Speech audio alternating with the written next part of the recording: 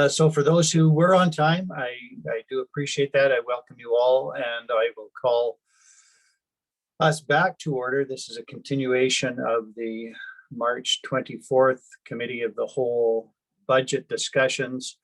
We covered a lot of ground last week. We'll pick that up again today. I think we will start today's session with an overview from Mr. Given as to what we accomplished a week ago and what we hope to accomplish today. In fairness to everyone, I think Mr. Given will give a bit of a repeat of what we heard last week, but I think it's important that everybody be reacquainted with the subject matter before us and with the process that we're trying to work through. I recognize that we have a couple of related, although somewhat separate items. That is, we have a budget to address, but we also have questions of the cushion that we may apply to that budget at the end of the day. And some have a preference, I think, to look at the size and the thickness of the cushion before they determine the budget. But on the other hand, we also can look at the budget and then design the cushion. So it's a mix of approaches. Neither one is perfect, but we set out on one last week, which was to sequentially go through the budget and then determine how we are going to use the most money to potentially cushion the blow for taxpayers. But I will turn it to Mr. Given, and he can then, as I said, refresh us all as to where we got last week and what remains to get done today. So Mr. Given, go ahead. Thanks very much, Your Worship. Council, pleasure to be back with you again. I'm going to just share my screen and I'll make sure that you can all see that. I believe that you should be able to. I see a head nod from you confirming. Okay, great. So yes, this is day 2 budget 2021. And I should say that it's day 2 for me. I would really want to acknowledge the fact that Council has done a significant amount of work and inquiry into this budget preceding these 2 days. So all of you, day 2 might seem like a bit of a misnomer. So that's day 2 on my timeline. I think it's out of respect, we should acknowledge the fact that Council and administration have previously put in a significant amount of work into the 2021 budget discussions. I thought we'd start the day with a bit of a answer to some of the questions that were asked last time, specifically around new positions. During last meeting, I did commit to providing Council with information on any new positions that are being proposed in the budget. I have a slide on that. And then I thought I would take a bit of a brief cycle through the day's presentation at a very quick pace to show you what will be coming, because I can appreciate, as the Mayor said, there's this chicken and egg discussion about, well, what is the budget and how much will we budget and what does that mean for taxpayers and how might we cushion that?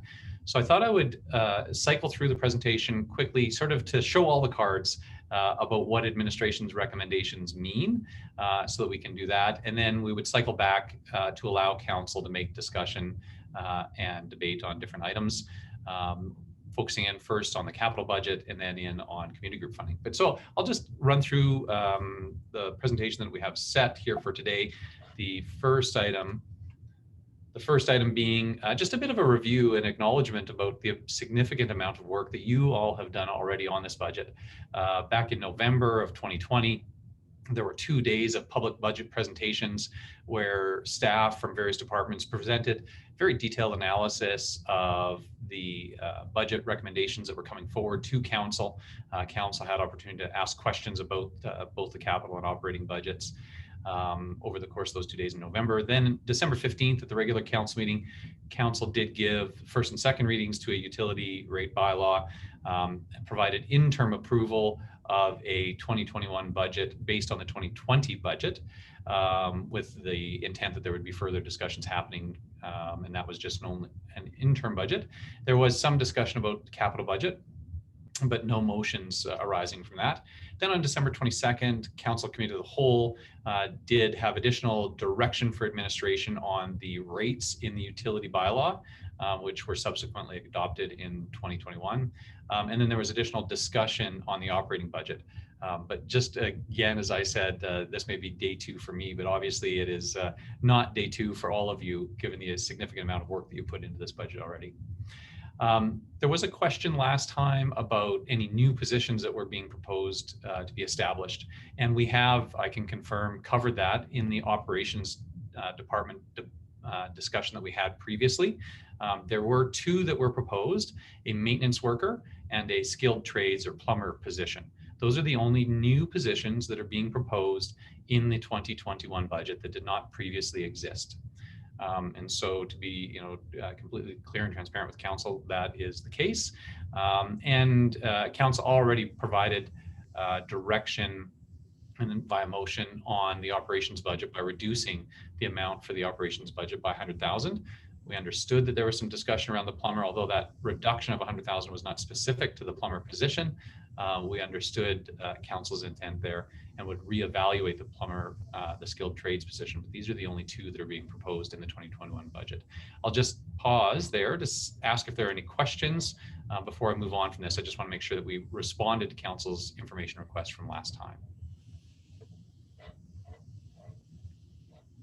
Councillor Demoda, I see your hand. Yes, thank you.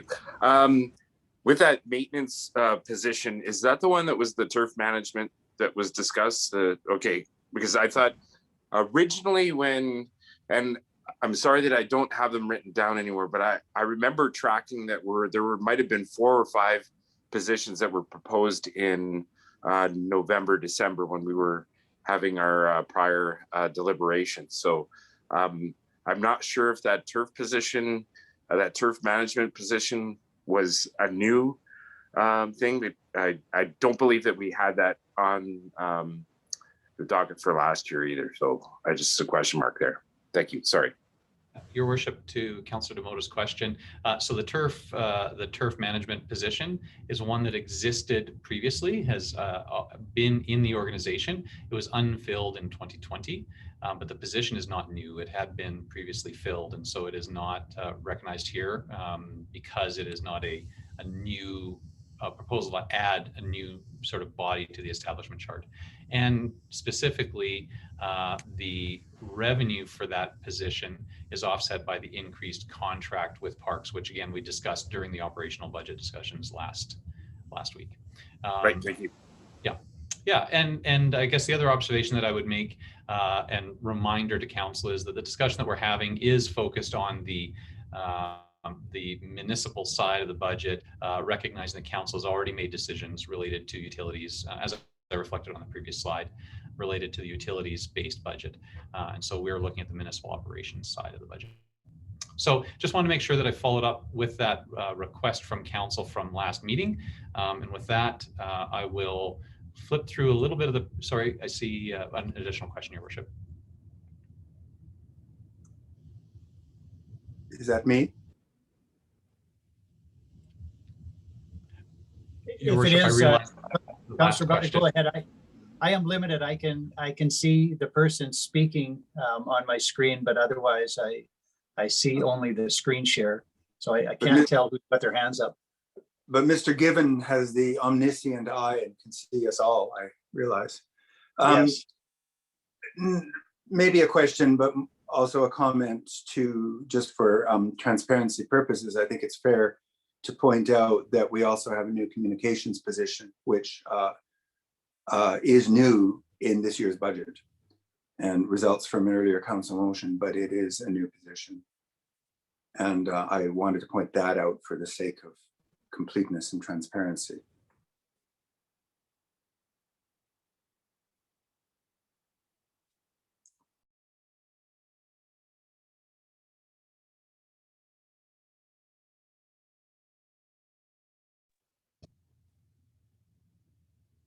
Thank you for that, Councillor Butler. Mr. Given, I take it that you were not entirely through, so you're looking still for further questions to date. So now I can see council again. So are there any further questions to this point in the presentation or the recap by Mr. Given?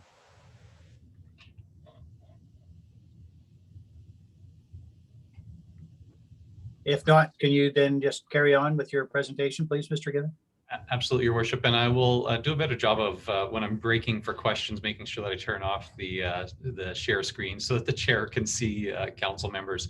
I will make sure to do that as we move into another screen share session here. In terms of the day overview, I think it's important for council to see where administration's recommendations lead.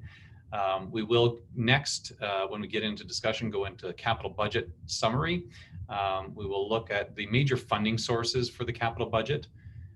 We'll look at the how those break down across the different service areas. And as you can see there, and we'll also look at some of the highlight projects. Now the details on these projects are in the detailed document that was provided to council as a part of the agenda package. That starts on, well, we have the page numbering challenge, but of the detailed agenda document, it is page 25. I think last time His Worship said that it was, add 32 or something like that to get to the number there. But the details on the budget, the capital budget, are contained in the detailed budget document. So we'll go through those. There is also the referral item that council provided with respect to pedestrian safety improvements. We will have a discussion and council will need to make a decision on that. It is not reflected in the detailed document because that was just from council discussion very recently. Then we'll move into external community group requests. I think as I shared previously, administration has reflected the 2019 funding levels for all community groups in the base budget. So if council wishes to support an increase in funding for any of the community groups, we would need specific motions from council to add that. So there are items for the Museum and Archives, the Jasper Artists Guild, Habitat for the Arts, the Victim Services Society, and the Evergreens Foundation for the Seniors Bus contribution. So council will face decisions on those. Next would come the COVID recovery strategy that administration is recommending. And this is really where we get into the most funding, or the flexibility that is provided to us by the most funding. I did discuss previously how administration has essentially accounted for the most funding in the 2020 budget year.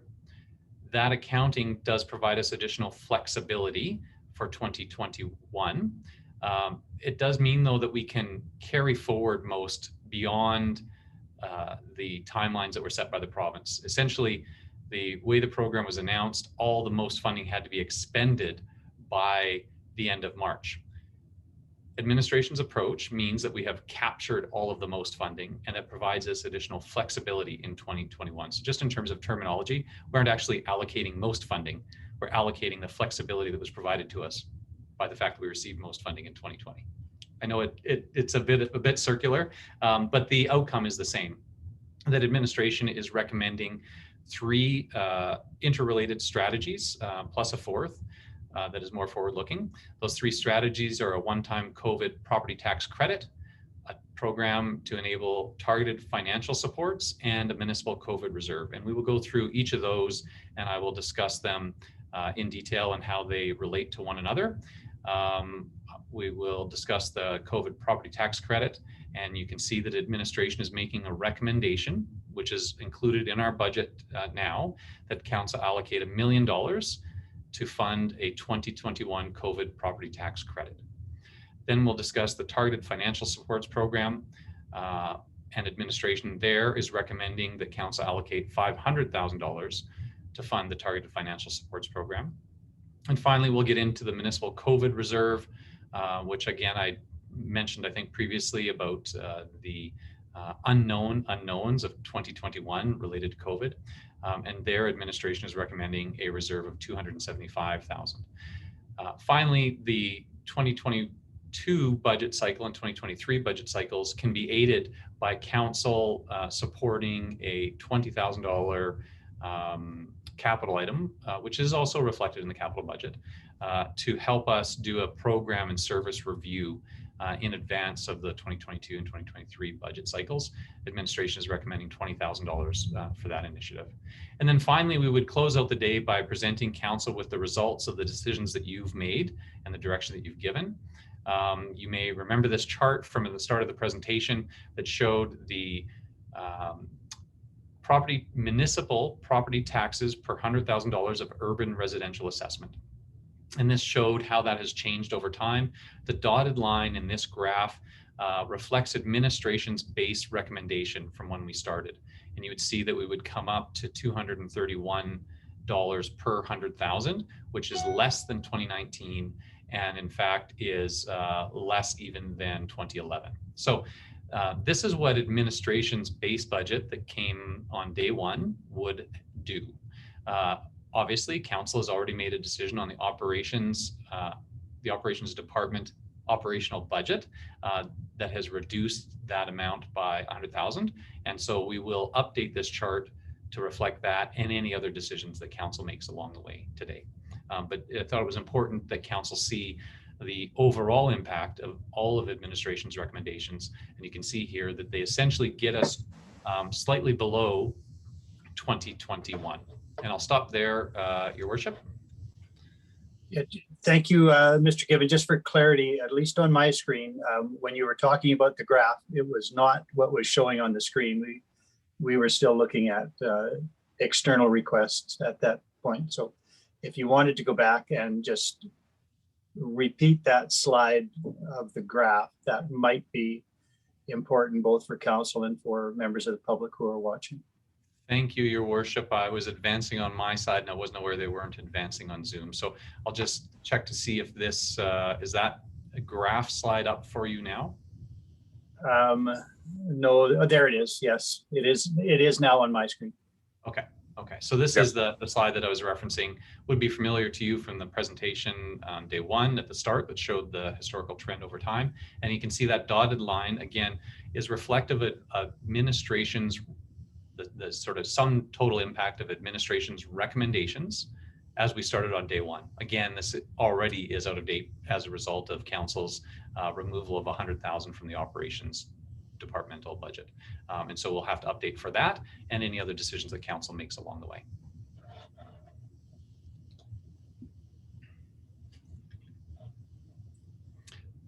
Your Worship, with that, if there weren't any questions, I'd be ready to move back to the start of the presentation for today, and we can work our way through it.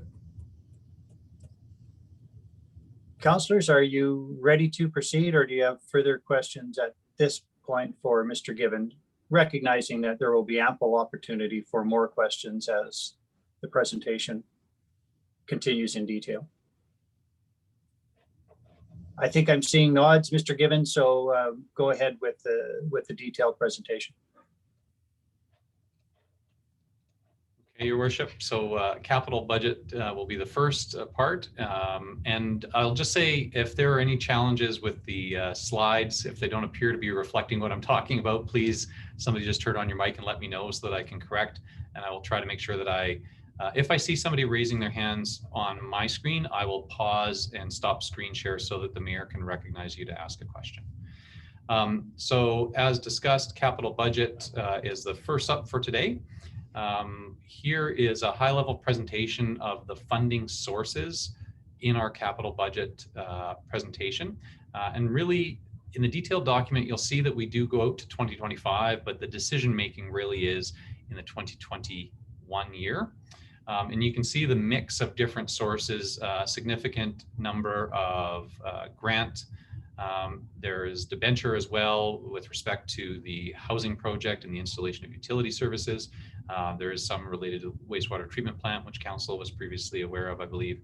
And then there's some related to culture and rec and the activity center that is in order to be able to match grants and receive grant funding. I see a question, Your Worship.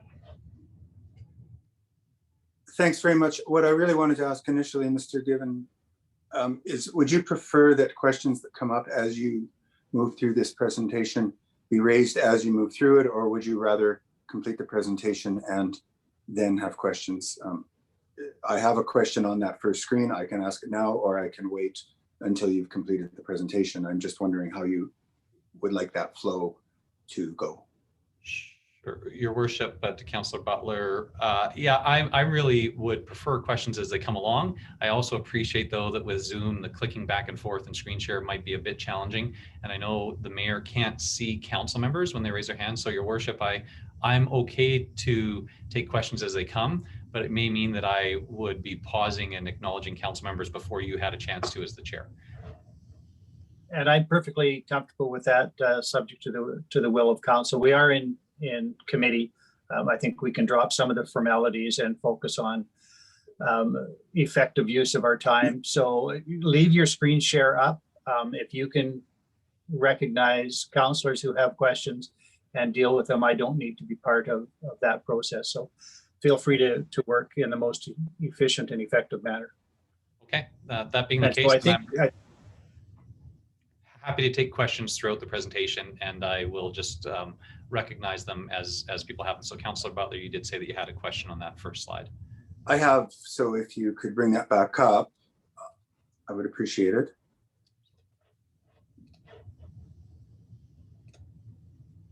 Thank you very much. So one thing that I don't see here is contributions from this year's budget to the capital budget. And I realize that if I understand correctly, the reason that is that the $3.5 million allocated from restricted reserves, some portion of that, there would be transfers into restricted reserves this year. And so I'd like to understand of the total capital budget, how much of that would be covered by this year's tax requisition if the budget were passed as presented.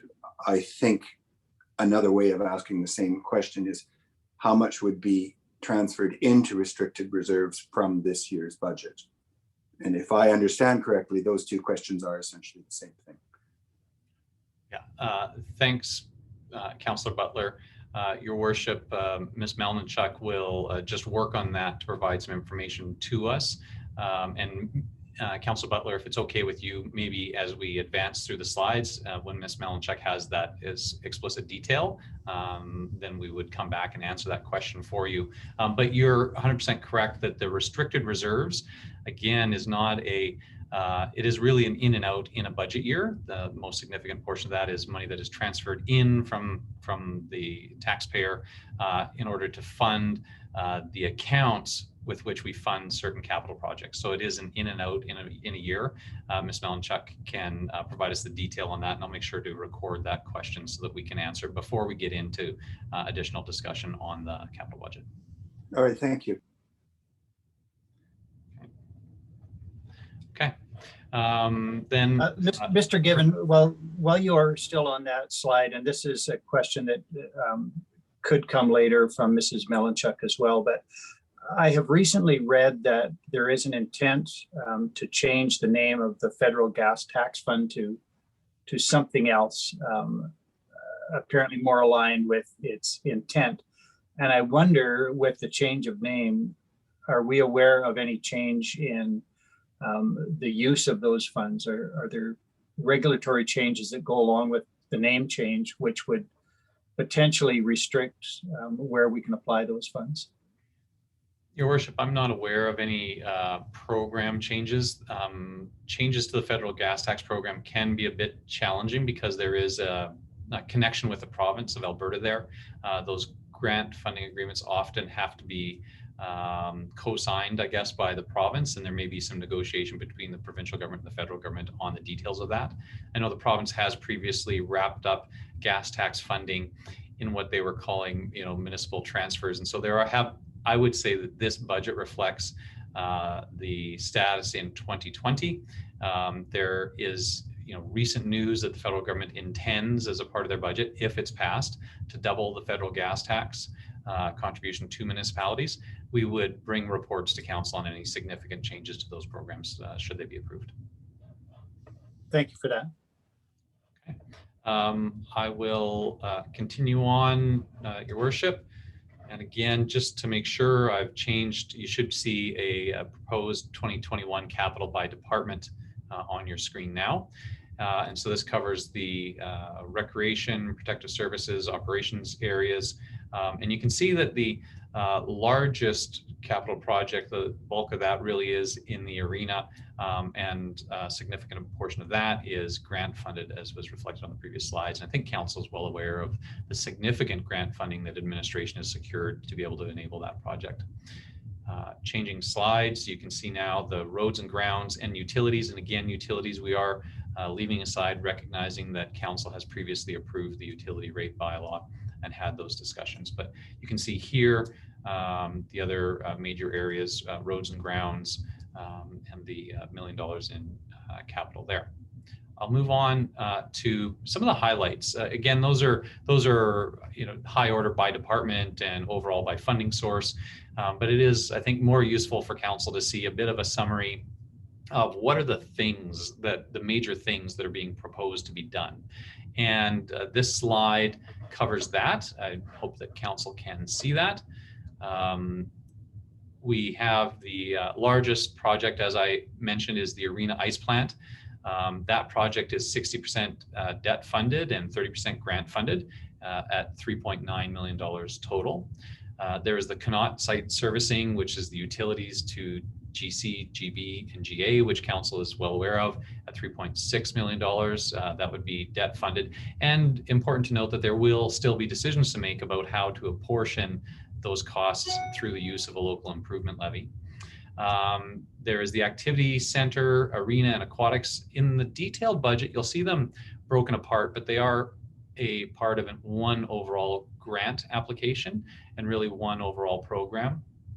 Administration, rather than reflecting all of the grant monies in 1 year, we're acknowledging that we are partway through the year. There will be no construction related to this major renovation at the activity center in 2021. But what we can do is do the detailed design and engineering work that needs to happen. And so council and the community would be engaged in that design and engineering process through 2021 with the intention of being in position in 2022 to hit the ground running with RFPs or tenders to move forward on any renovation project. The fire rescue vehicle, this reflects 50% of the cost of that vehicle that was previously approved. I think council is well aware of that project. And again, this only reflects 50% of the cost of the vehicle. The balance was previously approved in previous budgets. There is affordable housing project, $250,000 funded by CMHC. There is a project related to the daycare yard drainage. Council may have noticed significant pooling on the what I'll call the north entrance to the activity center near the daycare, and this project would address that. There's a proposal for asphalt rehab on the 800 block of Geeky, $200,000 funded by reserves. And again, that would be that transfer in and out from the operational budget into the capital budget. Asphalt repair, you'll see in the detailed budget again at $200,000. It would be various sites across the municipality. And I should, in terms of being more specific, it's not just asphalt repair. Administration would use this as a source to be able to address some of the deficiencies that we see in terms of the streetscape in the on Patricia Street in the central business district, where there are hazards from missing trees, tree gates, and other impediments there. But this would be hard infrastructure repairs at various sites across the municipality. And the last two items, the aquatic center structure review, we see this as an integral part of ensuring that we don't move forward with any major renovation of the aquatic center without first understanding the underground structures that are in place. As council and the community are well aware, it is a aged facility that is significantly starting to face some significant challenges, starting to show its age. And so before investing significant amounts of money, administration's advice is that the appropriate approach would be to do a detailed analysis of its structure before moving forward. And then finally, the Centennial Park log cabin renovation. Again, I think council is probably aware of the intent of that project to improve the log cabin at Centennial Park, which is home to many different community activities throughout the course of the year, and that is largely grant funded. Overall, you can see that council should know that 27% of all 2021 projects are funded from external sources. And that is all of the capital projects that are over 200,000 in the capital budget. I'm going to stop and pause there, Your Worship, to take a breath and ask if there are any questions.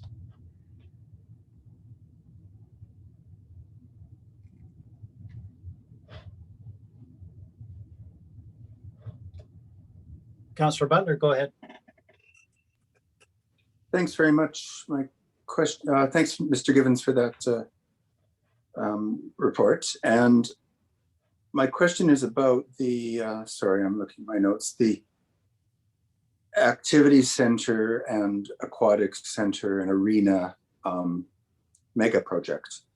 And you have allocated in this budget, I don't remember the number, but it was $1 million and change, I think, this year to planning and development. So you've listed that as entirely grant funded, but is that a little bit arbitrary? Because I know that the overall project is a combination of grant and municipal funding.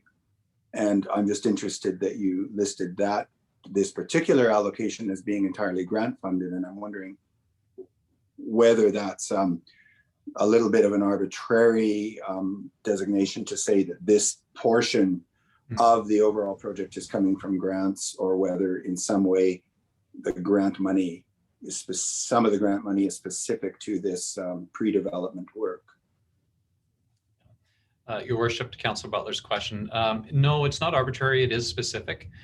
The intent, and again, if you look at the detailed budget, you know, for ease of use and reference here, because the projects aren't independent, they're reflected on the slide as a combined project, because, you know, if we're making improvements to the activity center, it's going to connect to the arena, and you know, so the grant funding is applied to the design specifically because administration's advice is that debt is more appropriate on physical assets. You know, we wouldn't, ideally, we wouldn't take debt on design work. I mean, that is a regular part of any project, and so is totally within scope and is done in many places. But in an ideal state, we would essentially have a mortgage on the building itself and the physical improvements rather than on the design work that went ahead. And so since the grants can be used for the design work, that's where we're applying them. I understand. That makes complete sense. Thank you.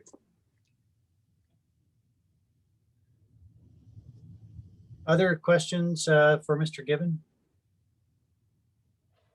Mr. Given, for myself then, on behalf of any members of the public who might be watching, it just occurred to me that the $200,000 cutoff. So the last slide we saw, there was a reference in the typewritten notes that it showed all projects over $200,000. I presume that is just an arbitrary amount, but a concerned citizen might ask, well, how many projects might there be that are at $199,000? And so I assume that the 200,000 is, as I say, somewhat arbitrary, but it's not in any way intended to exclude significant projects that are approaching $200,000. No, Your Worship, that is a fair question. And as council knows, it is important that members of the public, if they wish to see the detailed analysis, read through the budget documentation that was a part of this agenda package. The agenda package is fronted by this presentation, but the detailed budget is included for anybody that wished to go through it. For ease of use and reference, we did, you know, had to try to decide what was sort of material, and you know, there is obviously an expectation that council and the public would have an interest in the other projects, but there needs to be some kind of dividing line, and so we chose 200,000. But all of the details are in the package that was provided to the public in the public agenda. Yes, thank you. And it's part of the agenda package that was publicly available last week and is again the essence of today's meeting. So thank you for that clarification. Councillor McGrath. Thank you very much, Mayor Ireland. Through you to Mr. Given. I only have one question thus far, And that's in relation to the design and engineering process of the activity center and arena. It was stated that we would be consulted, or council would be consulted, and the community would be consulted. Is that where we would be able to have an input on the detailed work that would be done? For example, there's been an elevator slated in design work in the past, and will we have a chance to discuss and get into the details, such as the community need for an elevator, or would that, say, $800,000 be best used elsewhere? Just making sure that we have follow-up discussions about the level of detail that we're not seeing here. Yes, Your Worship, to Councillor McGrath's question, absolutely. If council chooses to approve the budget as presented, a significant project and undertaking would be that engagement with council, administration, and the community on the future of the activity center and what components need to be in there. And so that design process, I would imagine, we would have consultants that would engage council through that. And that's always been my experience. And the intent here is to ensure that the construction budget in future years is actually more accurate and more reflective of the direction given by council and the needs and desires of the community. So that would be a significant undertaking that you could expect to happen through 2021. Thank you very much.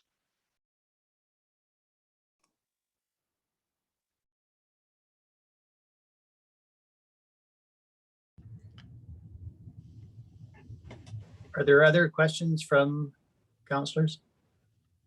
Mr. Given, I wonder whether you might be able to either share your screen again on the last slide that you had up, or tell me where I can find that in the agenda package if it's there. I'm struggling to find it. Your Worship, there is the slide that I had up previously of the capital budget highlights. Thank you. I thought I might have another question arising from that, but it's sufficiently explained in that slide. So thank you for that. Your Worship, if and again, if we do have to stop for any other questions, absolutely we can, but we'll move on next to the specific item around pedestrian safety improvements that was referred from Council Committee of the Whole. On the slide on screen, you'll see yesterday, this was maybe a bit hopeful that we would get to this during last week's budget discussion, but in any case, Committee of the Whole did refer $32,000 in funding for pedestrian safety improvements to the 2021 budget review. If council wishes to include these pedestrian safety improvements, administration would need a motion from council to specifically include those in the 2021 capital budget.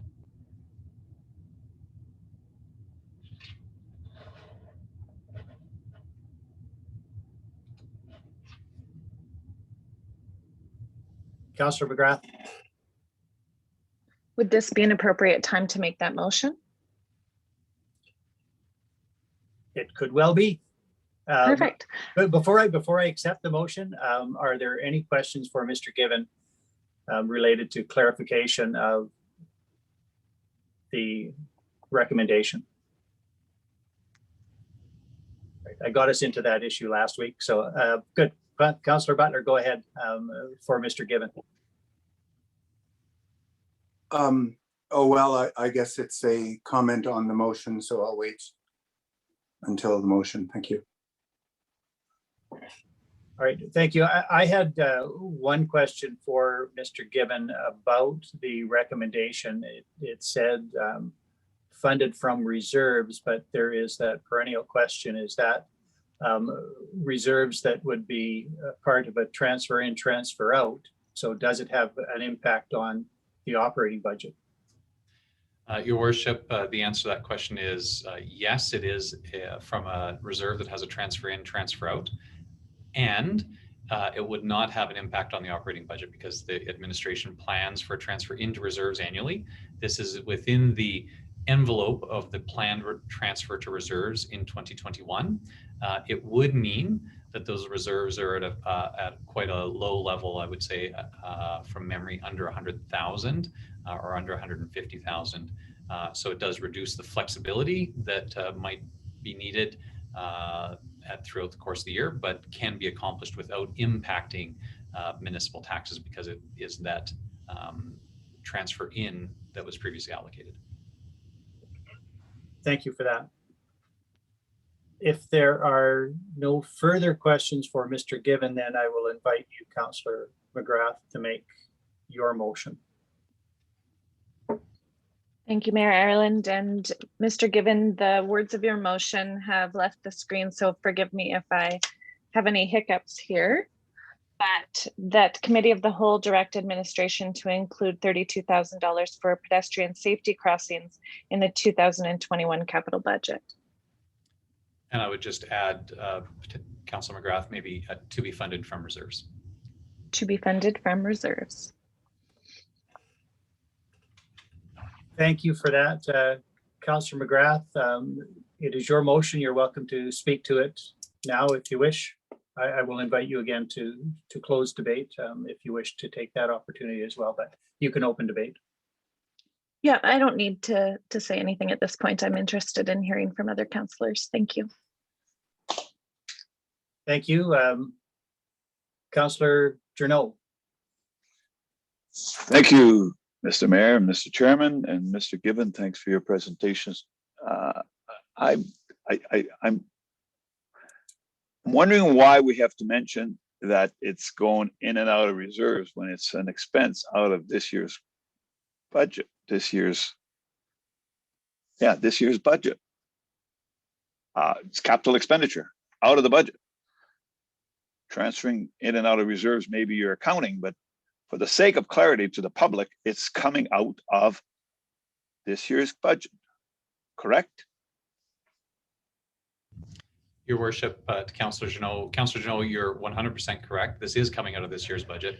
I think the intent of adding the to be funded from reserves was related to Mayor Ireland's question about what impact does this have on the property tax base? And to be clear, if council chose not to approve this project, the money is already being transferred into, the capital budget. So not approving this project doesn't save you any impact on taxpayers. Approving this project also doesn't increase the impact to taxpayers. The money is already being transferred into the capital side of the budget. The question is, does council wish to dedicate some of the capacity that you have in the capital budget to this project? And so that's the essential question there. Appreciate exactly what you're saying. In the end, because it doesn't have any impact on taxpayers, should you have to identify the funding source? I think the intent there is to be very clear for taxpayers that this additional project will not increase their property taxes because the funds were already planned to be transferred in.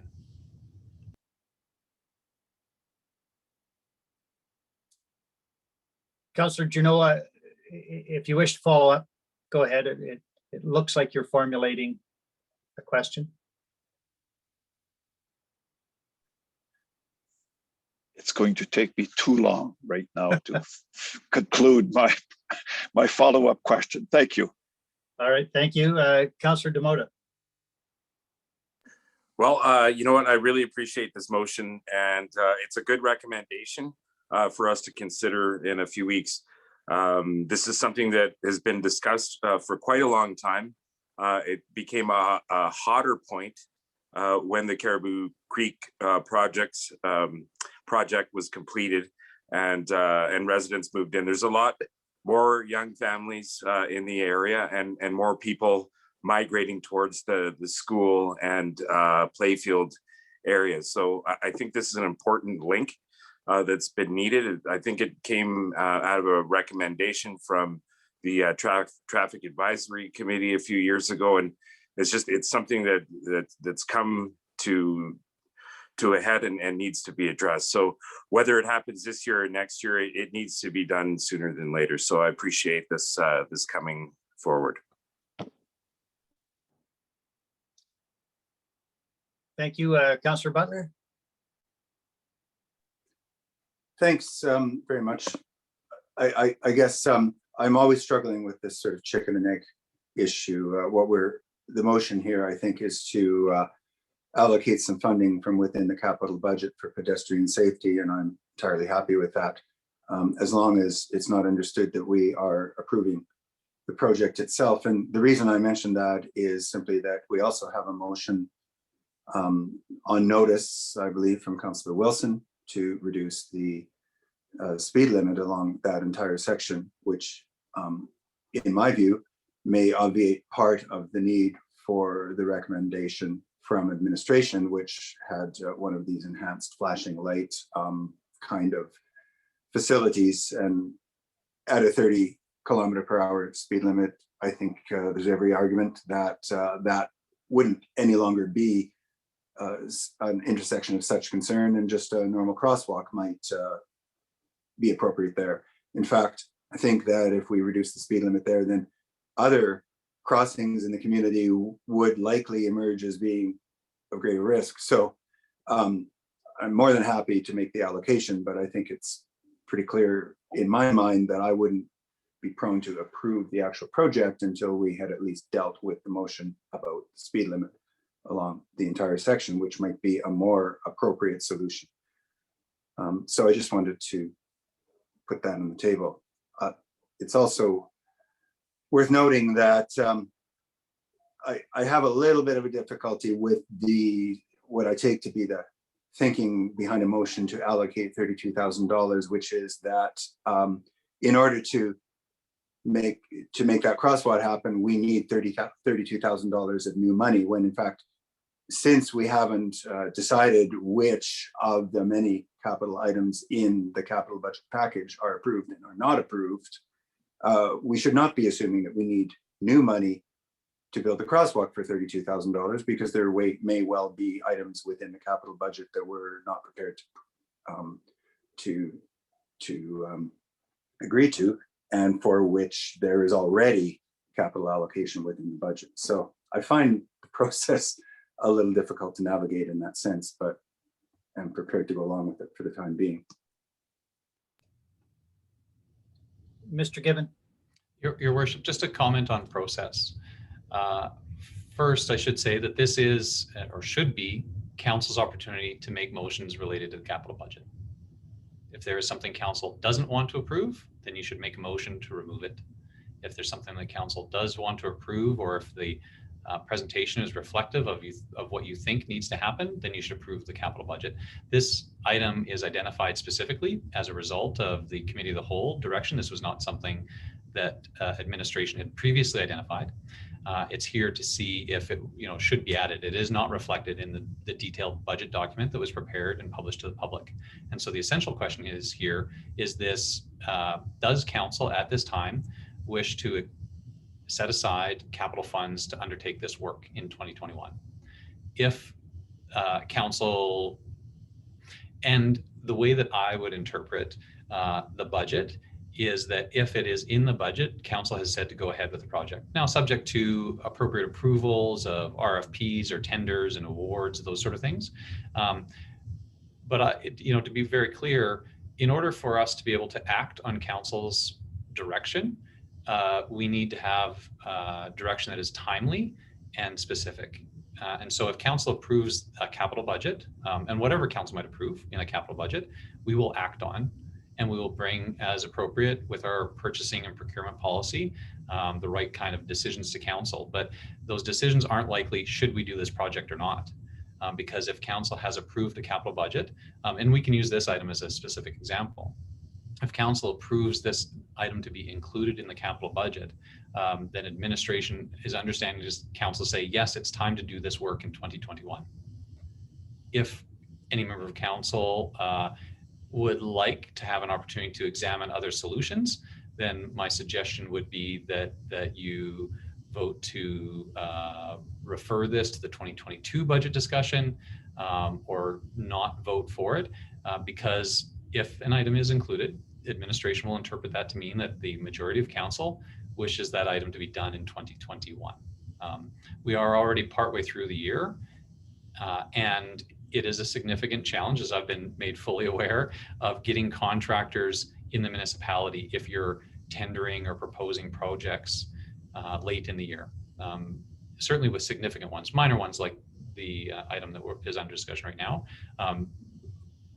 essentially is ordering the equipment and getting it installed, likely with some of our own staff. But again, there needs to be a point where council has made a decision about what items it wishes to accomplish in the community. Council needs to know that administration needs to know that so that we can act on council's wishes. And so when you're approving a budget, you are saying, yes, this is what we're going to do. And of course, if there are matters of detailed design that need to happen or feedback from council, those would come to council. If there are decisions that need to be made about awarding tenders or awarding RFPs to consultants or contractors, those would come before council. But the intent of the project going forward or not, ideally should be dealt with at budget time.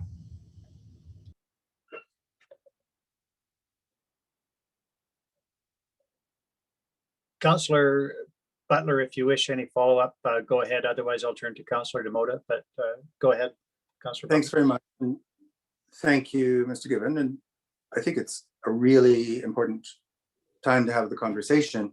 It's not necessarily where I thought the conversation was going to go, but I will refer back to Councillor McGrath's question about the arena project. I know, and I raise that because it's a much more fiscally impactful decision. I have real questions about that. And Councillor McGrath pointed out that there was an expectation of that project, for example, coming back for a conversation around some of the priorities contained within. But what I'm hearing is that if we were to pass the capital budget as presented, that project in all its nuanced detail, which is not in front of us, would proceed. And so because I don't, coming back to the crosswalk, because I don't think I don't think we'll need that automated flashing signage and the expenses associated with it if we reduce the speed limit. I can't vote in favor of including it in the capital budget at this point. So it does leave us with the question of just to what is the order in which we should proceed with some of these capital requests. Thank you, Councillor Butler. Councillor Demota. Well, firstly, I meant to say earlier that I appreciate Councillor Cherneau's angle on clarifying the budgetary impact, and thank you, Mr. Given, for helping us out understanding that. And I understand that making decisions like this would impact any other decisions that could be made for other capital projects. So I'm in favor of getting a crosswalk down there, and I'm also in favor of lowering the speed limit. So as Councillor Butler had suggested, maybe, if this recommendation to council, we're not making a decision on it today, and I understand, that it does give direction to administration that, this is the way council's leaning. And that's more so, I guess, why I voted no to many of my motions last week. And it's because I didn't want to give that false sense of understanding that I was in favor of everything that was there. So without further clarity, that's the direction I went. To keep it going from too long here, I'd like to see a crosswalk there before the school season starts. I'd like to see it, and if we can do that by reducing the traffic, the speed limits, and not have to go through a further capital expenditure of the bells and whistles. My concern is safety for people in the community, and the flow of traffic, and the overall impact that'll have on the general well-being. So that's where I would be in favor of just moving this forward. And then if we have too many capital requests and the money just can't be worked through, then we'll just have to work that out at the next meeting. Thank you all for that. Councillor McGrath, I will come back, but I want you to be able to close debate. And so I just wanted to add that I will vote in favor of the motion to add the $32,000 to the capital budget to be funded from reserves, on the basis that I understand two important elements in a particular way, and I stand to be corrected if I'm wrong, but one is that council will have an opportunity at the next meeting, I think, to look at the safety issue in general. That was the notice that we received at our last regular meeting, which is to come back, I think, on April 6th, and we'll discuss speed limits and other items. But I am prepared to say, put this project on the capital plan and find a funding source, which is reserves. On the understanding also that whatever council ultimately decides, the information we received from administration when we last discussed this is that this particular apparatus is very transferable. And if it's not needed at that site, it can be put in another site, but it's got to be funded first and approved. So I understand the argument that maybe it's not going to be needed at this particular site if we in fact change speed limits, but we haven't done that yet. And maybe we won't, maybe we will. But in any event, we can secure the apparatus, which has utility in numerous locations throughout the town. It might start here and later be transferred. But again, it's got to be approved and funded. So on that basis, recognizing that council always has the prerogative of changing its mind on particular items, I am going to vote in favor of the motion to at least position us to be able to add safety measures to the community. Councillor McGrath. Thank you very much, Mayor Ireland. Regardless of the process, since elected as a voice of the residents, and specifically the residents that are residing in the west end of town, have spoken, and they have been asking for what is now almost 4 years for a safe crossing to get their children to school. The seniors of Jasper also desire and require this. This is an odd intersection and it will likely require some work. The need for safe crossings is important regardless of the speed limits that we desire on this street. I believe it is the time to do this in 2021. Therefore, I stand by making this motion. Thank you. Thank you, Councillor McGrath. I see no other hands. I will call the question. All those in favor of the motion? Any opposed? There are none opposed. That is carried. Thank you, Mr. Given. What's next on your list? Sure, Your Worship. Well, I think next is to respond to Councillor Butler's question from earlier. Ms. Malinchuk has done some work on that and can relate to council that the transfer in from the operating side into restricted reserves is approximately, well, is specifically $1,147,269. So that's the transfer in from the operating side to the capital side in 2021. And that is used across various projects. You can see that the restricted reserves amount that is used in the 2021 budget is 3.5 million. And so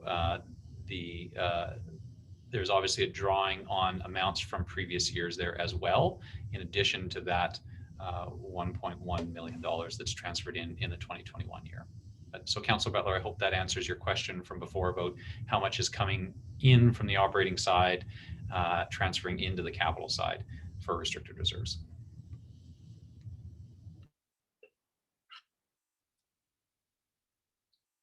Councillor Janot. Forgive me here. Is this in the budget package? Like, where do I find this out? I'm using a second device here to follow the budget presentation, and I'm looking for documents. You've just made a reference to that 1 million amount, Mr. Given. Is that in the package? Councillor Janot, that is in the package, but the way that Councillor Butler phrased his question, I think, is not explicitly displayed there. It would be challenging for council to be able to tease that out, and so no wonder that's why it gave rise to Councillor Butler's question. We do, I would reflect that this is likely an item that was presented to council in one of those 4 previous budget discussions. I think most likely in the November ones. Administration would have highlighted this, but it has changed slightly since then. And so, Councillor Janot, it can be challenging to find that, and that's why administration took some time to find that specifically to be able to relate it to council today. Well, can we see that slide again, please? Sure, Your Worship and Councillor Janot, I'm not sure exactly which slide you wanted to see. Would it be? Well, you've made reference to the amount of money that's coming from operating into reserves of 1 million something. Yes, and that was not on any of the slides. I think that's what led Councillor Butler to ask that question, was because he didn't see that information reflected on the slides. This was the slide that I did reference, where Councillor Butler, I think, raised his question. It does reflect that we're using $3.5 million in restricted reserves. The answer that administration just provided was that of that 3.5 million, roughly $1.14 million is transferred in the 2021 year. The balance is carryover from previous years that was unused and is on projects that are in a continuing basis. So I think the detail that you're asking for is exactly what Councillor Butler was asking for, that was not reflected here, and that's why administration provided that detailed answer.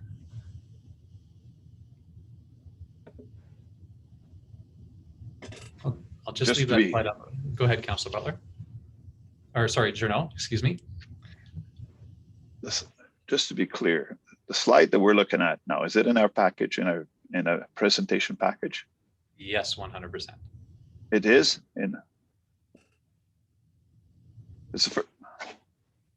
I'm sorry.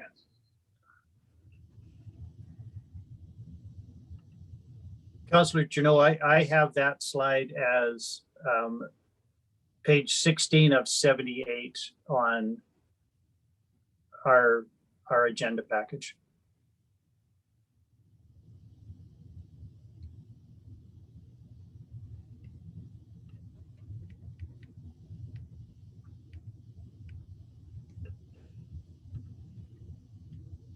I see you, Councillor Demote. I'm just giving Councillor Janot an opportunity to find that if he has a further question.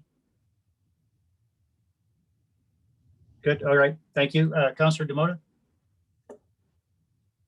No, I think I just figured out what I was asking. I think I was confusing myself, because I remember last year having the discussion of just we reduced our transfer to reserves on the operation budget, but this the transfer from reserves isn't to reserves from this budget isn't all going into capital. So 1.1 of it is part of the 3.5 here. So I figured that out. So thank you.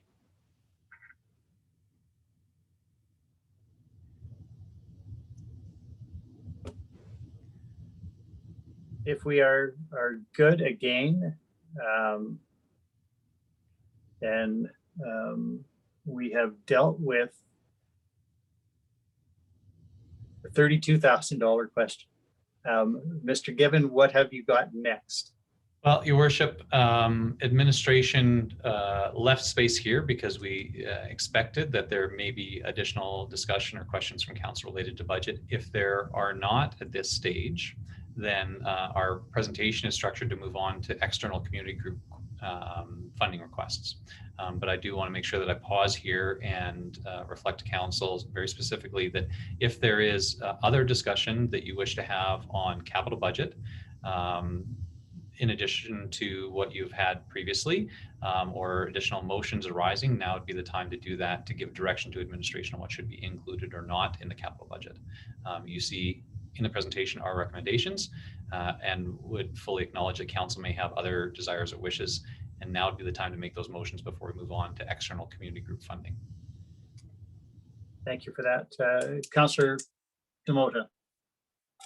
Well, let's just say, even if it doesn't happen today, and you know, through further contemplation, a motion comes up that gets carried on removing something, where would that impact be? Would it be on the restricted reserves transferring in, or would that come out of something else? Because I think, you know, the intent, if we were going to cut something, it would be to have less of an impact on the tax requisition.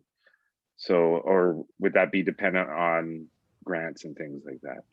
Sure. Your worship, to Councillor Demota's question, yes, the answer is it depends. And I have experienced this many times, where council will identify a specific project that they identify as not the right time to do that project and remove it from the budget. And it actually has no consequence on taxpayers, because either the project was grant funded or funded from funds that were previously approved. And so it is always a challenging issue.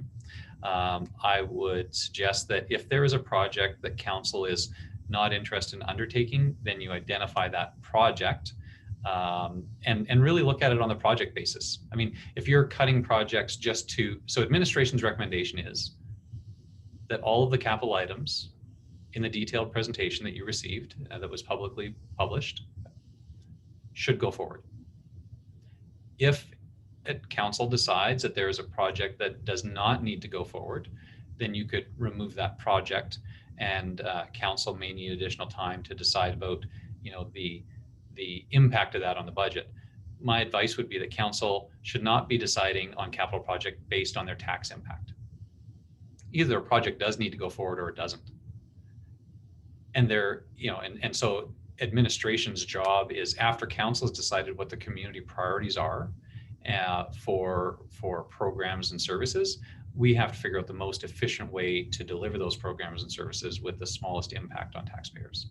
So my advice to council would be, and this is a perennial issue, it is always challenging, and I have participated in it myself.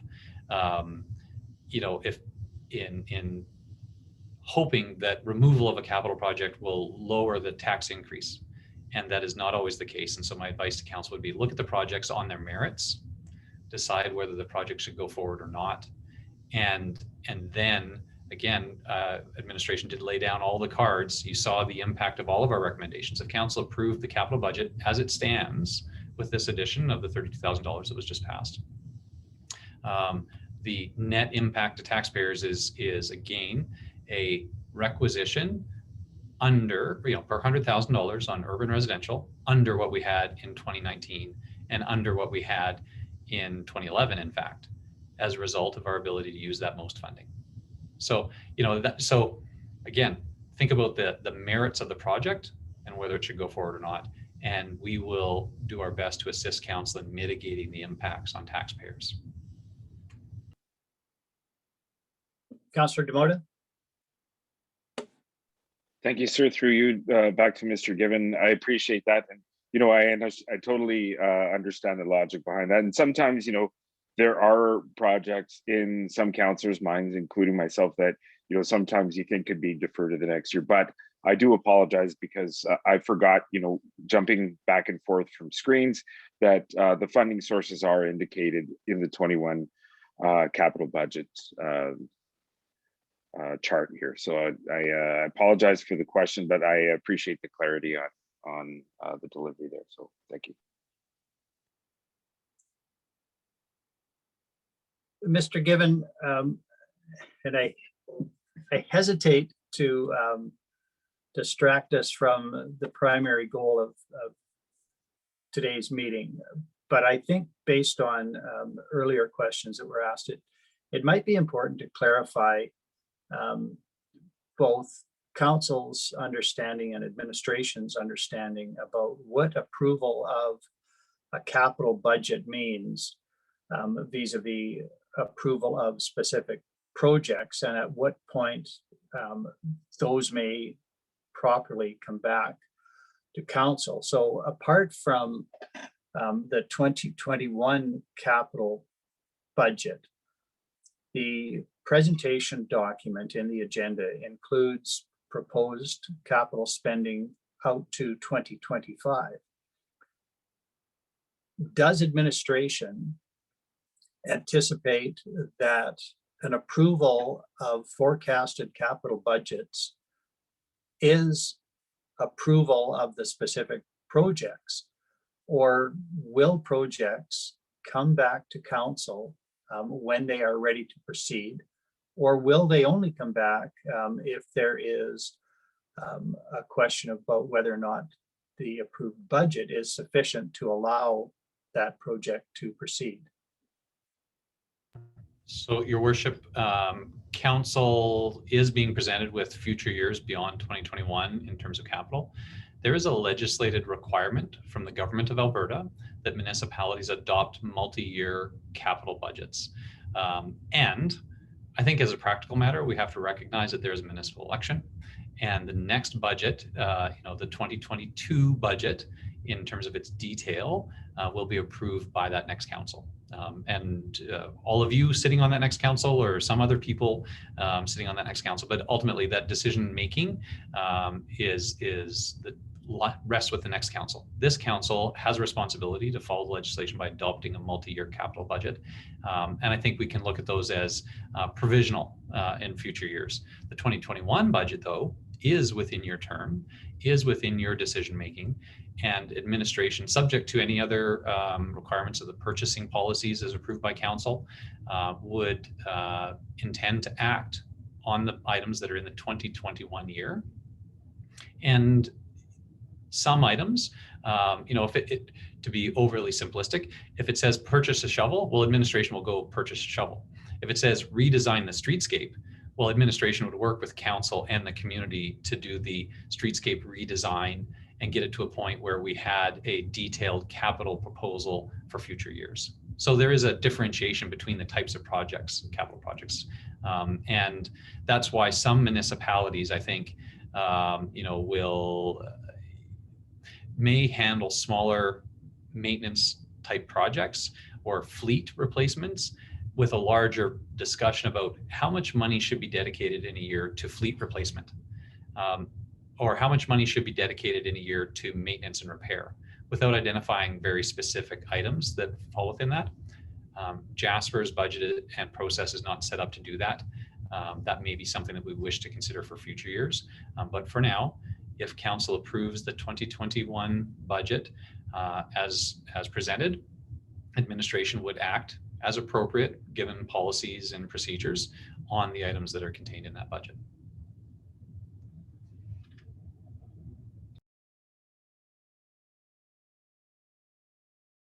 Your Worship, there's probably too much audio of me and we don't have enough of you.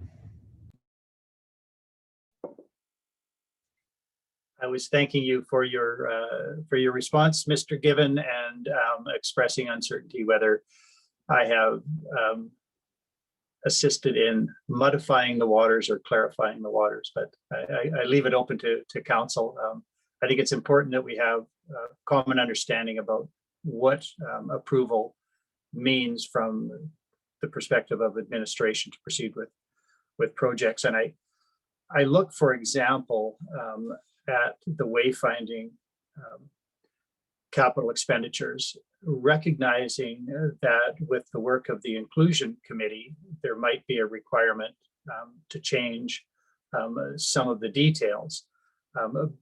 But subject to that, I take it that this approval would allow that wayfinding to proceed, although perhaps in a slightly different format than had been originally intended. Is that a commonly held view with administration?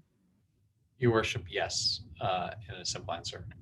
If the money is there, then administration would move forward with the project, consulting with council and the community as appropriate, and subject to change as appropriate based on direction from council and input from the community. But that's a significant difference from, are we going to do this project or not? The difference is, does the project go ahead or not? Yes, no. And council is at the yes, no stage. The stages that happen subsequent are the how stage. And the details of how are something that administration would always be coming back to council for guidance on. Thank you for that. Councillor Demota. Well, because we're in the position now and the request is there that if we don't want to see anything go forward, to have that, motion to be removed for the recommendation going forward to the next regular meeting. So when I go and look through things and my understanding of our prior debates and prioritizing projects, I do recall having some discussion around the fire hall and the storage room at the activity center.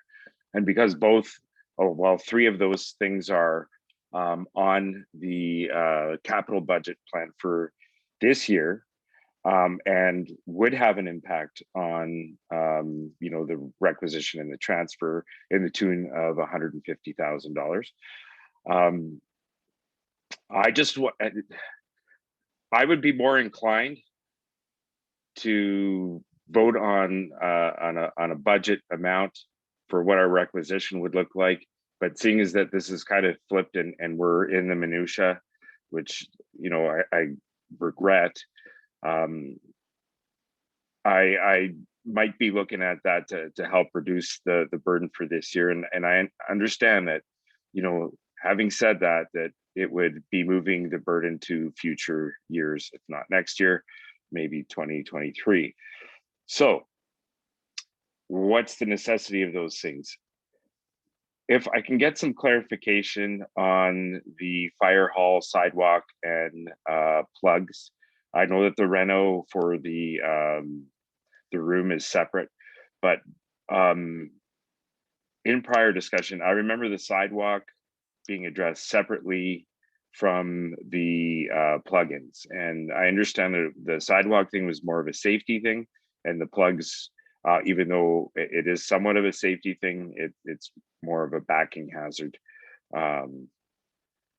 And I just wanted to get some clarity on those while we're here discussing them. Your Worship, I believe Mr. Van Tighem is on the Zoom call as well. I'll just say that this is one item that I remember from the November and December budget discussions. I remember specifically the presentation on this, and I think Councillor Demota, you identified it pretty correctly in terms of the physical hazard of the sidewalk, and then the hazard to vehicles and potentially pedestrians of the plugs. But Mr. Van Tighem, if you want to sort of clarify the specific impacts or benefits of those two different projects, I'll turn it over to you. Thank you, Mr. Given. Your Worship, through to Councillor Demota, you nailed it. That's exactly what we're doing or what we plan to do. But if you have any more specifics, I could answer them. But the plan is, yes, to replace the front sidewalk, which is deteriorated, and it is a health and safety hazard, has been identified for the last 3 years, has not been dealt with. The parking plugins and the parking stalls were engineered and installed improperly right from day one. As you know, the plug-in posts are too close to the curb, parking curb. So the idea there is to move everything back and add a safety buffer of a sidewalk, again, out of concrete. And again, that's to properly engineer it the way it should have been done, I suppose, in the first place. So those are the two pieces to that, that project. And it's pretty much exactly like you indicated, Councillor. For me, through the chair to back to you, Mr. Van Tighem, I think for more clarity, I remember that coming in as two separate line items. Would that be now the same project, or because I don't yeah. But initially, Councillor Demota, initially this was proposed by myself, and I submitted it a few years ago as two separate items, and I did the math and I did the legwork on it. In the time since then, Gordon Hutton from operations has taken over sort of the function of this project, and has put the two together and done much more extensive work than I had originally planned. And I had originally actually planned to replace the front sidewalk with the same bricks that are there now, and that Gordon made me understand that that's not a proper way to build a sidewalk. So that's why it changed, is because it went into the hands of operations. Okay, that's good. I really appreciate that. I don't think I'll be making any motions on that today, and I'll have some further contemplation unless somebody else would like to bring that up for discussion again. I just wanted to get some clarity on that, and I appreciate everyone's time. Thank you.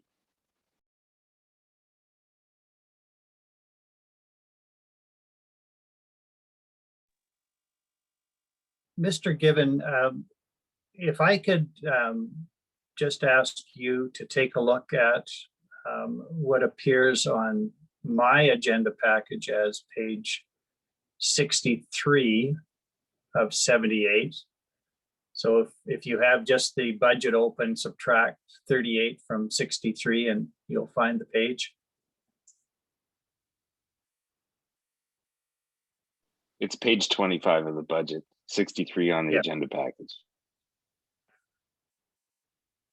Just for clarification, Mr. Given, down the left edge of the document, this is the proposed 2021 capital budget that is on page 63 and 64. There are different highlightings. So under this, what appears to me to be gray, there is both CF request and 2020 deferred. What is the meaning of CF? Thanks, Your Worship. So CF is a carry forward. So that is a project that was previously approved but not yet completed. And so there are projects that are underway and had been approved in previous years, but the funds have not been completely expended. And so they are reflected as sort of the portion of the project. A good example of that would be midway through that page that you're discussing. If you look at protective services and fire, you'll see that the top line there is a CF request, rescue vehicle phase 2, 375,000, and that's funded by the MSIC grant. So that's an example of a project that there is money in the 2021 year, but the project is a carryover from previous years. 2020 deferrals are projects that had been identified for 2020, but were not approved and had not started. All right, thank you for that. So those ones, the carry forward request and the 2020 deferred, are all projects that council had previously approved, but they, for one reason or another, did not proceed in the year that they were approved to proceed. No, Your Worship, sorry, I may have confused the issue there. So the carry forward are ones that are previously approved, yes, but not yet completed. The 2020 deferrals are items that had not been previously approved, had been previously identified, presented to council, and it's possible, and I was not there for that, but it's possible council made direction to defer specific projects to future years. And so those are projects that are could be called carry forward, but they had not been started, had not been budgeted for, had been previously identified and previously discussed with council. Does that provide some clarity on the difference between the two? It helps. Now, if we just look at 2020 deferred, there are some that are highlighted and others that are not, but are in bold. What is the difference between that treatment of 2020 deferred projects? Yeah, thanks, Your Worship. I will actually go to Ms. Malinchuk. It's possible that some of those boldings are simply a typo. I know that you may be looking, because I think the only area that you see that reflected is with respect to the activity center. And it's possible that the bold was just carried down a couple of extra lines. But I'll go to Ms. Malinchuk. Natasha, because I think that is the only area in the activity center area, the curling rink slab and the arena slab and boards are bolded in the same way that carry forward requests are, but they're sort of listed as a 2020 deferral. Is there a typo that happened there? Yes, Mr. Givens, through to your worship and council, I apologize. So any that are in the gray are actually the carry forward requests. So there's two that are 2020 deferral that are gray that actually are supposed to say carry forward request. I apologize for that. The 2020 deferral with the bold means that they were requested in 2019 to be done in 2020. However, they were not approved. And new means that I got word of these new projects in 2020 for the 2021 year. Therefore, you never saw them on prior year budget plans. So it's just trying to be as clear as possible that, you know, you've seen this before, or this has started before, or this is a new item that you've never seen on any kind of outlining budget in prior years. So I apologize for those two that I'm seeing right now, but the gray highlighted are supposed to be carry forward requests. So that have either started in 2020 or were approved in 2020, and we're requesting that they move through and continue that work in 2021. Thank you. Thanks, Ms. Mellon. Thanks, Ms. Mellon. I can just, your worship, further to that, specifically on the curling rink slab and arena slab and boards, as council is well aware, those projects are largely complete. There are some carryover costs, and that's why it is, those are items that are the final bits of larger projects. And so thanks, Ms. Malinchak, for that correction. And absolutely, with respect to the typo is not in the gray shading. The typo is in the 2020 deferral on those two particular items. Thank you for that. And I ask this simply to I hope, assist council in focusing its attention that those in the gray highlights have previously been approved and not completed. Those that are bolded either as 2020 deferrals or as new are items that have never received council approval. So if we want to focus on those, it can certainly narrow the scope of the discussion. I thank you for all of that. Councillor Demota, I think I saw your hand. Yeah, I'm just looking for, I'm glad that drew attention to that, because I did want to ask, and maybe, when you hear the term, the only stupid questions and unasked question, I just didn't want to further embarrass myself on the understanding of the breakdown here. And it has mostly to do with the transfer to restricted funds.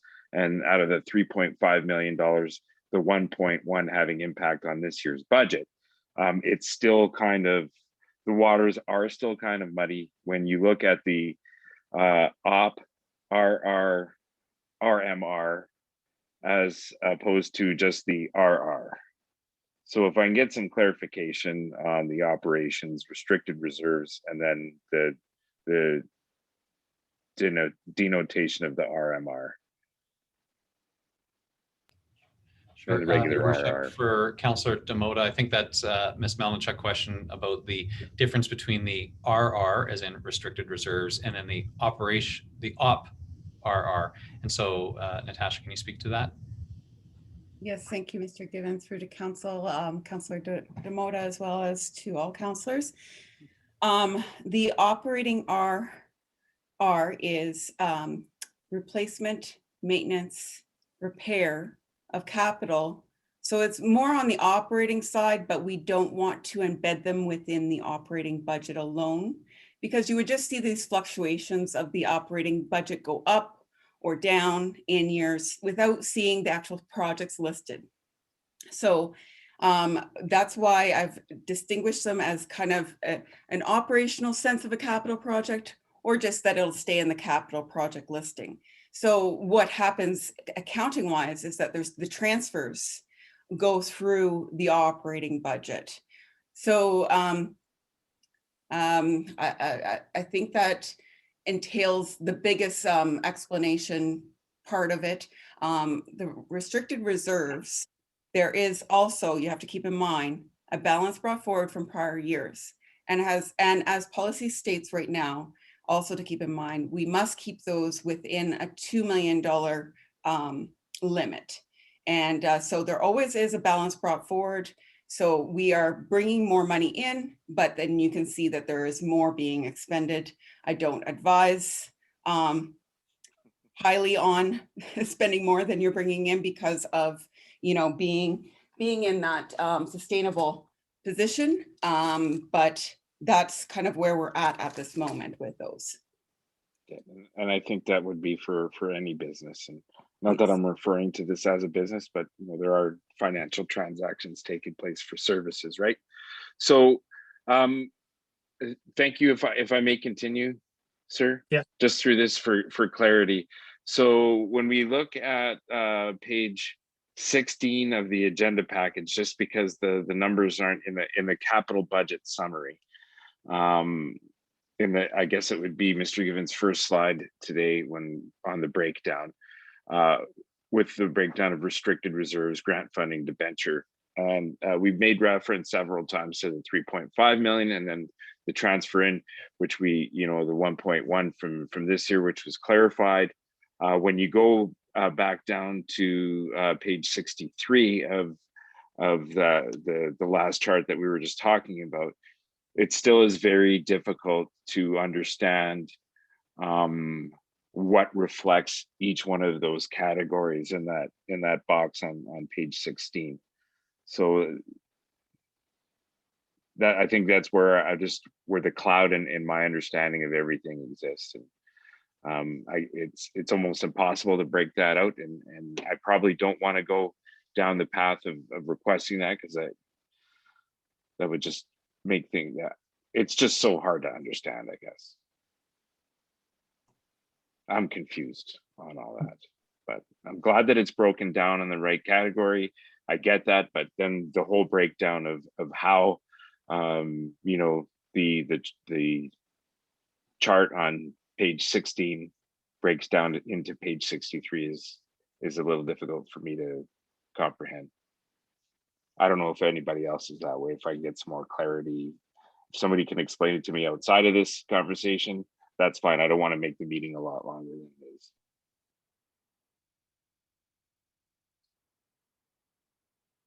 Councillor McGrath. Thank you, Mayor Ireland. I have one simple question for administration, just in regards to the capital plan as it's been presented for 2021. What's our level of confidence that we will be able to achieve all of these projects with the current resources that we have in the municipality of Jasper?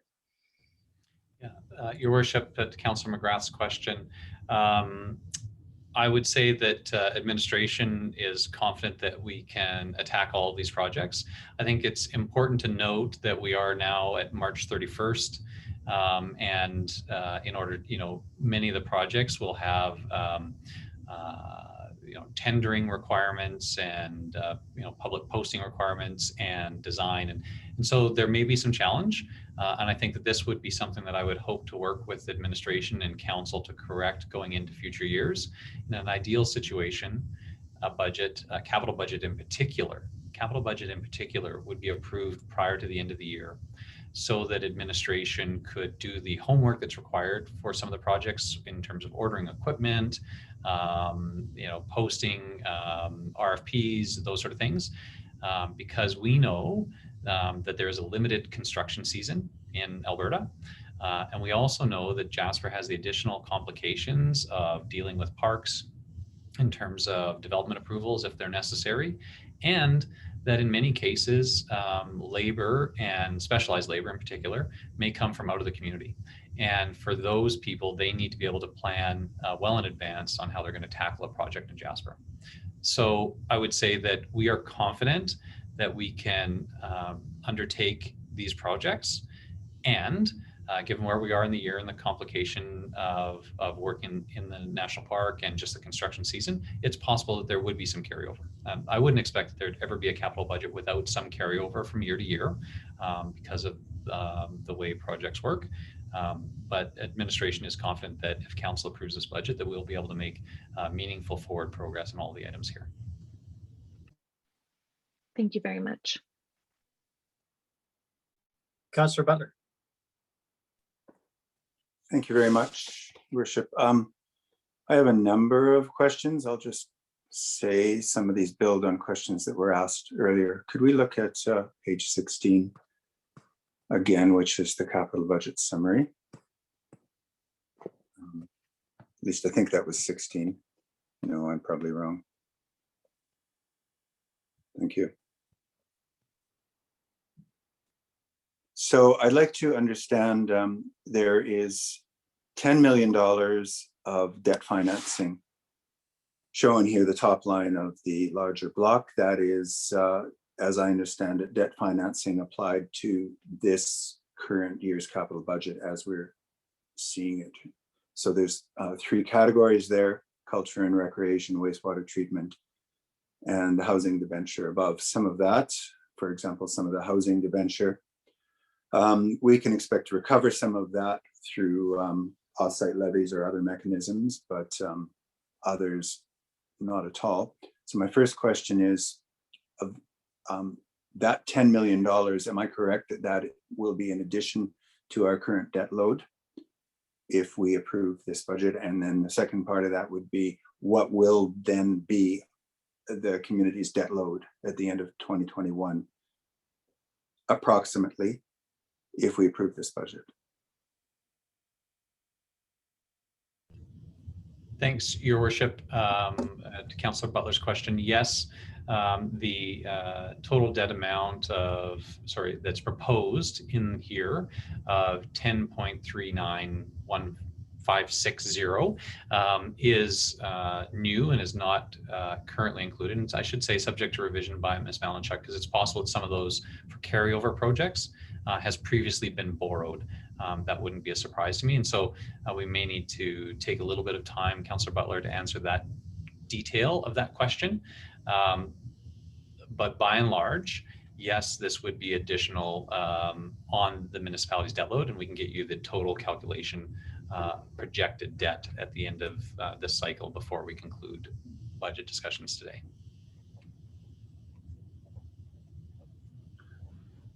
All right, thanks very much. But going with, I'll go with my assumption that my understanding is correct. So this is a large capital budget collection, and I'm coming to understand that a fair amount of the spending in this capital budget is spending that we have addressed in the past and even approved in the past, which it's good to see it presented this way because it presents a full and complete picture, as Mrs. Malinchuk said, but it can cause some confusion. But the first thing I want to point out is that what I'm looking at is a capital budget that imposes $10 million of new debt in 1 year. And of that, only $1 million from the current year's budget actually is addressed toward this capital budget.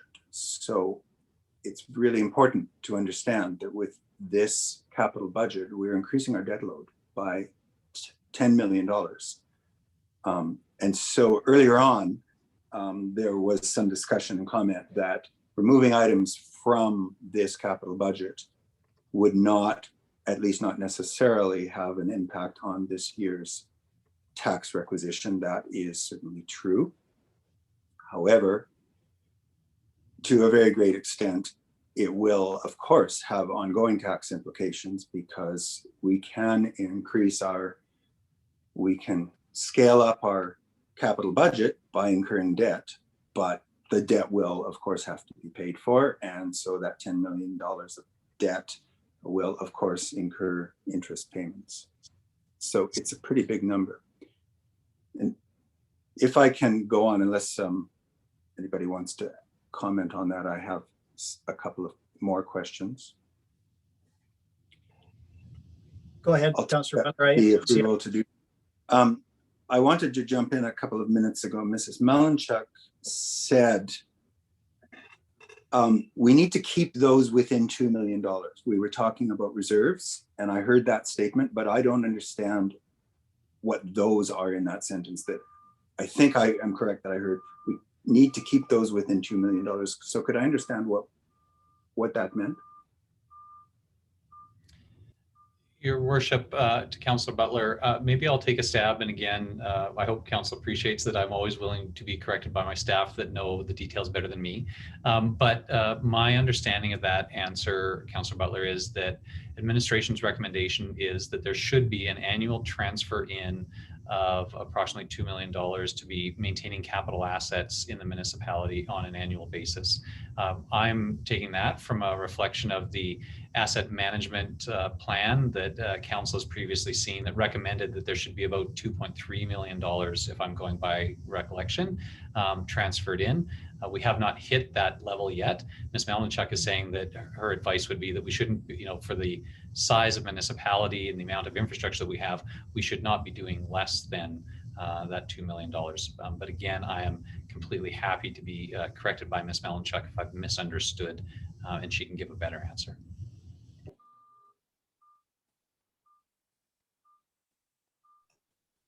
Thank you, Mr. Given, through to Councillor Butler. Within policy, it says that we have to keep our reserves at a minimum of $2 million going into any given year. So that's what I was referring to, the policy at the moment. However, I do think that this policy needs a big revision. There's lots of things going forward that should be reflected with the days and challenges that we're faced with coming as the world progresses. But yes, so at the moment, that's what the policy states, and it's very vague. That's all it states at the moment. So that's why I'd like some more details put in within the policy itself eventually. Thank All you. right. All right, thank you. So by policy, the municipality is meant to maintain a minimum of $2 million in reserves on its books at any given time, correct? Yes, that is correct. All right. So I have a couple of questions now. I'm back to page 63 of 78. That is 25. It's listed as page 25. But it is 63 of 78, some of the details in the proposed capital budget, and I'm picking up on questions that Mayor Ireland asked. So I would like to understand, or make sure I understand a little more clearly, what to take from the carry forward versus the deferrals. So I'm going to choose as an example the water slide, and I'm just trying to find it here. Sorry, I saw it and now I don't see it. There was there it is. 2/3 of the way down or 3/4 of the way down the recreation section, we see under aquatic, we see a carry forward request, water slide, $90,000. Now, I want to understand, I know we fully approved the project. We approved an additional, I think it was about $600,000 for it. We then approved an increased amount for it, bringing the total for the project, I think, to around 800. And now I'm seeing $90,000. Is this a request for $90,000 more for that project, which I would then need to understand why, because I think it's complete? Or is it showing $90,000 left over that won't be spent, or $90,000 left over because it hasn't yet been spent? So what am I to make of the $90,000? Sure. Your worship, I will, while Ms. Malinchuk is preparing to answer the details of that, I can report to council that there have been challenges with that project with respect to deficiencies. We are currently working with our legal representation to ensure that the taxpayers of Jasper get what they had been intended to get under that project. And administration is currently working through that process with the contractor and with our legal representation. This is intended to budget amount intended to address those deficiencies so that the community has use of that facility, while administration separately works through that challenge that we had with the construction project.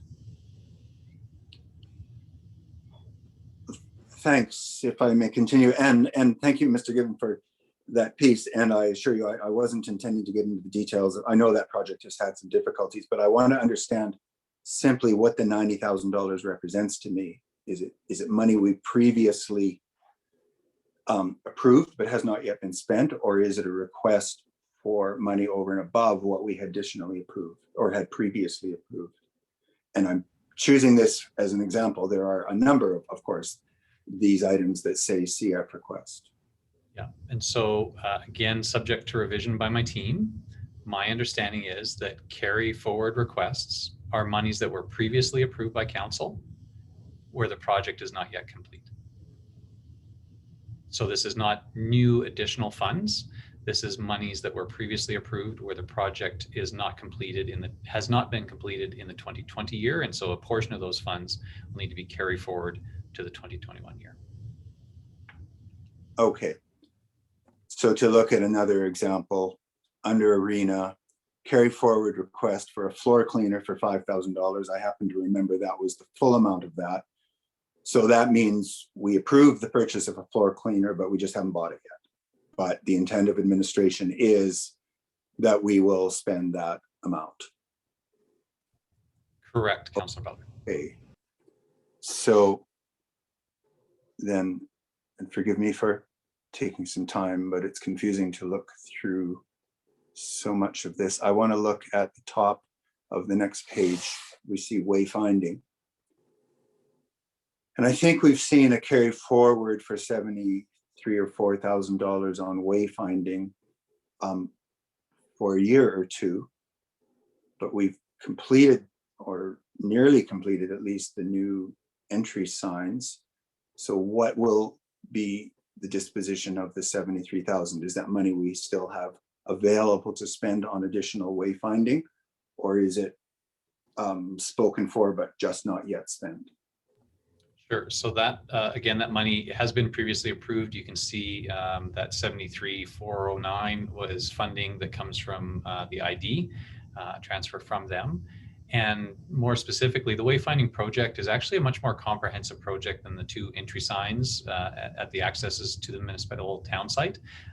There is also work happening with parks to ensure that we're able to improve wayfinding within the town site to enable people to better get from place to place and identify major facilities.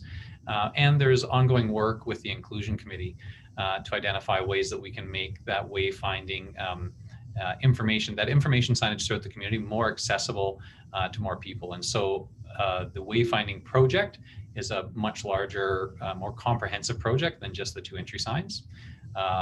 The funds that are there, the carry forward request is funds that were previously approved by council that have not yet been expended. And you'll see that there is also an additional amount of money that council will remember from the Healthy Communities Initiative grant that council provided approval to administration to apply for.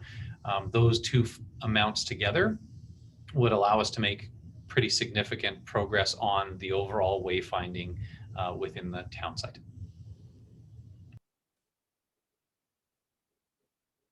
Thank you, but I'm still not quite clear. This 73,400, has that money already been committed, or is that money there and available to see further wayfinding improvements that we haven't yet seen? Because I thought, and the reason I'm asking this is that I thought that by the time we had completed the signage at the entrances to the community, that the original allocation for wayfinding, I don't remember what the original amount was, would essentially be exhausted. So is that $73,000 part of that, or is it still there to be spent to see some of the improvements that you just referred to? Councilor Butler, it is the second. This is funds that are committed to these improvements, and the improvements are not yet complete. The entrance signs are the only portion of the wayfinding project that is completed. There are additional portions that were contemplated in the wayfinding project that council, I would imagine, previously saw that have not yet been completed. All right, thanks very much. That's what I have just for the moment. I probably will have more questions, but I'll stop taking up space at this point. All right, thank you, Councillor Journeau.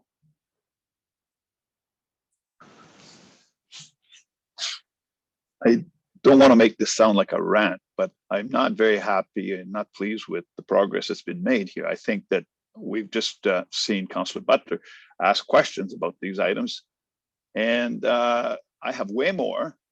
I think it's incumbent on administration to provide us with an explanation of all of these. There's some that are familiar with us, but some are new. And there's areas here that concern me, in that we have 20% of a certain expenditure. We have 70% of software. Well, we've had this before, so why is it only at 70%? We have another 20%. I'm very confused, and I think some of the other councillors are also confused and too afraid to ask questions. I think some of the things that we should be forthcoming is the big expenditures that I see here under design and engineering for the activity center, and another one for the aquatic center. So like $500,000 plus. I appreciate the question that Councillor Butler brought up on the water slide, but I'm looking at the curling rink and the arena. We just spent a bunch of money. Why is this in this year's budget? Sorry. I'm sufficiently confused. This is the fourth budget that I've gone through. It'll be my last. And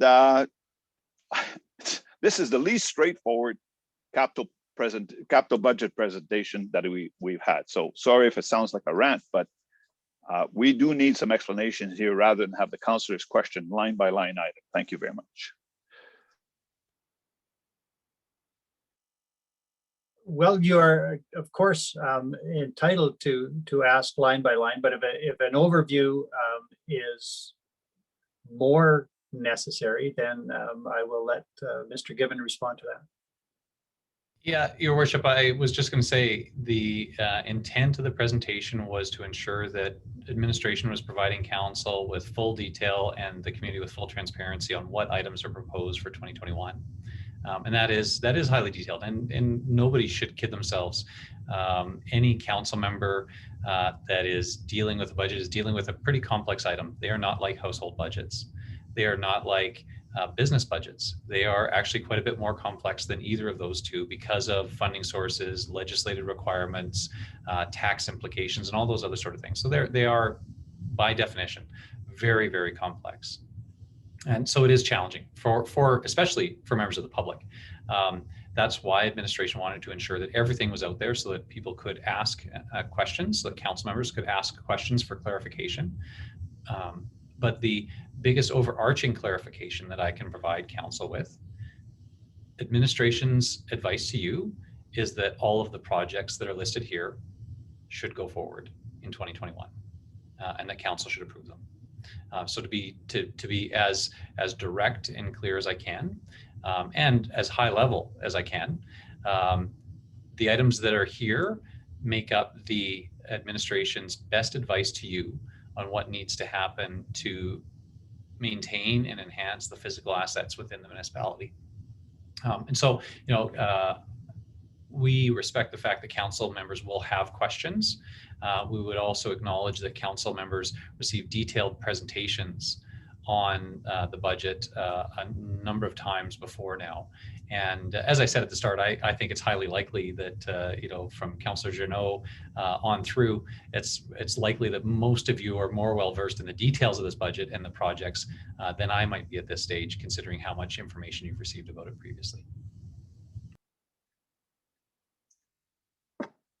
Councillor Journeau did have, I thought, a specific query about the 20%, 70% issues.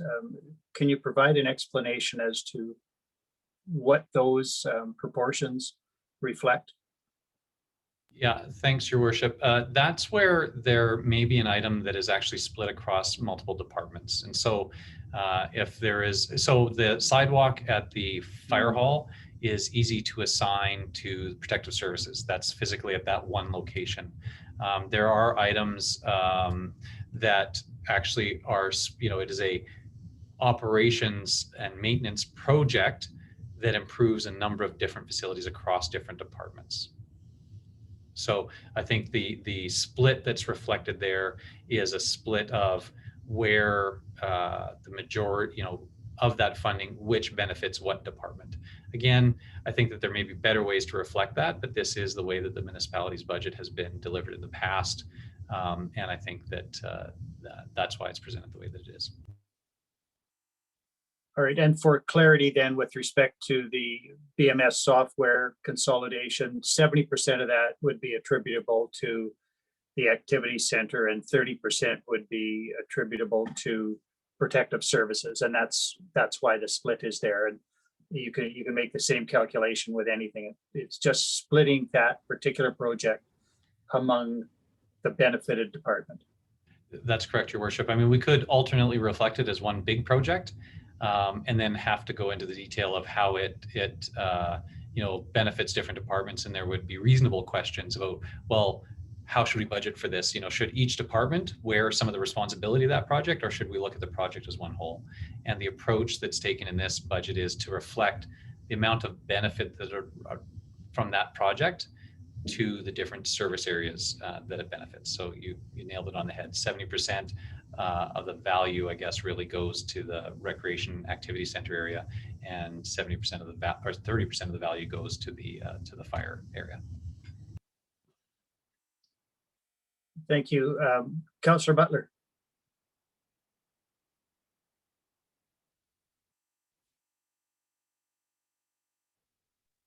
Thank you. Trouble unmuting.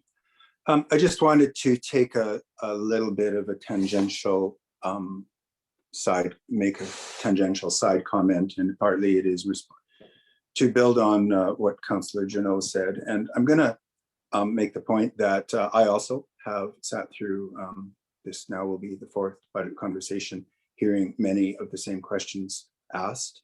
And I'm going to say that for me, a recommendation going forward would simply be that on these complex spreadsheet documents, that there be ledger or legend and just more information given. I think it's important to understand that councillors were given this information not so very long ago. Well, to be fair, it was given to us in the fall, but we've come back to it.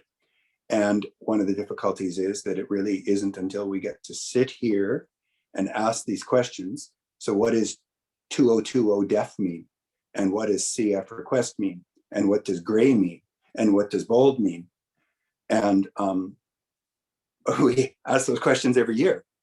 And I would really like to see in future, if I'm ever looking at one of these again, that these kind of documents be vetted to be clear, to ensure as far as possible that they are clear to those of us who are not sitting in the room when they're put together, so that we can sit down and we know what the numbers mean. Another example would be these carry forward requests. I happen to know that the floor cleaner request for $5,000 is the entirety of that request. And I happen to know that the $90,000 of the slide request is only a very small portion of the request. So if the initial request for the carry forwards, if the amount of the initial request was shown, then I could very quickly understand, oh, okay, what we're looking at here is a little bit of unspent funds. We don't even need to talk about it. It's just a little bit of the unspent funds, and it would help a lot. So that's just a comment about the presentation to perhaps make future discussions easier. And now I want to ask two specific questions. I know I'm looking now at the main pool basin refresh. It is a new request. I don't think we've seen it before, $50,000, but I am sure that we did receive, I remember conversations about the need for that refinishing. I thought we had previously approved it. So am I wrong? We just didn't previously approve it, or is this another or different or new kind of refinishing? Can I just get some clarity on that?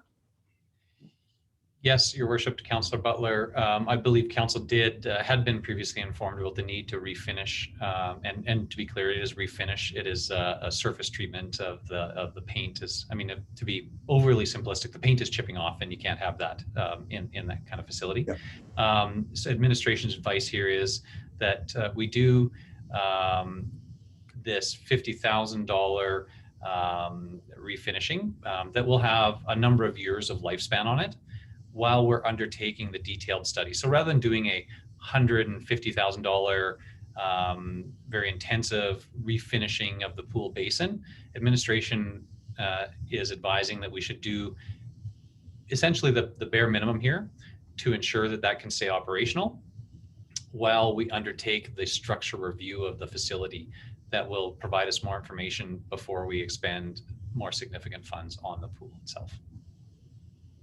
Okay, so it is the money that we talked about previously. It says it's new because I guess we probably talked about it last fall. And I want to point out when it does come down to questions of understanding these, that virtually all of these, we did receive a very detailed report last fall from department heads and managers that, gave us pretty clear understanding of what most of these are. So that was one that I just wasn't clear on. All right, so my last piece that I have to bring up is the really big one. I referred to it a little bit tongue-in-cheek earlier as the mega project and got nary a smile on the faces of anyone. But my overall concern with this budget as presented is the very, very large project for updating and renovating the arena, the aquatic center, and the activity center. There are many parts to it. It is a bit of an omnibus project.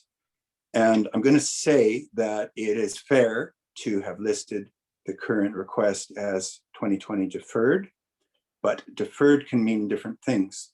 My recollection of the discussion around that request was it wasn't so much deferred as I believe Council essentially turned the project down last year and said, not in that form. My problem here is it is very difficult for us as councillors to see the scope financially of the entire project because it is spread over years. And I understand that makes sense. It is cut into pieces, including pre-development and some engineering and some bits and pieces. But it is many millions of dollars, which will result in many millions of dollars of debt. I won't be able to approve the capital budget as presented without understanding that entire project. And I'm wondering what kind of information we either have, and I haven't been able to dig up, or that can be given to us that will really consolidate the entirety of that huge project into one place so that we understand the full extent and the full implications of what we might approve if we approve this capital budget in its multi-year spending and complexity. Because it's not $1 million here, or it's not even $5 million. I think the full spend was quite a lot. I think some of it we have done. Boards, slab, I think was part of that. But I'm not convinced that back at about this time last year that council felt it was simply deferring that discussion. I think council felt it was saying, we're simply not prepared to approve that. And that is quite a different thing than just a deferral. So I'm wondering what administration can offer around that discussion. Mr. Kiven. Yes, Your Worship. So Councillor Butler's correct. Council has seen that previously, and so it is a very significant project. My understanding is that all told, it is approximately a $9 million project, with 23% of the funding for that $9 million coming from the municipality. Sorry, 27% of the funding coming from the municipality. So under 30% of the funding of the $9 million project is coming from municipal taxpayers. The rest is funded from other sources. And my understanding is that there are potentially a number of reports the council may have seen. The accessibility report is one that's been identified to me that may have identified a number of the deficiencies. That aside, and so I hope that Councillor Butler answers your question about, what is the scale of this project? It is 100% true that it's an initial conceptualization. It is a very large project. It is important to acknowledge that administration has applied for and received grants towards the project. And to be very clear, what we're asking for from council today, this council in 2021, is approval to do the design and engineering work. Council may remember during the utilities discussion for the Connaught servicing, I showed a chart that had kind of a sideways funnel, that started this way and then narrowed down. And that is about cost estimating.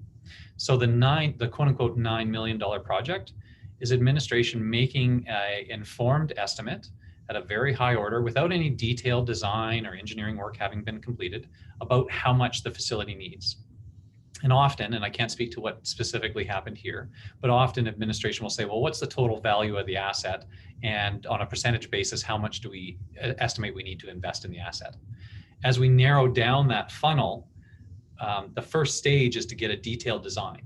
The community, through community consult, if council approves the detailed design process, the roughly $1 million in 2021, the community and council may choose, and I'm going to be a bit flippant, but just to illustrate the case, the community and council may decide that they wish to have the facility plated in gold. It's unlikely, but possible. And through that design process, that would be identified and costed. And then council, the next council, would face a discussion heading into 2022. Well, council and community have decided through the design process that we need to have a literally gold-plated facility. And the cost now to do that will be $40 million.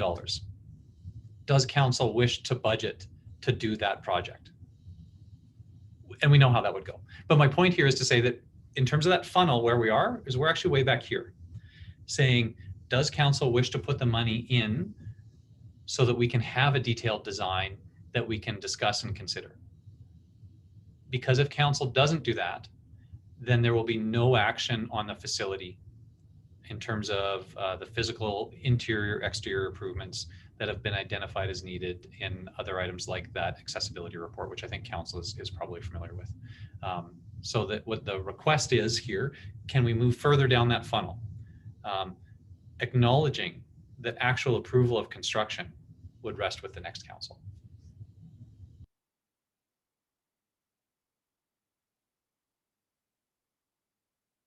Go ahead, Councillor Butler.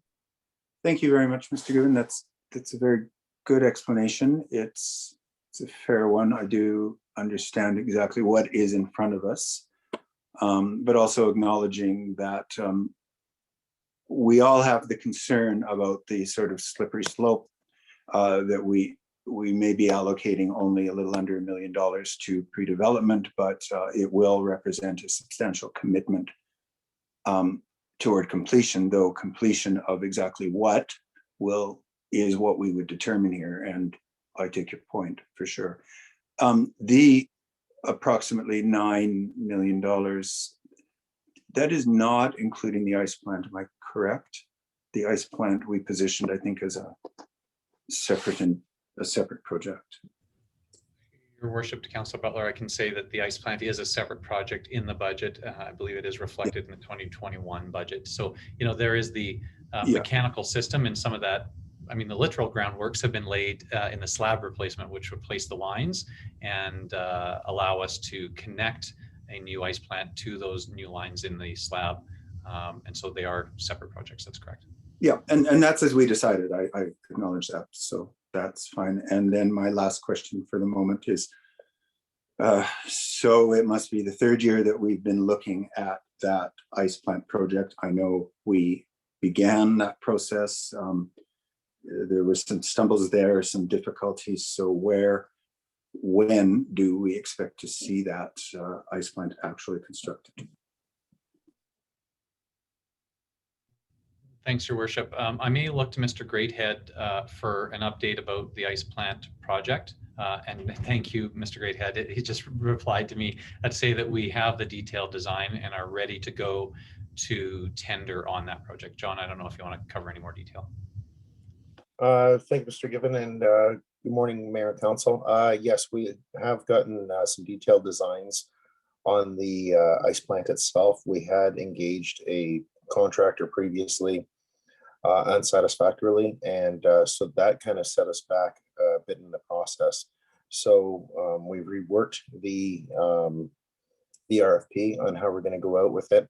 And we've also communicated with a couple other municipalities that are doing the same sort of projects, just to make sure that we're aligned. And all indications at this point is if we get the go ahead to start this project, we can complete it this year prior to start of season. Is all indications right now.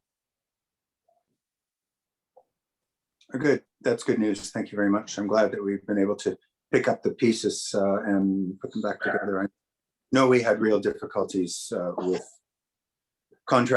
initial contracts, so happy to hear that. That's all I have for the moment. Thank you, Councillor Butler. Councillor DeMota. Well, kudos to a lot of people. Kudos to administration in the past when we were at this time last year for recommending going forward with the arena project minus the ice plant, because we were able to get all that work done, and I think it really worked out to our advantage. You know, and you know, I'm grateful that we as council made that decision. So, you know, we were definitely given the right information and made the right decision there.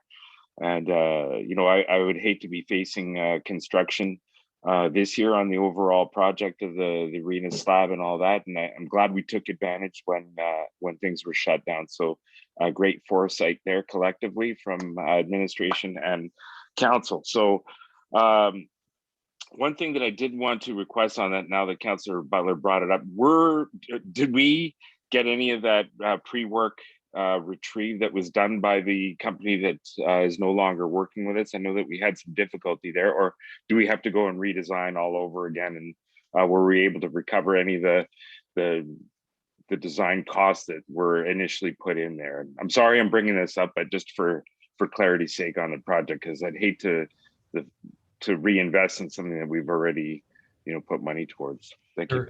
Your worship, before Mr. Greathead answers, I'll just say that there may be some portions of that discussion that might be appropriate for an in-camera update to council on the project, and I think that would be fine. Okay. But Mr. Greathead, to the extent that you can in a public forum, do you want to sort of share what we have in terms of design that's available to move forward on the project? Thank you, Mr. Given. Yes, we did engage the original contract as part do a pre-design work. We've got those documents back. That was our work. We had paid for it, and so that's where we're at right now. We've had a little bit of a refresh and sent it through to our other firm that we deal with, and had it reviewed, and we're ready to go. That's good news, and that's all I wanted to know. So thank you for that. Councillor Journeau. Thank you. I think if I'm the public listening to this presentation, I think that they have a lot of questions. I don't think the picture is very clear. So you have brought up an amount of $9 million, and I'm not sure what it included. With a lack of details, I thought it included the arena project that we've already completed. Now I find out that it does not include that, and it does not include the ice plant replacement for $4 million. $9 million is a lot of money. You're asking us for $366,000 for design and engineering, but what are we doing? I think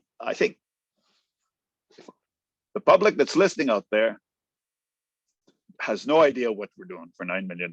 And I am afraid that I lack a lot of data. Thank you.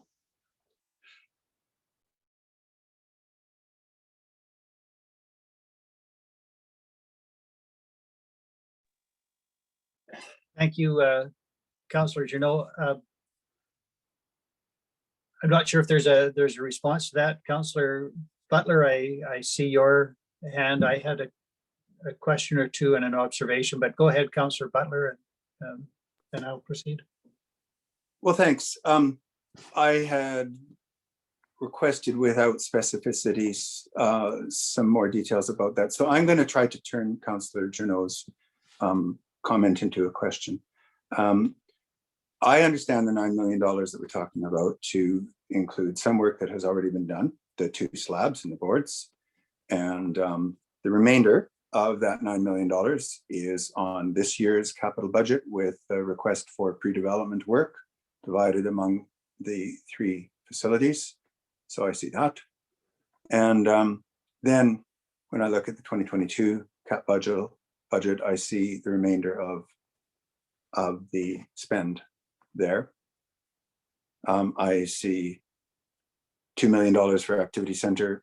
I see an anticipated $3 million for the arena portion, and I see almost $1 million for the aquatic center portion. So in rough terms, correct me if I'm wrong, along with the work that we've already done on the slabs and boards, it totals up to that kind of number. So the information is there. It's a question of the specificity of it.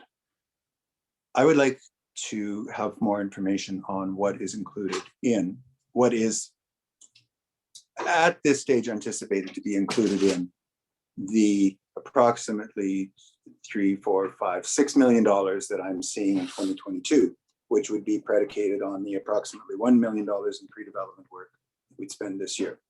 I appreciate Mr. Gibbons' point that there are lots of decisions to be made about that $6 million. Is it going to be spent on gold plating or new chairs or new dressing rooms or what?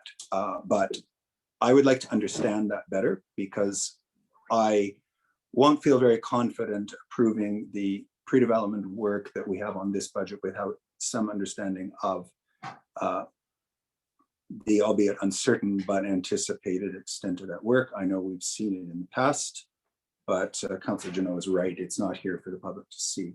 And I'm wondering if we could receive, obviously not right now, a little more breakout of what those amounts would include. Because surely if we are being asked to spend about $1 million, I think it is, of pre-development work this year, it is pretty much implicit, if not fully explicit, that next year we would approve the remaining $6 million to complete the project. So what kind of detailed summary information could we receive on the remainder of that project? Your Worship, for Councillor Butler, the future years should be interpreted by Council and the public as a placeholder value. Depending on the scope that Council chooses to support through the design process, it could be greater or could be less than the $6 million in future years. Through the design, and so I choose gold plating as the most absurd example that I could think of, but something that's more practical might be the inclusion of an elevator. Councillor McGrath brought that up earlier. Through the design process, we may uncover that an elevator will cost $1.5 million.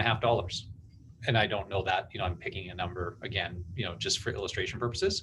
And Council may decide that through the design process, that just isn't feasible.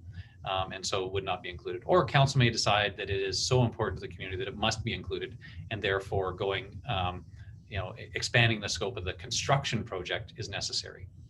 But again, the placeholders, the values in future years should be considered by Council and the community as administration's best guess to ensure that the future year capital budget reflects some amount to acknowledge that this facility is showing its age, has identified deficiencies that need to be improved, and that there will need at some stage to be funds dedicated towards that, and that we have applied for and received significant grant funds to enable it. And so administration is simply reflecting that in future years. The major change here is, and I think very specifically, Council previously saw a budget where it was all lumped forward into 2021. And in my discussions with administration, and my experience in capital projects, That simply isn't realistic. There is a sequential decision-making process that must happen where council and the community engage in that design stage and then reflect on the outcomes of that design stage and make some decisions about what is in scope and what is out of scope and how much you want to spend and how much you don't want to spend. And then you make a decision separately and subsequently to that design stage to decide if you want to go forward with actually building the project. And so what you're seeing in this budget presentation is administration's concrete recommendation that we must do the design stage first, and that should happen in 2021. And that in future years, this facility will need some capital enhancements of some kind. And our best guess right now is that it's that $6 million in future years.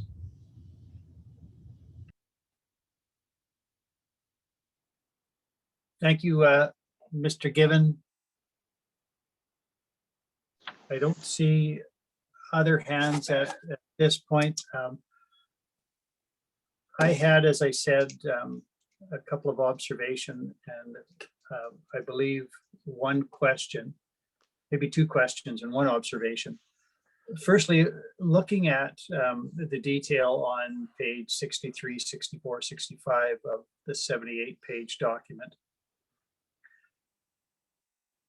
all of the expenditures under utility amount to approximately $6.5 million, some of which is proposed to be taken from reserves. My question is, to what extent do utilities contribute to those reserves? And going back to page 16 and Councillor Butler's early question, I understand the breakdown. There's about 1.4 million attributable to new inputs to reserves to build up the total of 3.5.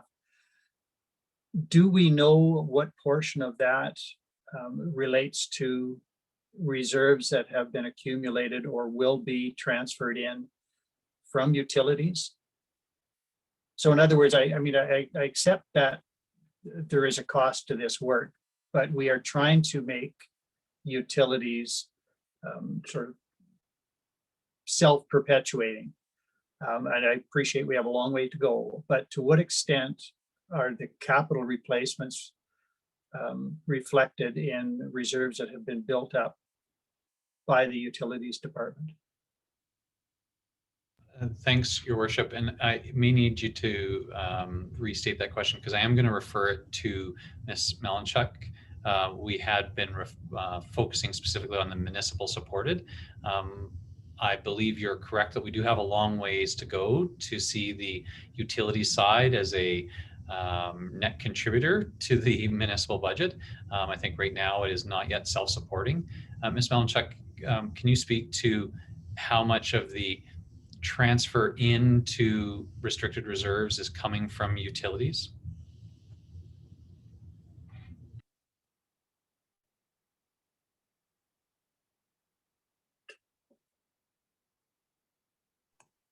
Yes, just one moment, please.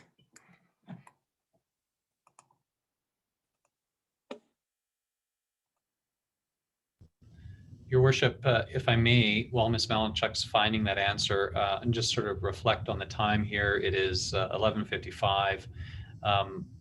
The intent, if council wishes to approve, be in a position to approve a budget at its next regular council meeting on the 6th, would be that we should conclude capital discussions today. We still have to go through community group funding requests, as I shared with you earlier, and we still have to make the decisions about how we use the quote unquote most money. Administration's recommendations, again, which includes all of the items here in the capital budget. You saw what the outcome is there.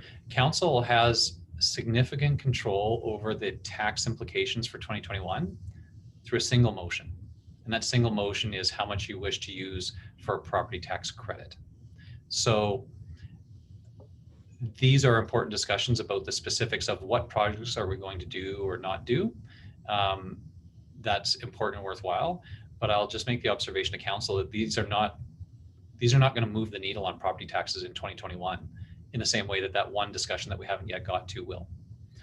So I would just encourage council, maybe if we want to take a lunch break, and when we come back, to keep in mind that that most impactful decision is actually towards the end of the budget. And while you have to do your due diligence to ensure transparency and accountability on the capital side, the impact to taxpayers really rests in that decision towards the end. Ms. Malinchuk, did I buy you enough time there to be able to answer that question about the transfer into reserves from utilities? Yes, thank you, Mr. Given. It is actually the small amount of $560,000, but 1/3 of the entire amount that I suggested or brought up before. So that's the amount going through utilities. Thank you. No, I appreciate that, and we will go back sometime later this year to look at utilities. I raise it now just because I think it is a matter that ought to be addressed as we look at the utility rate bylaw in future. The other quick question that I had, and I am remiss a bit that I didn't raise this earlier, looking at the documents again, page 63, 64, and 65 of the 78-page document. There is another shorthand initialing on that document, which is PL, which I didn't bring forward. And I understand that that means parking lot. And so at some future time, council put items into a parking lot because we weren't entirely certain what our position would be. And so some of those items now come back, and there is a designation PL, and I understand that that PL means that those items were put in a parking lot. So neither carry forward nor deferred, nor really new at all. We've seen them all, but we just didn't make our mind up. And so just for some added clarity, if there is any question about what that means, that's my understanding. And not to point any fingers or suggest anything improper, but I do agree with Councillor Butler's earlier suggestion that a legend attached to the document might be helpful, just so that we are all clear about the terminology that's used. And then the final one, and I don't mean to belabor the point, because we won't get resolved today, and I know that we have already used more time than we perhaps allotted, but I still struggle with a capital budget request that includes such items as a floor cleaner. That certainly seems to me to be a tool that is not it's an operational tool. Exterior wood refinishing, if a building has to be refinished in that sense, I struggle to find that to be a capital expense. Small engine hand tools, tree maintenance, those items just uncomfortably sit here. And I see there's even a staff fishing training and security training items hardly appear to me to be a capital expense. So when we have an opportunity sometime in the future, not now, I would invite us to look at policies that allow us to address the differentiation between ongoing maintenance costs and true capital costs. Again, I won't do it today, but I make this observation annually, I think. But at some point, I think we have to turn our attention to what legitimately can be considered a capital request and what gets in here just by default, because we don't have another way to do it. But those are simply observations for today.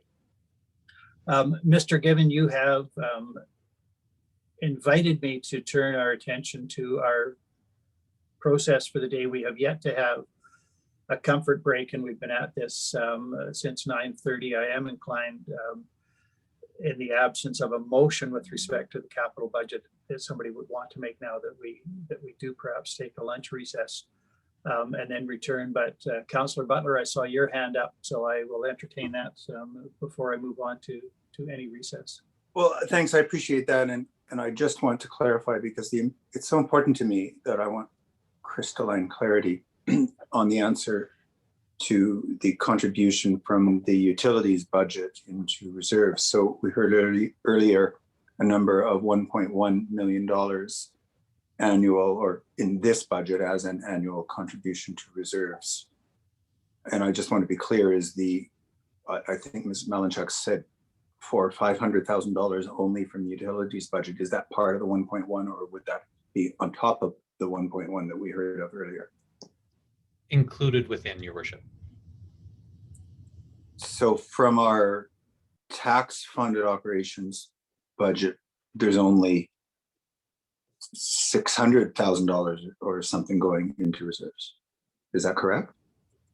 I'll let Ms. If I may intervene, Councillor Butler, and again, I stand to be corrected, but I thought it was 1.4 was the total transfer in, roughly a third of that 500,000 being from the utilities budget. So 500,000 from utilities, 900,000 from tax support was my understanding of the response Ms. Malinchuk gave to my question, but she can, or Mr. Given can correct me if I misheard that. Yeah, yes, your worship. Ms. Malinchuk will provide that detail. It is actually 1.14. Oh, so 1.4, I'm sorry. Yeah, Ms. Malinchuk.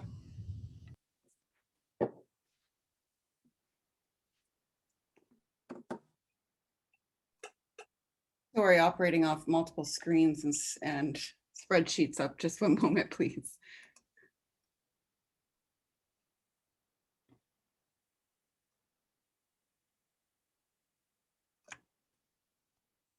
So that is the utilities. I didn't state the utilities before. So the utilities is 560 and the other is the 1 point.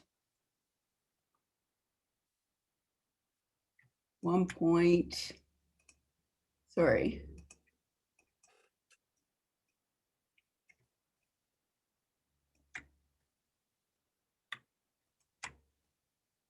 $1.1 is operating. 560 from the utility budget. So all in all, altogether, it's 1/3 of the entire transfer of reserves.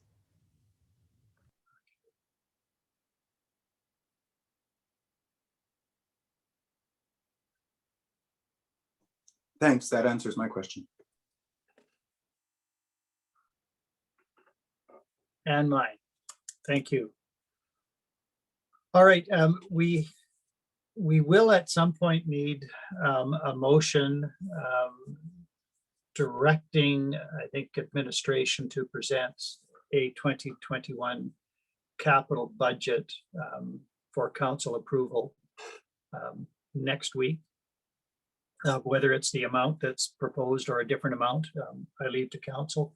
But we need to do that. We need to look at external requests, and we need to look at the COVID response and the use of most, as Mr. Given indicated.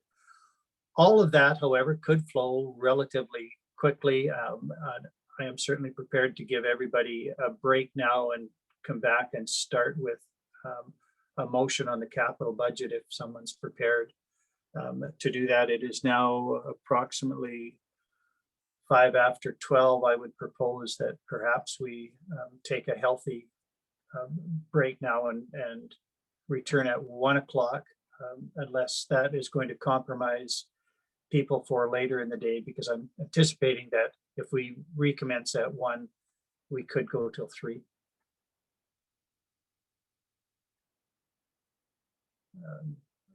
Are there issues with that timing that would be presented to anyone?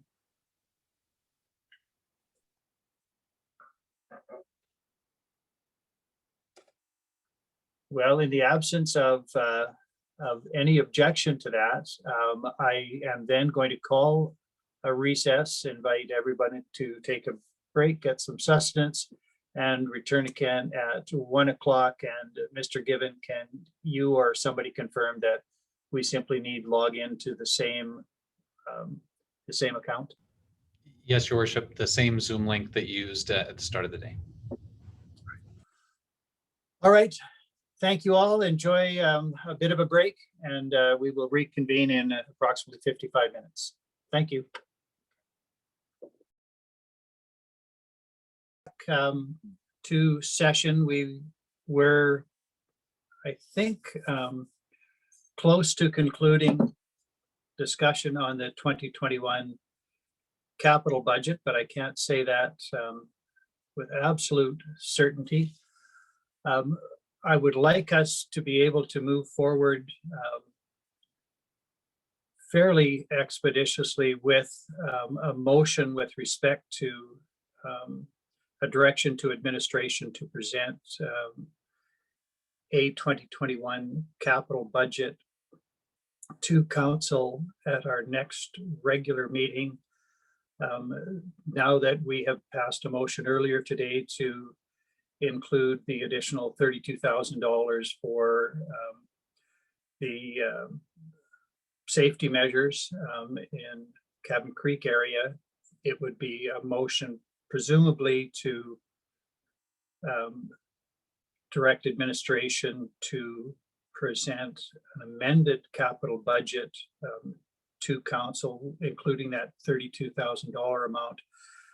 And if that motion was forthcoming, then I, of course, would invite any other councillors to make any motion to delete particular items if they wish to do so. And we could then adjust the amount of the capital budget that will come forward. And I'm happy to ask for that motion, but again, I don't want to curtail anybody from asking any questions of administration. So if there are any outstanding questions yet to be had, I would invite those, but in the absence of that, I would invite a councillor to make a motion so that we have something to debate. I see Councillor McGrath has had her hand up the longest, but Councillor Demota as well. So I will take questions from both of you. I'll begin with Councillor McGrath. Thank you, Mayor Ireland. My hand is up, not for a question, but for a motion. If Councillor Demota has a question, I would ask him to ask his question first, and I will follow by presenting a motion. Thank you. Thank you, Councillor McGrath. Councillor Demota. Appreciate that. Thank you very much. And then through you, Mr. Mayor, to Mr. Given, just a question on additions. Sorry, for position additions.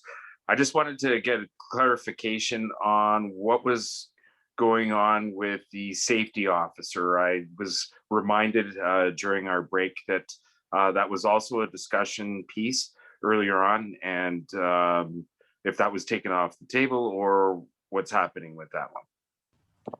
Sure, Your Worship, to Councillor Demota's question on the operational side, yes, that item is included in the budget as it was previously approved by council, but never filled by administration.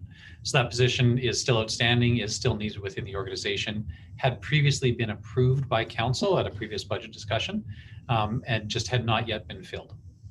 And I think that was a reflection of administration's need to keep within the 2020 approved envelope. So although we had approval to fill that position, administration need to try to manage our cash essentially for 2020. And so we would be proposing to fill it. It's not reflected here because it had been previously incorporated into the budget documents and approved by council.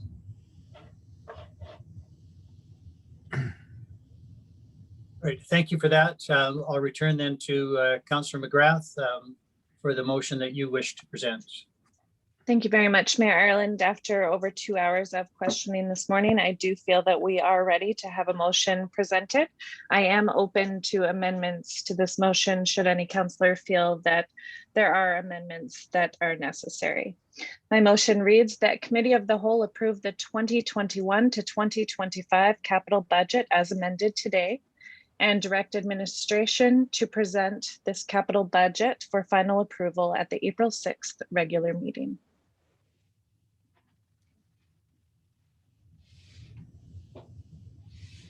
Thank you for that motion. I wasn't able to jot down the particular words. And I'm not sure that it is that council sitting as committee of the whole can approve the budget, but certainly the portion of your motion that said direct administration to bring it forward. And that would be the capital budget as presented, plus the $32,000 addition that committee of the whole directed be included earlier today. Yes, that's correct. All right, thank you.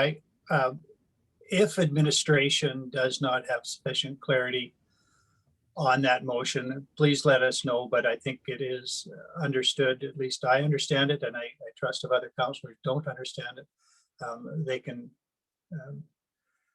make that unease apparent to me, and we will get it sorted out.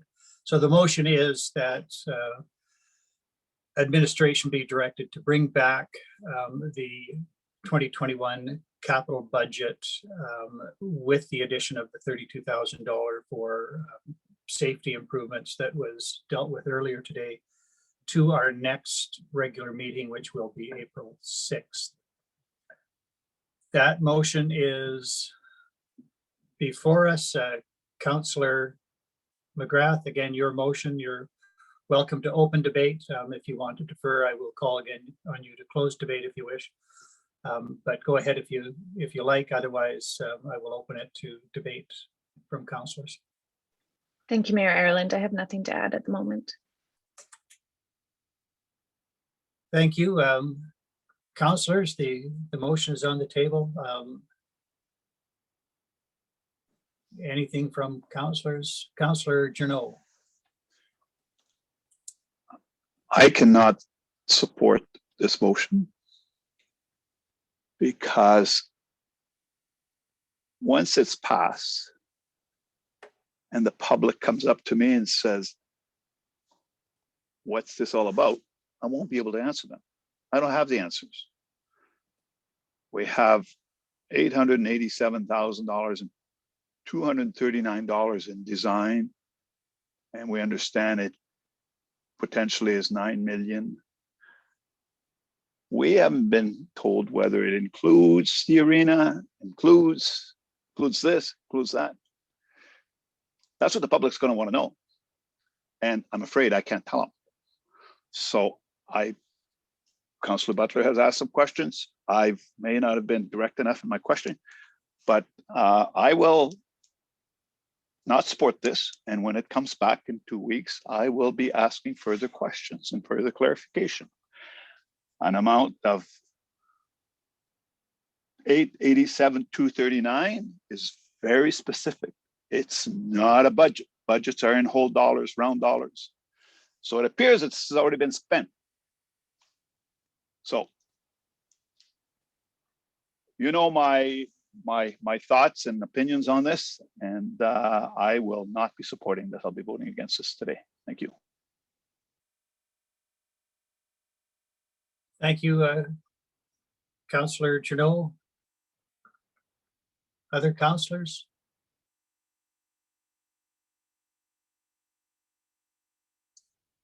Councillor Demota? Well, I was just going to ask, the ramifications if the recommendation doesn't get passed today, or that particular motion, and we just end up in 2 weeks being in the same position without having a recommendation from committee of the whole. How would our position be different?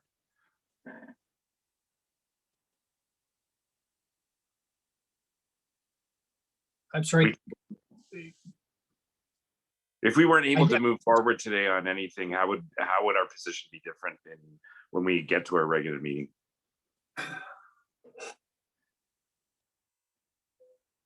To the extent that we can't make a decision on the capital budget, I presume there will be a difficulty confirming the operational budget.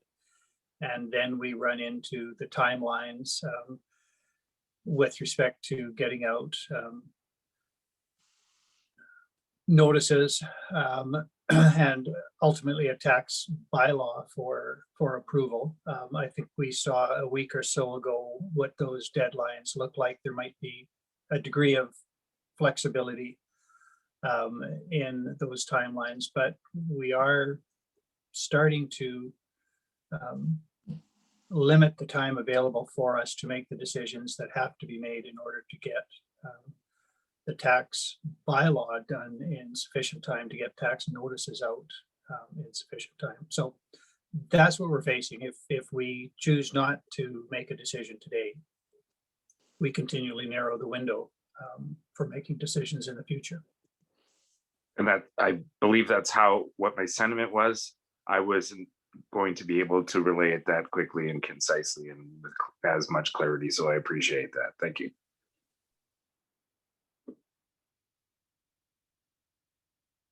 If I might, my question for Councillor Journeau, you referred to a specific number beginning with the number 8. What number is that, and where will I find that number that you're?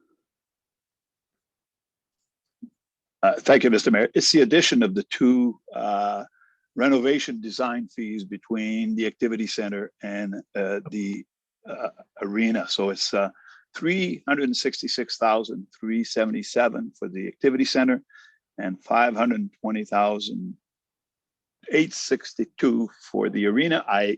I'm guessing that's we're using one person to do that. I'm not sure. Again, don't have those answers, but that's how I came up with that amount. And Councillor Butler had alluded to an amount of close to 900,000 earlier. So that confirms why I picked that number, or I added that number.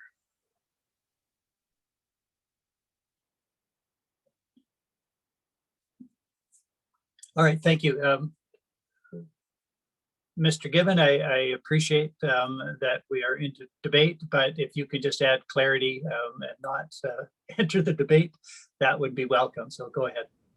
Yes, Your Worship, absolutely. Just to ensure that all council members are understanding the same numbers. Councillor Journeau is correct that that is one project. It is split across the 3 facilities for the purpose of budgeting. But if I can, and I will just share my screen very briefly, I'll refer council back to this slide, which covered the capital budget highlights. You'll see that the 3rd item down in this slide is the activity center, arena, and aquatics major renovation project, design and engineering phase. That is actually inclusive of the 3 major portions of that project. Councillor Journeau, I think you only captured the 2 of them. So the total that administration is recommending for the design phase of the project in 2021 is the $1,056,229. And yes, it is a specific number. And as mentioned before, this is funded completely by grants from other orders of government.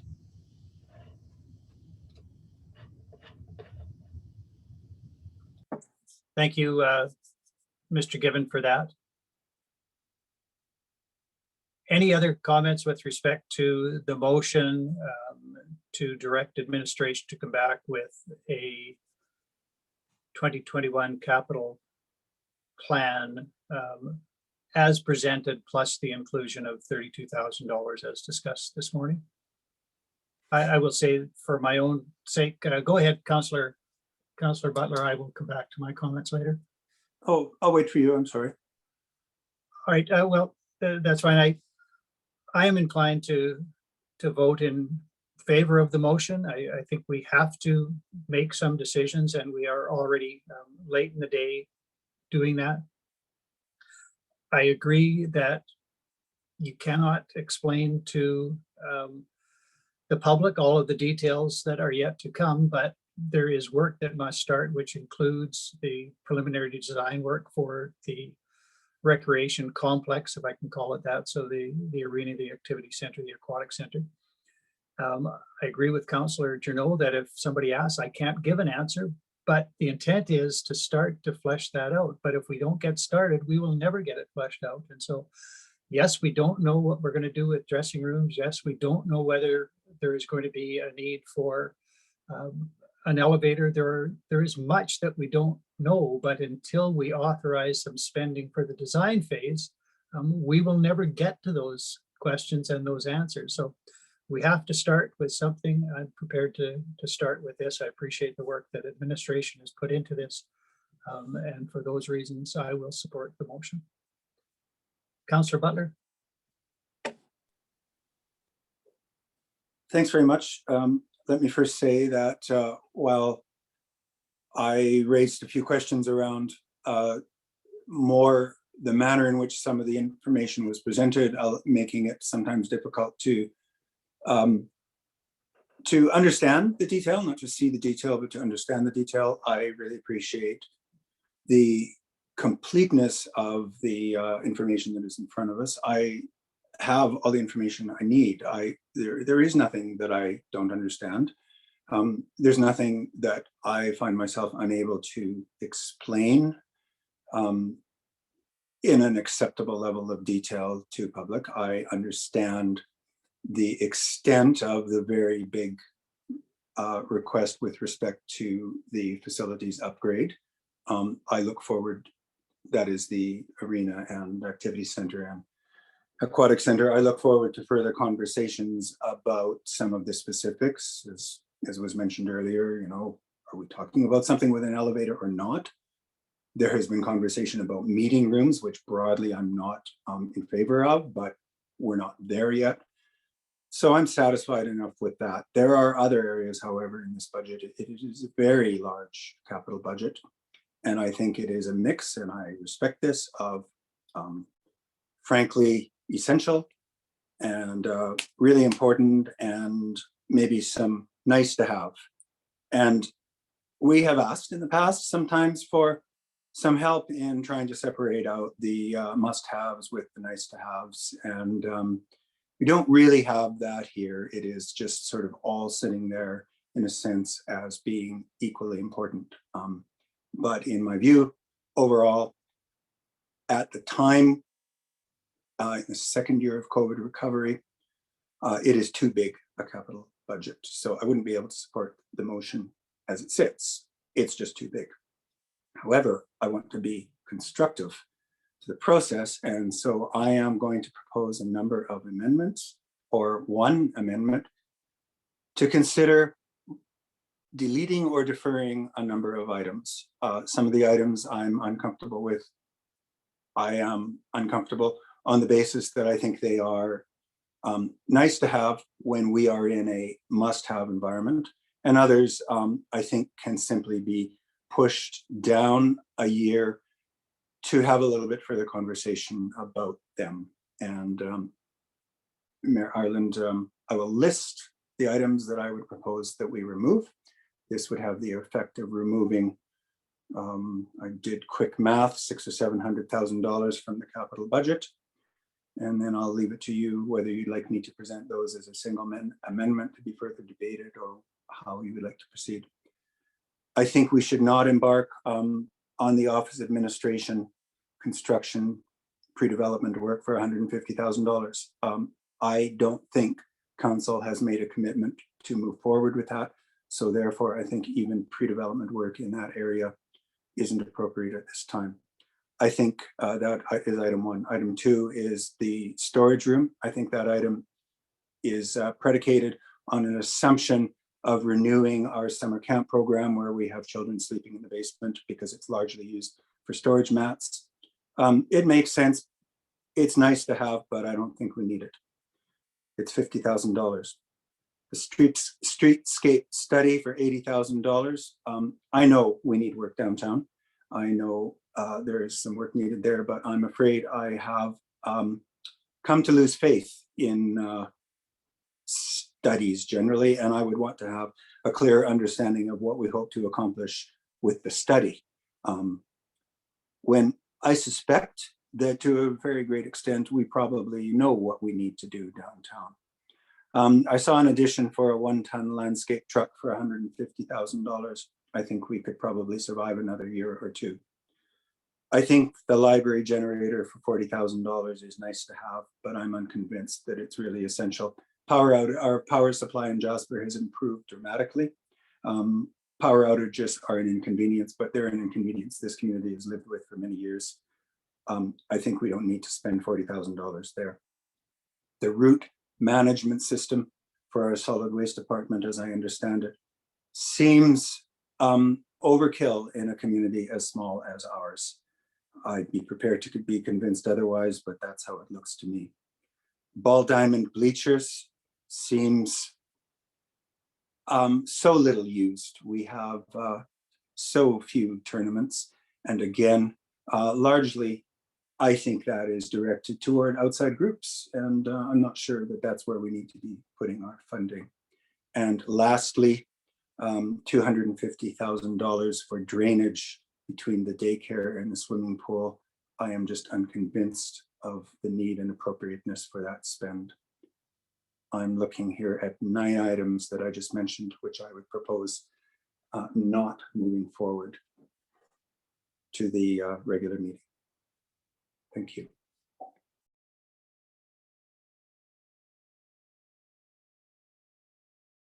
Your worship, your audio is not on. Thank you, I Mr. Gibbons. apologize. It was 8, not 9. Yes, good. That was one of my questions. I have only 8, and you did us the favor of totaling those, and it comes to 600 and something thousand, Councillor Butler?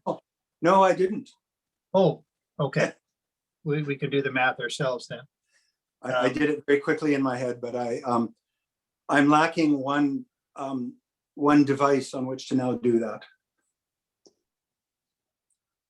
All right, your motion then would be a motion to amend the motion that is on the floor by deleting those 8 items that you have identified, totaling whatever amount they total. Correct? So a motion to amend the motion that's on the floor? Yeah, that's correct. And yeah, I'm happy to make that as a motion. What I'm really trying to do is just make the conversation around them as expeditious as possible. So if you think it's better that councillors weigh with their views prior to a motion to amend, then I'm fine with that. But well, I will propose that amendment. I think that is the preferred way to approach this. There is a motion, and I appreciate that you've commented on the motion, but you didn't necessarily want to vote against the motion, which would just defeat the motion, but you might be prepared to vote in favor of an amended motion. So I prefer to see this as a motion to amend, and then we can debate that. That is now the motion before us, the motion to amend. And I will open that to debate. You've given your rationale for those changes already, so I won't ask you to repeat that. I want to be clear on one thing. You have indicated 8 different items that potentially could be deleted from the 2021 capital budget. If any councillor wishes to have separate questions, I think we are obligated to do that. It may be that some councillors would be inclined to agree with some of the deletions, but not all. So I don't want to position anybody that it's an all or nothing situation. So we can certainly deal with each of those separately. And I see a nod from Councillor McGrath, so I take it that she would at least prefer that the questions be segregated. And I think we're obligated to do that under our procedural bylaw. Councillor Demota? Well, I certainly appreciate the approach and the effort that Councillor Butler has put into this. And I'm in favor of just about everything right now. And I think it might even be a little conservative, but as far as your, taking the steps of like the nice to haves and working backwards that way, and I really appreciate it. I would like some more clarity again on the route management system. And I know that, this is just another piece, and it's $30,000. And I know it's mixed up and all that stuff that I was confused with earlier, because I know that even like subtracting this won't make an impact or very little impact on the tax requisition this year. It's a matter of, is it necessary? So if I get more clarity on what exactly that was, because from what I understood is that investment was going to be able to save a lot of time with our vehicles on the street and staff time going around and from place to place. If I get more clarity on that, I would probably accept the whole thing except that one, if we're going to benefit financially from it. So that would be through you, Mr. Mayor, to whomever can answer that. Your worship, if I may, just before, I see Mr. Greathead is here and prepared to answer that question. My suggestion, if council is intending to split the motion and deal with each one independently, then perhaps we could have questions related to each independent motion as it comes up. Because if we go through a round of questions first on all the different stuff in this large bucket, and then we go on to discussion debate on each individual motion, it won't surprise me if we have additional questions when that item comes up again. And so perhaps could we start at the start of the items that Councillor Butler mentioned? If Councillor Butler wanted to make a motion, to identify which was his first on his list and the amount, my suggestion would be that it should be a motion to delete item blank in the amount of blank from the 2021 capital budget. That sort of format for an amendment would make a lot of sense. Would also make it easier for administration to track the debate and discussion and direction that council is giving administration. Councillor Demoto, we won't lose your question. Mr. Greathead, we'll ask you to come back on when we come up to that item. But maybe that way we can ensure that council members aren't frustrated by talking about different items at different times. We can make sure that we're talking about one specific item, we get it dealt with, we get the information on the table, and then we move on to the next. I appreciate that level of management. Thank you. Thank you, and I agree as well. I think from my notes, at least, Councillor Butler can correct me, but he began with the office / meeting space design and construction admin portion. It appears near the very top, the second line of page 64 of the 78-page document. So that would be the first one, $150,000 amount, and that is the identified line. So with respect to deleting that space design, well, it's space design and construction, I guess, into one, but deleting that from the 2021 capital projects, or pardon me, the capital budget, is the segregated question now on division of Councillor Butler's overall motion. So comments about that meeting space design and construction.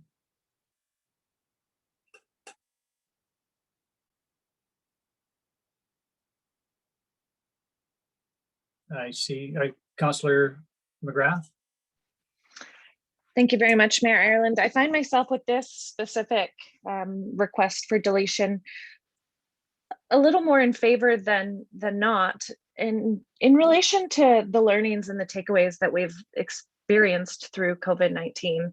And I think that many municipalities across Canada, from what I'm reading, are saving significant amounts of dollars in their office spaces, because we have learned that working from home is quite effective and appropriate in many jobs that we Canadians are working in. So I feel differently since we've experienced COVID-19 than I would have previously felt had we have needed these office spaces before. And I'm kind of curious to see what the rest of council thinks, but I am leaning towards perhaps office space isn't as necessary as it once was.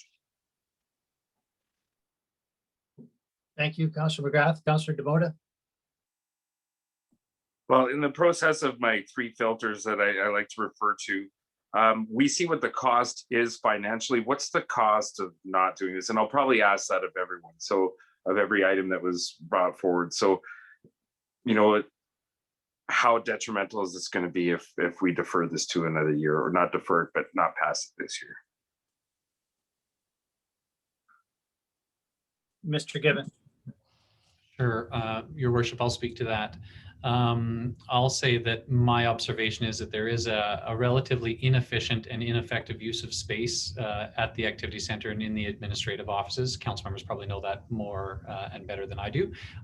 An observation for me is that it took me a couple of weeks to realize that I had mailboxes in 2 different places, and that I had to go outside, walk across the parking lot to find where my other mailbox was. That aside, I would say that 2 things. First, that it might be reasonable if this project was considered in the overall context of the design work that is being proposed in the budget for the activity center. The administrative offices are part of the activity center, and as we undertake that design work through 2021, it would make sense for us to consider or reconsider the offices in the activity center as a part of that design process. So if council chose not to move forward with this construction this year, then we could maybe be in a better position heading into the 2022 year to have an overall plan for the activity center, which would give recommendations on how to have more efficient use of the administrative space. The other item that I should raise for council is that the activity center as a whole, including the administrative offices, was a part of the ISIP submission and the grant. And so you know, the grant application that was put in was for the facility as a whole, including this portion. And so deletion of that would start to move us away from what we have submitted and told funders that we were hoping to move forward on, and which they funded us for. Having said that, if council chose to delete this from the 2021 budget year, I would expect that administration might have recommendations that would flow out of the design work that would happen on the overall facility. Thank you.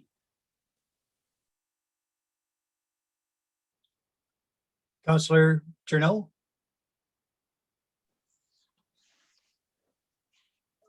Thank you. I'm going to put a little twist, maybe paint the picture a bit differently. I see this moving about in a piecemeal fashion. And I'm not opposed to a renovation, modernization of our building. It's 40 or 50 or 60 years old in some spots.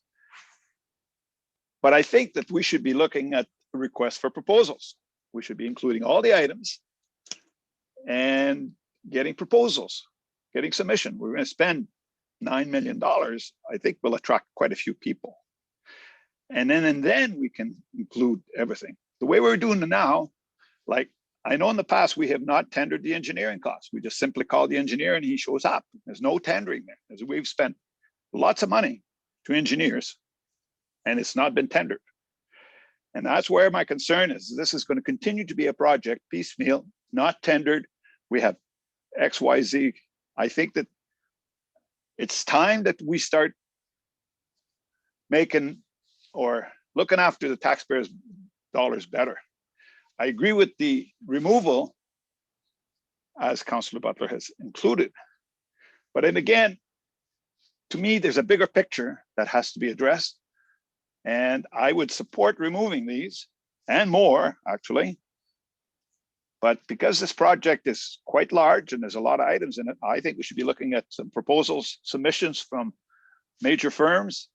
And a lot of the design fees will be done, you know, a lot of the initial presentations and work is done by them at their expenses, hoping to win a contract. I think that's better management of the taxpayers' dollars than how we're going about. I mean, I'm just not comfortable with everything that's going on right now.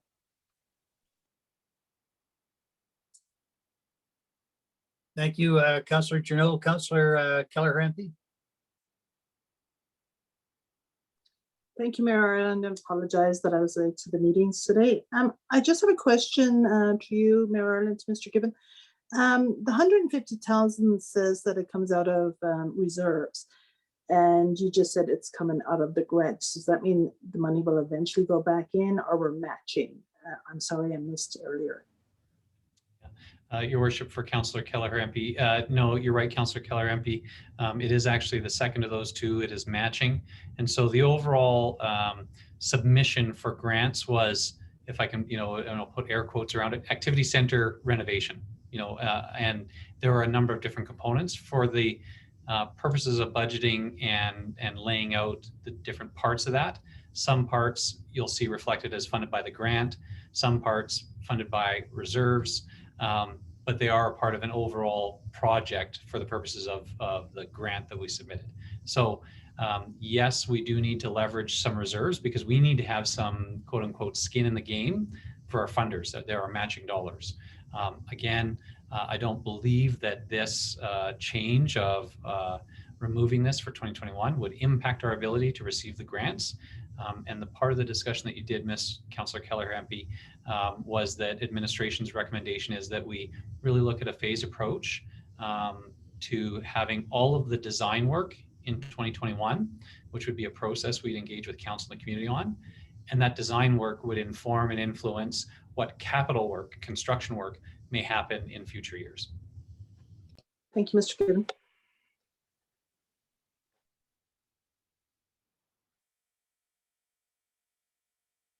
All right, with respect to the specific item, I do note that it was put in our parking lot originally in any event, so there was some indecision about meeting space design and construction. Are there any further comments with respect to the motion to delete that item from the 2021 capital budget? If not, I will call the question. All those in favor of this portion of the amending motion? All in favor of it being deleted? Yes. It is a motion to delete that item from the 2021. Well, it's a motion to amend the motion to direct by deleting this item. I hope I haven't confused anyone with that. So it was unclear. I will recall. Those in favor?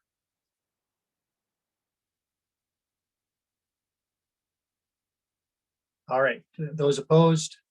There's one opposed. That is carried. The second item, I apologize, Councillor Butler. I recorded the amount, $50,000, but not the line item. Can you remind me what your second item was? Yes, it was the storage room in the gymnastics area for $50,000. Thank you.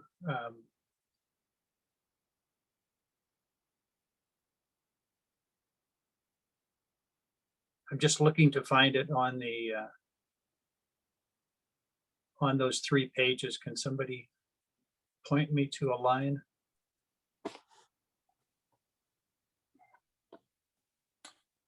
Working on that. Sorry, there's a lot of material. It's on the first of the 3 pages, so page 63. It's just 6 or 7 lines down. Thank you.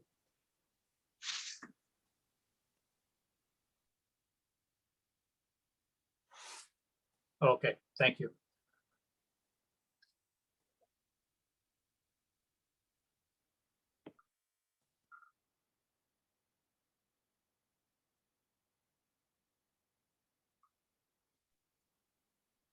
To be clear,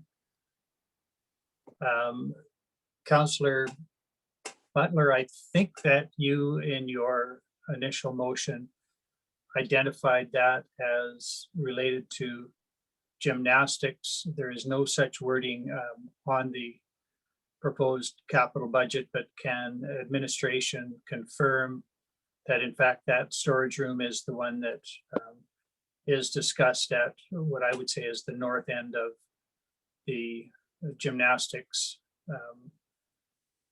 area.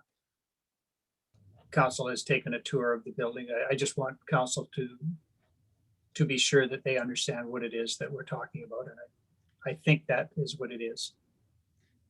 Yes, Your Worship, I believe it is. And I'm just looking to see if we have, I see that Ms. McNabb is on the Zoom call as well. And if Ms. McNabb can confirm that the line item that's called storage room in new multi-purpose space, is that actually what we more commonly known as the gymnastics facility? That's accurate. Thank you for that. All right, any further discussion with respect to removing that item from the 2021 capital budget? Councillor Keller-Grampy. Last year when this was in the budget and due to COVID, we didn't pass it. I had some calls from the gymnastics club, how they felt that this construction of the storage room was going to affect some of their equipment of where they have it now. And I was just wondering if that ever got resolved, like if administration has been working with gymnastics club regarding that, because the president at the time did not know till it was right upon them that this was going to happen, and then it never happened. So I was just wondering if that got resolved. Ms. McNabb, do you have any comment on the discussion that's happened with the gymnastics group and about, I guess, maybe the general function of this this project? Discussions did take place with gymnastics. The actual size of the storage room was still yet to be determined. We put a recommendation forward and showed them where that would locate to. It does not affect any of the equipment. It will affect potentially some of their couch area, but can easily be replaced with chairs. So that's where that stands. Thank you.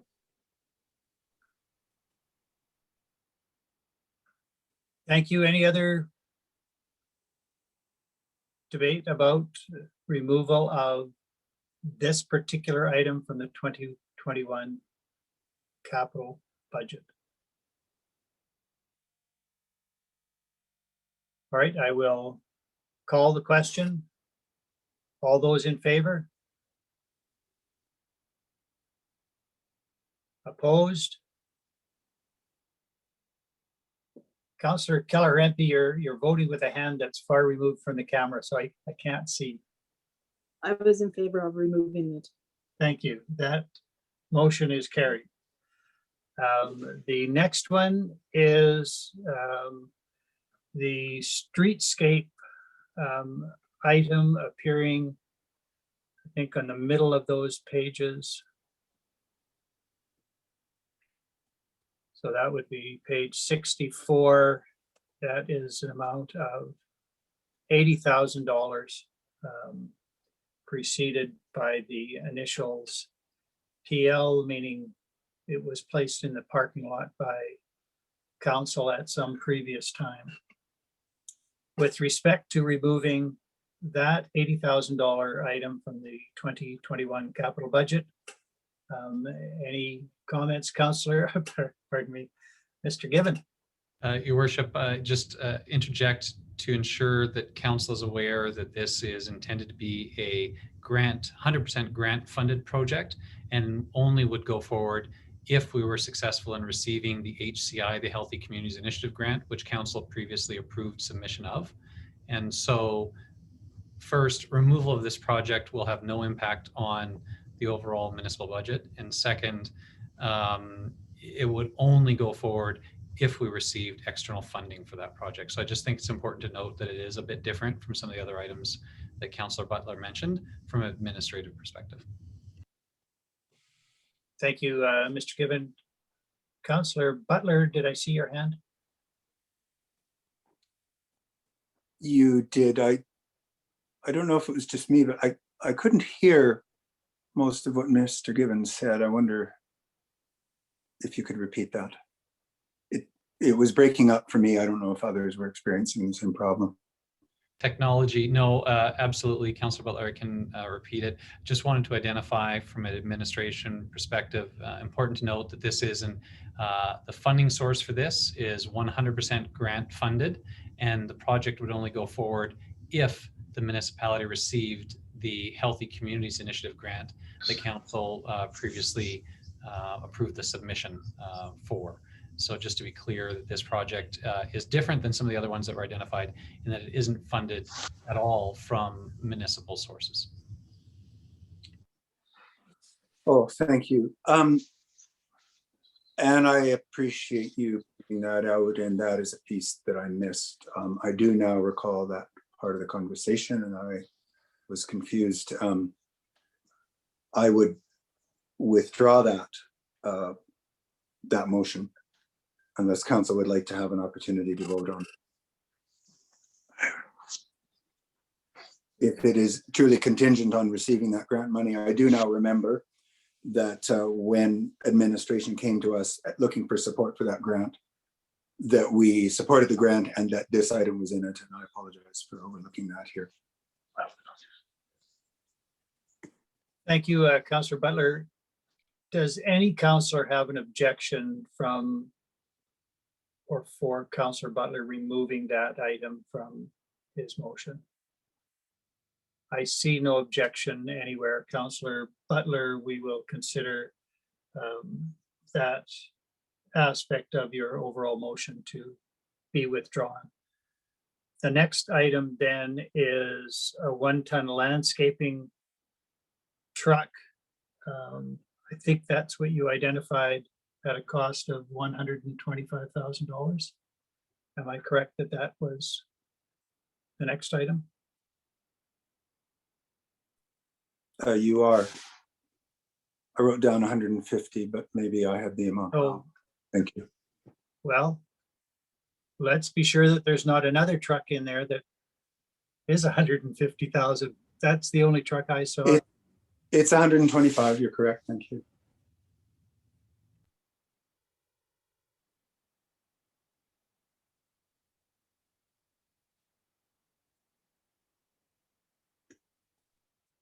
Councillor Demota. Thank you. I was just about to call you Your Honor, but that's okay too. It's an honor to work with you. Landscape truck, what are the consequences of not moving forward with this for 2021? Your worship, I'll refer that to Mr. Greathead. Your worship, to answer Councillor Demota, right now we have a 5-ton truck with a high ab on it. We use for moving heavy material. The frame has let go on it. It's not going to be able to be CVIP'd going forward, and that's been taken out of our fleet.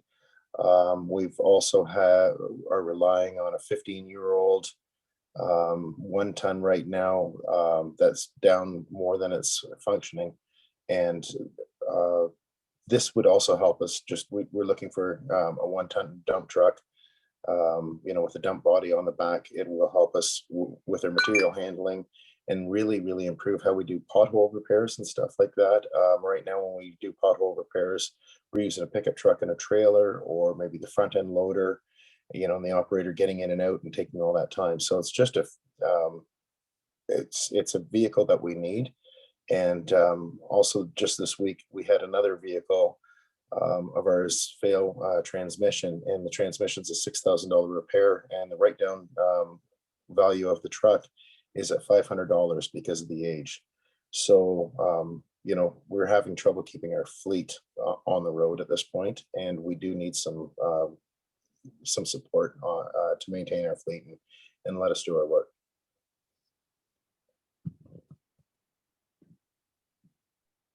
Thank you. Other questions from councillors? Councillor Keller-Crampy. To you, Mayor Ireland, Mr. Gibbon, Mr. Greathead, is this brand new or can this be bought secondhand? Has that been looked at? Your worship, to Councillor Keller MP, yes, we are adaptive on that. If we can find something reasonably gently used at auction, we are looking at the auctions frequently to see what's out there. We're constantly checking Gov Deals as a group to use it. That would be the maximum upset that we would spend on this truck, and obviously we would be searching for the best value. Buying brand new, I know that we get some benefits from that, but we do not put a lot of mileage on our vehicles. So, you know, ideally, yeah, if we can find something gently used that's suitable for us, that's where we would be going, and that's where, you know, we're ideally would be picking from. Thank you, Mr. Greathead. Councillor Demota? And just looking at the funding source, that would come directly from reserves collected from the requisition this year.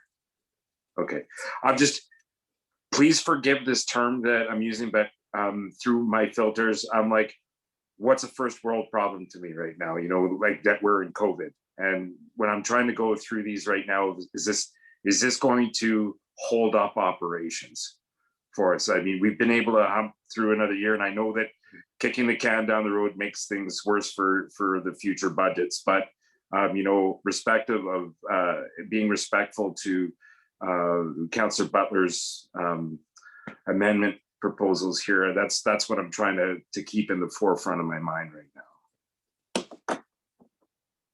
Thank you.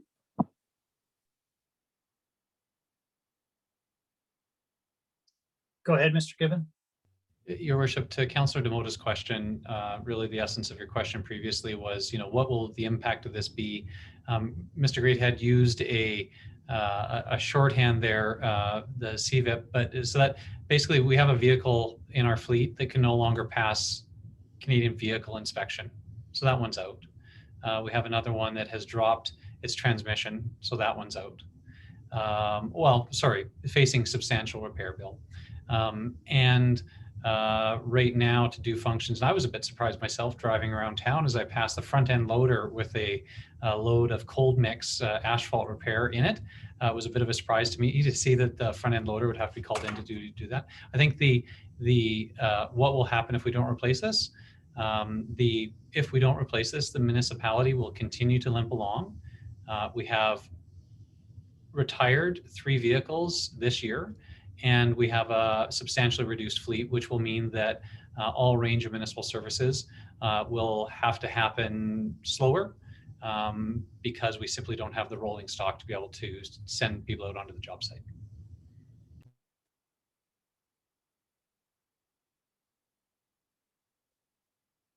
Thank you for that. Other questions or debate, I should say, with respect to the motion? Councillor Butler. Let me say this about that, and part of the rationale behind my motion. There are at least 5 vehicle replacements in this 1 year's capital budget. That is a lot of vehicles in 1 year. And I will reference again that part of what I struggle with in our process is that there is no ranking within our the capital requests. There is no distinction made for us, and perhaps it is because we have not properly asked for it, between the most important and the least. But there are 5 vehicle replacements, not counting a forklift.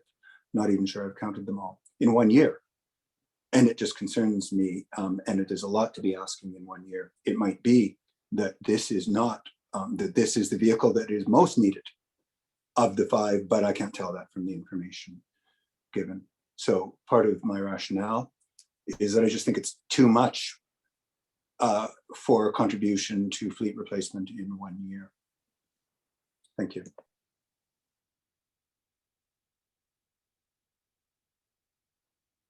Thank you. Any other debate on the motion? Right, I will call the question then.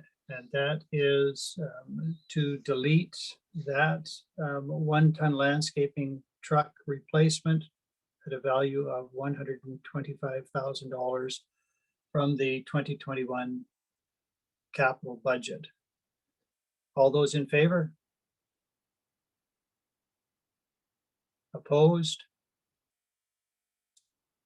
That vote is tied. That means it is defeated, which means that the motion is not amended to that extent. The next item is library generator valued at $40,000. If I can find that, I will refer you to it. If anybody else can point it out more quickly than I, feel free. There it is, first page, first item on the operations part, library and cultural center generator for library.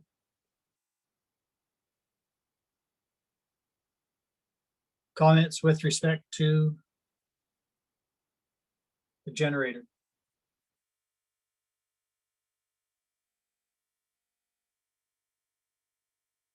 I see nothing. I will call the question. I'm sorry, Councillor McGrath.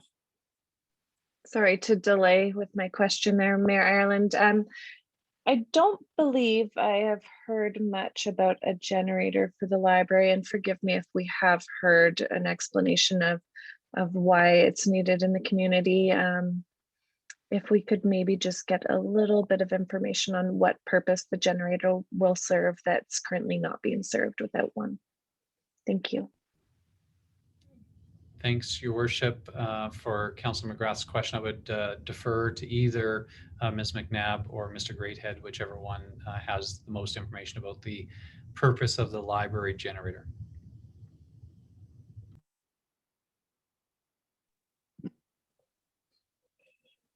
Your Worship, to speak to Councillor McGrath's question, the generator powering up the library is going to be one of our public buildings used in the event of a disaster or emergency management.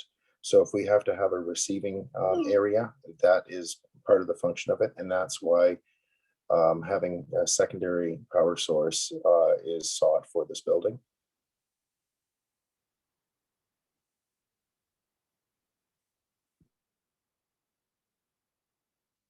Councillor Kelleher-Empey. I'm just curious, do we have generator for any of our other buildings?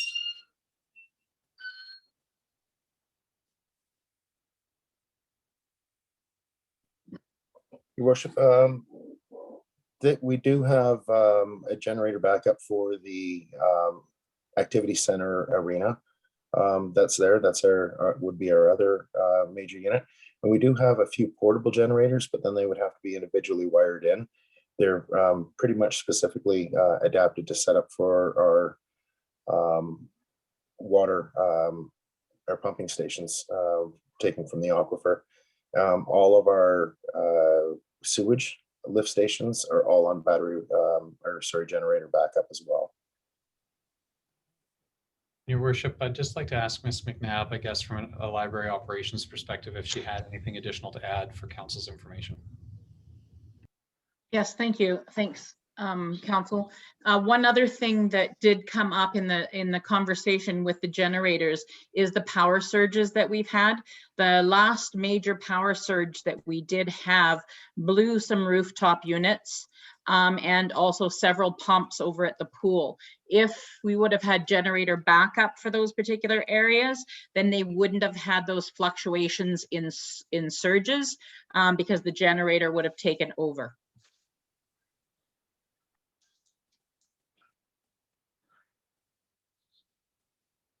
Thank you for that, Councillor Journeau, and then Councillor Butler. Well, first of all, you mentioned some of those surges. When was that? That was approximately 8 months ago. Yeah. So we're still stabilizing into the new system. So I think that they've been removed. I think most people will tell you that that's not neat. I'll support what Councillor Butler said in the start. is nice to have versus a have to have. This is a nice to have. I will support removing it from the budget. Thank you. Councillor Butler. Thank you very much, Your Worship. And I do not mean to wade into areas of expertise where I will acknowledge that others have more. However, I don't see how our Library and Culture Center would be, in case of an emergency, a meaningful intake area as compared with the activity center, which is already on a generator. I see the argument, but I can't see how that relatively small building could be meaningful as an intake area in that circumstance. And the second thing is, again, acknowledge the expertise of others, but generators don't protect against power surges. Generators are there for power outages. So unless the item is not accurately described, I just find myself unconvinced and see it again as a nice to have item. Thank you. Mr. Greathead. Thank you, Your Worship. If I can just clarify, the damage done to the rooftop units last time, and it affected the VFDs, the variable frequency drives. They ramp up the motors as needed. What happened was that we lost one of the 3 phases. So the building thought it was back on. Everything thought like it was reading power, but it was only running on 2 of the 3 phases. So we had one phase that had been dropped. Had to get that the fuse reset on that one, but it was that running on 2 phases which caused the damage.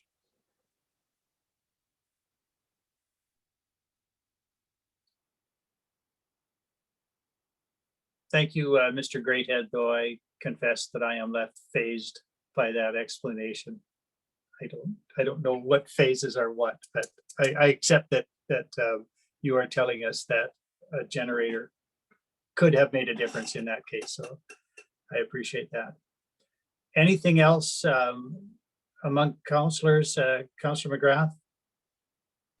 Just to agree with you, Mayor Ireland, I too am not knowledgeable on this, but that really points to the importance of us trusting our administration and taking their expertise for what's being recommended in the capital budget. So I don't have the expertise on generators and the rationale behind them, but I do trust administration, and therefore I will be voting not in favor of this motion. Councillor Demota. Just looking at the funding source again, it won't have a direct impact on this year's budget, but would take out of reserves, which where that 40,000 could go to something else, correct? Down the road. Yes, Your Worship. Deletion of the project does not mean deletion of the drawing into reserves from the capital tax side. Thank you. So yes, that would be available in future years. Okay. All right, thank you. I think we've been through a full round at least of debate on it. So I will call the question. All those in favor of the library, the generator for the library being deleted from the 2021 capital budget. Are you in favor? Opposed? That is carried, so that item will be deleted. The next item I had was the route management system. That would be in operations, if I can find it.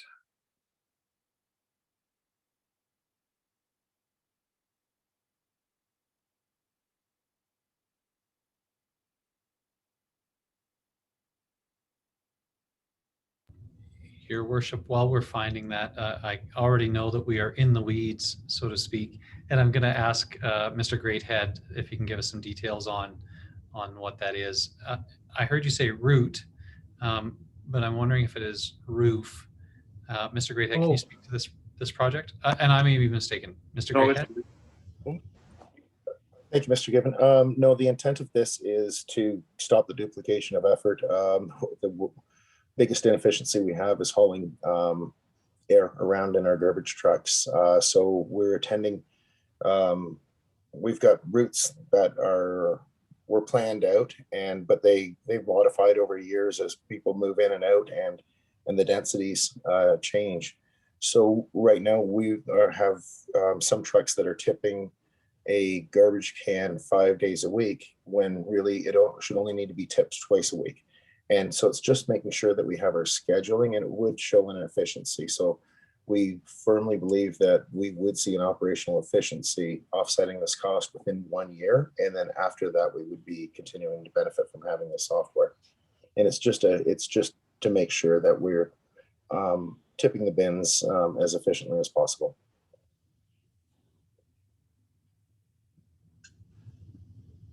Councillor Demota. Well, it's too bad that we can't justify this one as an in and out and not have it on the thing and just give the blessing to go and buy it if it was going to pay for itself. Much like when we talked about the bulk water situation, right? So if it's going to mean savings and it's going to pay for itself within 1 year, then I'm all for it. If we had those numbers, but I'm also into improving efficiencies where we can. And I think with, the measures that we're taking and the way things are going with cardboard and other things in the community, that it's important, I think, to be able to quarterback our vehicles and our staff so that we're not duplicating or overlapping in service, and we could be using that staff time and vehicle time in other areas. So I would be opposed to removing this particular one because I appreciate the effort that's gone behind it, and I think that managing our staff better, our vehicle time, and that's going to save us in gas and all sorts of things, and that does have an environmental impact as well. And so that's where I would be in support of keeping this on the budget. So I won't be voting in favor of deleting it. Thank you, Councillor Demota. Any other debate with respect to, and it is an item that I have finally found at the bottom of page 64, fourth entry from the very bottom of that page, electronic route management system for solid waste vehicles. $30,000 amount.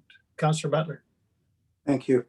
My objection to this item is similar to my objection to the request for additional funding for additional positions, the plumbing and maintenance department, based on the rationale that we can save money over a short period of time. If we can save money, $30,000 in a year, by doing this, then we should do it. And it isn't capital in nature, it's operational. And I would like to think that the organization is doing that and saving money whenever and wherever it can. So I don't know if we have a problem of process where administration feels it needs to come to us with a capital request to make an operational change for what it is. But I still see it as $30,000 of spending without being able to see the savings in place. And so I don't know if the problem is systemic or what it is, but this is where I have a problem with the rationale. We should spend this money to save money. And I would think that operationally, that's what we're already doing. So why is it a capital request? And on that basis, I am in favor of deleting it. Mr. Gibbon. Your Worship, I'll just speak to Councillor Butler's process question. It is in front of council because it is a single one-time ask and not an ongoing ask. And because it is over 20,000. And so there are some screens that administration uses to identify what should come in front of council for discussion and debate. We've heard here that council would like to have significant details so that they have insight and the community has insight into the budget. This is an intent to be transparent about when administration proposes to spend money on a thing that you'd only do once or infrequently.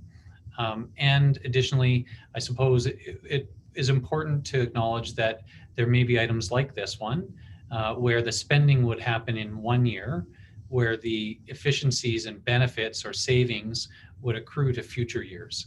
And I could say that administration in future would do a better job of presenting that to council.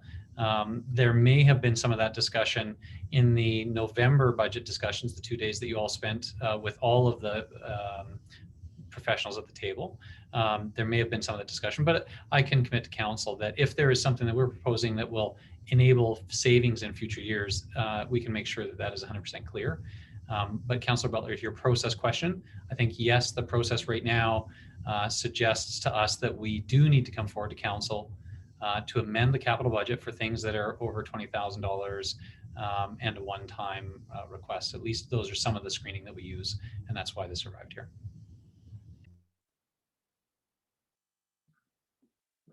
Thank you for that. Just with respect to this one item, I will say that I am torn on this one. I perhaps put more credence in anecdotal evidence than others might. My concern is that we may well spend the money, get the system, find that it suggests an alternative, and our drivers may say, well, I could have told you that, because they're in the field and they experience this every day. And it just seems to me that we could place more reliance, I think, on our field workers who understand their role. But this is coming from the operations department. They are obviously struggling to find the best route to efficiency. We have adopted as a strategic priority that we are committed to the effective, efficient use of municipal resources. And if this will aid in that end, then I am inclined to accept that it is a reasonable expenditure of money to make us more efficient. But I do worry that we are not perhaps utilizing the wisdom of our workforce, who have been challenged by this over a number of years and may have some solutions that don't require an electric route management system. However, that is my dilemma personally. I think overall, because administration and operations in particular have recognized this as a better approach, I am not inclined to try and second guess them. So I expect I will vote in opposition to the motion to amend. However, I do understand the difficulty with the issue. Anything else before I call the question?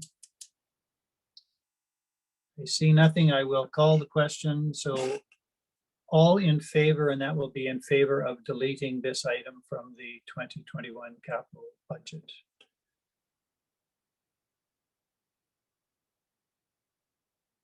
I see 2. Those opposed?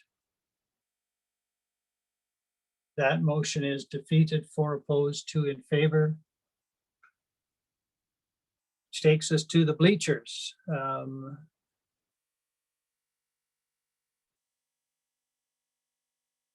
And makes me wonder whether there's anybody left in our bleachers today. I haven't looked at the list, but if they are there, credit to them for hanging on through today. It is an item of $27,000. I think I heard from Councillor Butler's presentation, and I'm just looking for. Yes, it is on page 1 of the document, so page 63 of the agenda. And it identifies as ball diamond bleachers ×2, $27,000 to be financed from reserves. Anything on that, councillors?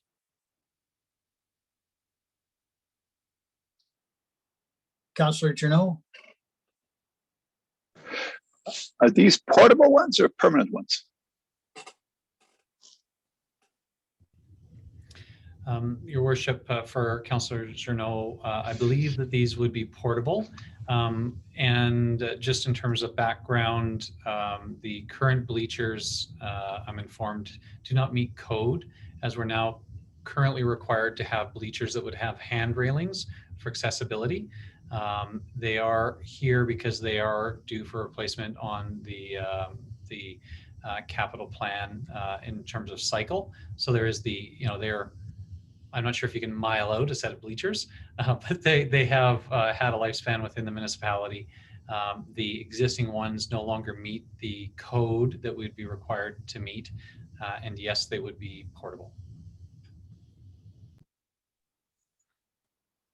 Councillor Janot? Thank you. I will not be supporting to remove that. Councillor Butler alludes to some tournaments. Most of these are used by regular users, which is our slow pitch league. A lot of those people come with families and so on and so forth, young children, and they just need a place to sit with their, in other words, the spouses come with the small children. So, and I have used those, and we've gotten good usage out of the ones we have, and there continues to be a need for them. So, and certainly if they don't meet code, I support replacing them.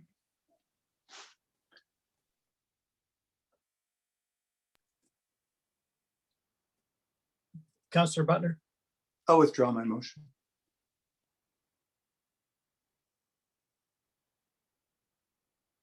Is there any objection? I see no objection. That can be considered withdrawn. And the last item then that I had recorded is daycare yard drainage. That is a $250,000 item, and that is on page 63 of the 78-page agenda.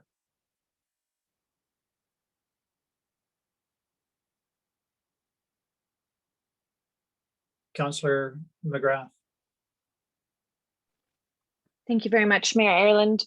I'm certainly not an expert in this field once again, but I don't believe that water pooling in spaces near our assets or near our infrastructure is okay. And I feel that if we did not pass this item of drainage in between the childcare facility and the fitness facility, we could be putting our asset or our assets at risk of deteriorating from water damage. So based on not being a professional and not being an expert, I would feel like turning this down and not including this in the capital budget would be an unwise decision.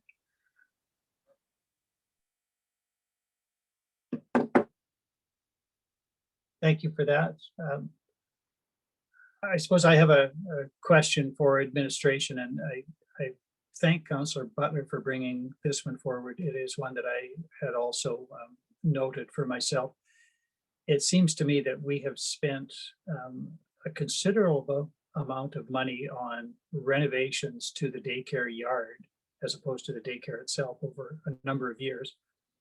I don't quite understand how all of those renovations should have left us with a drainage problem. So somehow there was either lack of attention to detail, or perhaps a contractor didn't do what was required. But even having now a drainage problem, it must be a problem that occurs only irregularly. And given the type of situation that we're in with recovery from COVID still quite uncertain, are there temporary measures simply to have something like a sump pump and pump out excess water when it accumulates, that would be far less costly than a $250,000 renovation on top of, I don't know what we've spent on renovations to that yard already, but it is, to me, quite a staggering amount. I guess my question is, are there alternative operational solutions rather than a capital expenditure solution to this problem? Your worship, I'll let Mr. Greathead speak about the operational, the current operational practices and ongoing solutions. I would make an observation for council that this may be the type of item that might be better reflected in a future year as a part of an overall renovation of the facility. If we're going through a design process for the activity center in 2021, this might be the kind of thing that we could consider in that design process. I mean, essentially, if you move a wall or a sidewalk or something like that, it could have an impact on drainage, and John may have an opinion on that. But he can also fill you in on what we, the current operational impacts and what we can do to kind of limp it along in its current state. I will say that from my perspective, there would be no significant harm in moving this forward to a future year when it could proceed in alignment with a larger overall project. But John, by all means, feel free to contradict me if there is some significant operational concern that you're aware of today. Thank you, Mr. Given. Your worship, to speak to this issue, some of our historical records show that there was actually a catch basin that was there to capture the drainage that seems to have disappeared over time. And as the multiplex has grown and evolved in pieces, there's all these building envelope separations as one abuts to the other. We had to deal with some flooding this year, or actually floor issues this year, and we're having trouble tracking down where this drainage was coming from. And it was actually an old utility cut that had been concreted over, that was trapping in the groundwater that's in the area, and it lifted the floor up and caused that work that needed to be done. Right now, we are using sump pumps and like built in a little sump, and put a pump in there to try and drain it. I've also know that we've had to attend a few times this year with the hydrovac to take out vast quantities of water as the melt comes on. Something went wrong there. I'm not exactly, we're not exactly sure where the fault is. I agree that were we to look at the bigger picture and do the redesign or that work on the activity center, that this could be tied in and we could attempt a mitigating measure this year. I don't know what I would ballpark that at, maybe 15 to 20,000. But it is a problem that's been arising, and again, it does damage to our buildings as the water is collecting up against the foundations and finding any crack and crevice to get into the building envelopes.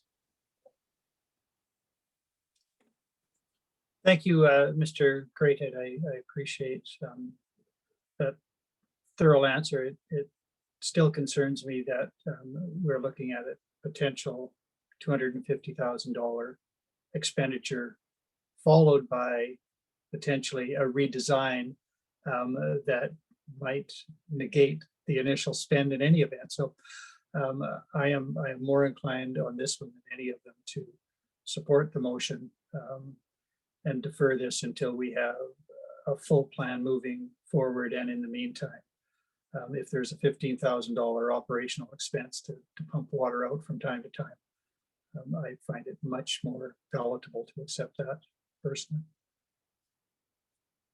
Other comments with respect to this matter?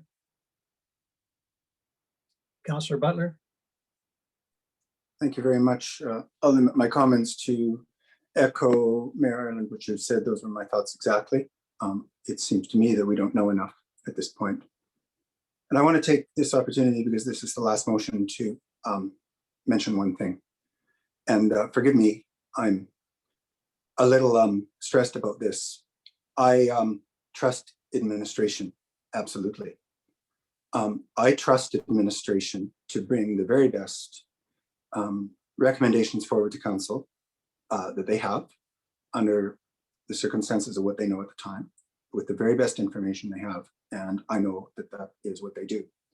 I am offended by a suggestion that any of us might not agree with a budget item on the basis of trust. That is not the case, absolutely. I believe administration trusts council to weigh the recommendations and make our decisions on our sense of what is best overall from the $30,000 foot view for the community at large. That's our job. I don't ever make a decision based on mistrust of administration. I make my decisions based on what I think is of the best benefit overall to the community at large. And I trust administration to bring the best recommendations they can to us every time. And this is a case where there's a strong recommendation, but I'm getting the sense among council, a consensus that perhaps it could be put off to another year. That's our job. It isn't about trust. So thanks for the conversation and for going through all of these items sequentially. It has taken us some time, but it's our job. Thank you.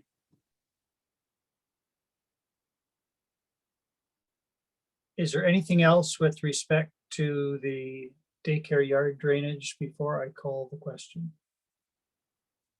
Right, I will call the question. All in favor, and for clarity, that's in favor of deleting this from the 2021 capital budget. All those in favor? There are none opposed. That is carried. We have voted then. I think we have sufficient motions. I don't have to go back to the motion to amend.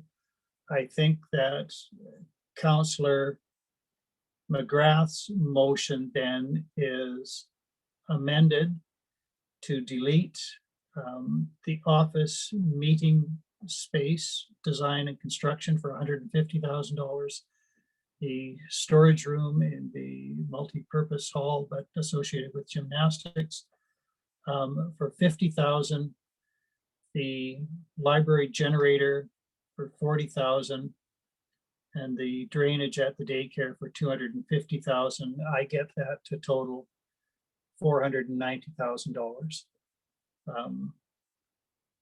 Subject to anybody correcting my math.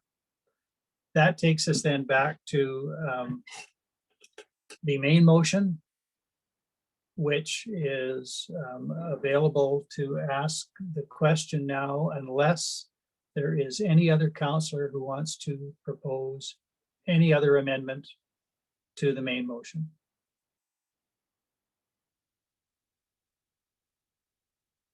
All right, I will call the question then on Councillor McGrath's motion to direct administration to present to council the 2021 capital budget as presented this morning, but subject to a $32,000 increase for the safety measures and deletion of the items I've just referenced, which total $490,000. Is that question clear enough to all? I see a nodding of heads, so I will call the question. All those in favor? Opposed? There is one opposed. That is carried. So again, that is simply a direction to administration to come forward with a capital budget document for the April 6th regular council meeting. We have left the external requests and then the secondary question about impacts to the budget from the use of the most money, which, as indicated earlier by Mr. Given, will have the most profound impact by far on all of the decisions that we make today. We've now been back for approximately an hour and a half. I'm hoping that we have less than that ahead of us, but it might be time now if people need a brief recess. I could call that now. I have effectively 2:30, so if we could call 10 minutes and reconvene at 2:40, and then we will push through, I hope, to the end in one more session, remembering again that the most impactful decisions will be right at the end of the day, which hopefully will allow us to all retire in a good frame of mind. So we'll take recess now for 10 minutes and reconvene at 2:40. Well, a call from Ireland sounds important. It was very important. Thank you.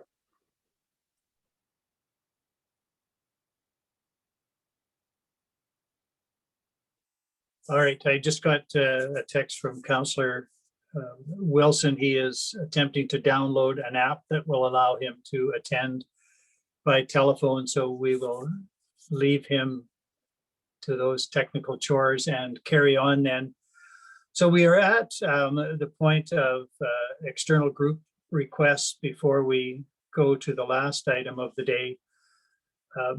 The 2021 operational budget has been premised on a return to 2019 funding levels for external groups. We have 5 to deal with. The library is not one of those because there was not an additional request for money from the municipality for this year. So that has simply been included at the 2019 level. We can go through these, I suppose, individually is the easiest way to do it. The only one that is a little bit different, I suppose, is the Evergreens Foundation with respect to the seniors bus, because there was no funding of that sort at all in 2019, and of course not last year. So this would be a base year for support for the operation of the bus. The easiest way to do this, I think, is to simply invite any interested councillor in making a motion with respect to external requests which have come forward from any of these external groups for the 2021 year. And if there are no motions, then we will just move on, but we will deal with those motions as we must. Councillor Demota. I believe, I don't know if the intention is, but I'd like to deal with them one by one, if that's okay. And I don't know what order, does it matter what we start with, or?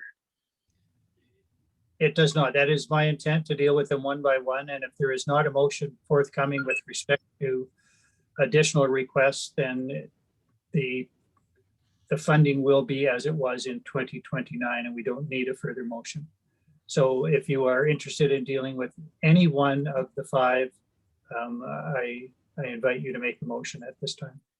Well, I was just thinking of I guess a low hanging one, and I hate to refer to it that way, but I think that there was a commitment already in principle to support the seniors bus, and because that has to come directly out of the requisition, that I'm in favor of moving that right away. So I'll put that on the table, unless Councillor Butler wants to address something outside of address the process.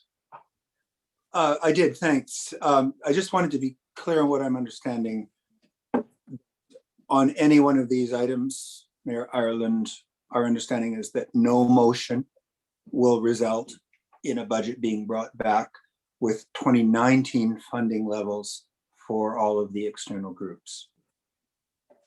And we would move for less or more than the 2019 funding level. But if there's no motion, that is what will be brought back. Am I correct? That is my understanding, yes. And I see Mr. Given nodding that is his understanding as well. So the budget that has, I'm sorry, go ahead. Well, I thought we needed a motion on everyone without, but we don't.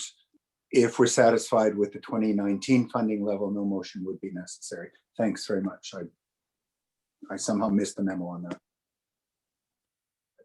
Except for the bus, though, I don't think that one was in 2019. Because there was no 2019 requisition. So sorry for derailing things for a moment. Please, Councillor Demota, carry on with your motion. No, that's fine. So yeah, I don't know if that's the process. I mean, I just wanted to move that one forward, and then if the other ones, if the sleeping dogs lie, then we'll let them lie. But I would move to go ahead with the expenditure for the $10,000 for the seniors bus.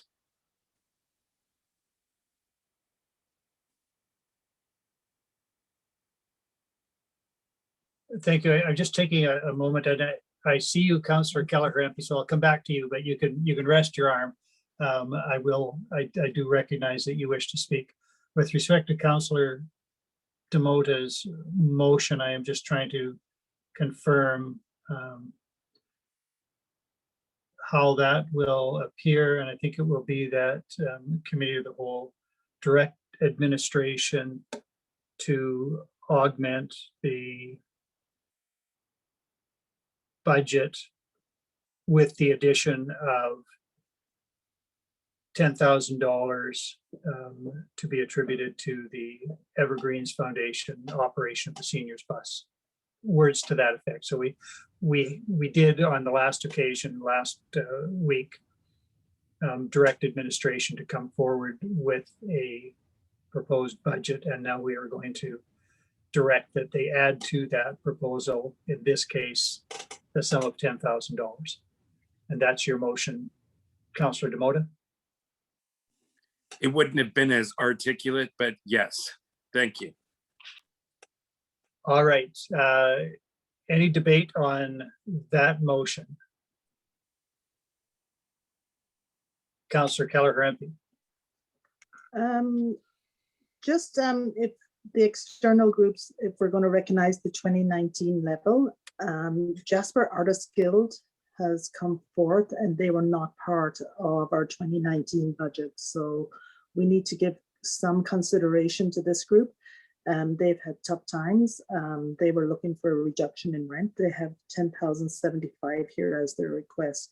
I think we need to look at some sort of funding level for this group too, as supporting other external groups. I accept that entirely, Councillor Kelleher-Empey, and I will return to that. If I would like to deal with the motion that is on the floor, which is in respect to the Evergreens Foundation and the operation of the seniors bus, and then we can deal with each of the other groups as necessary, including the Jasper Artists Guild. But not quite yet. Councillor McGrath and then Councillor Butler. Sorry, please forgive me, Mayor Ireland. I was speaking in response, or hoping to speak in response of Councillor Kelleher-Empey's suggestion. Thank you. Councillor Butler. Thank you very much, and thank you, Councillor Demota, for the motion. I just want to speak in favor of the motion.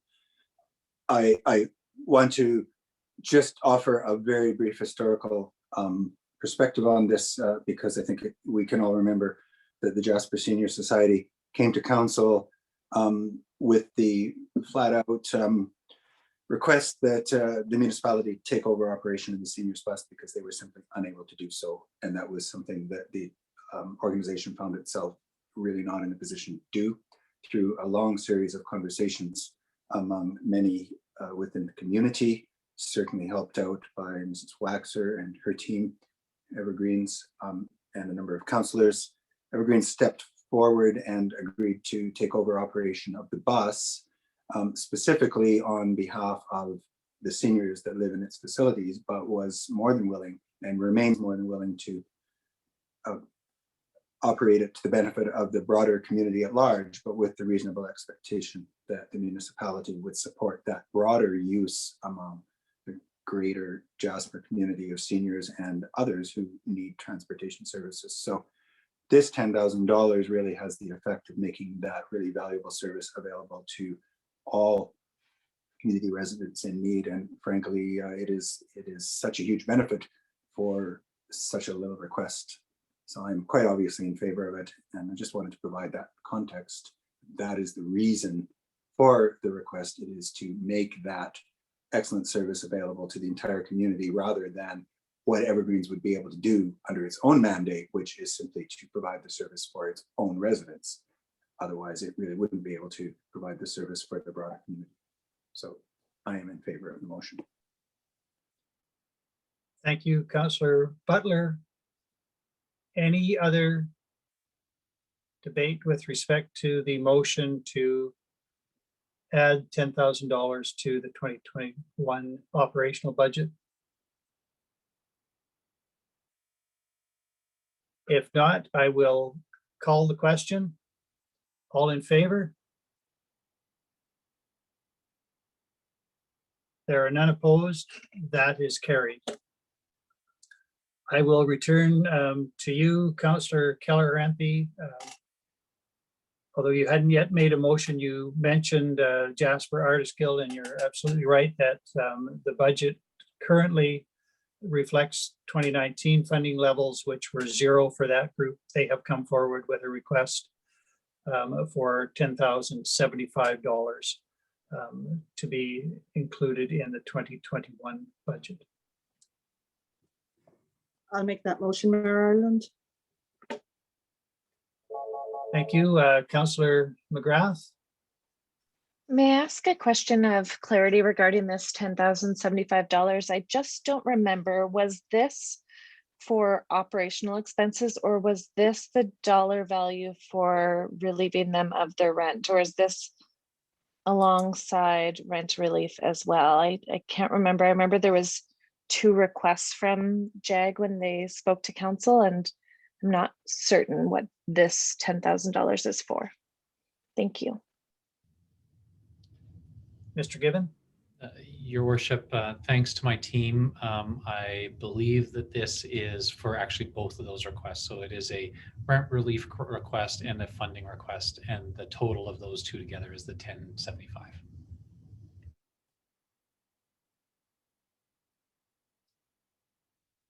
Thank you. Any further debate with respect to that motion? Councillor Butler. Really torn about this and also the request for Habitat for the Arts.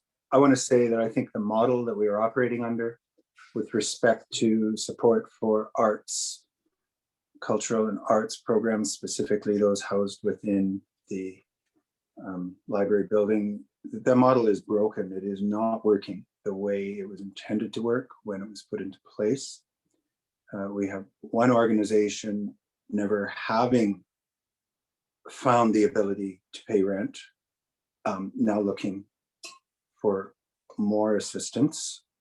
We have another which has conversely faithfully paid rent all along, which has not, in my view, been very equitable, where one organization does, one organization doesn't. They're not the same organizations, but I think it is time for a conversation about how we fund arts and cultural organizations broadly in Jasper. I am not satisfied with the idea that we simply, not that it's a lot of money, I'm not pretending it is, that we hand over money to these organizations in kind of honestly what feels like a piecemeal fashion. I think maybe we need to well and truly revise the program. It's not the way in which we do this. It's not going to happen this year, but it's just not working. These organizations are barely surviving, which isn't helpful. We don't feel particularly good in some cases about the stipend because it is money that we don't seem to really have much insight into how it's being used and control over it. So therefore we suffer from concerns about our responsibility to taxpayers. It's not working. We're not going to fix it this year. I'll support the request. But we need to do better in future, and we need to broadly and completely reassess how we're going about the business of supporting arts and culture in the community.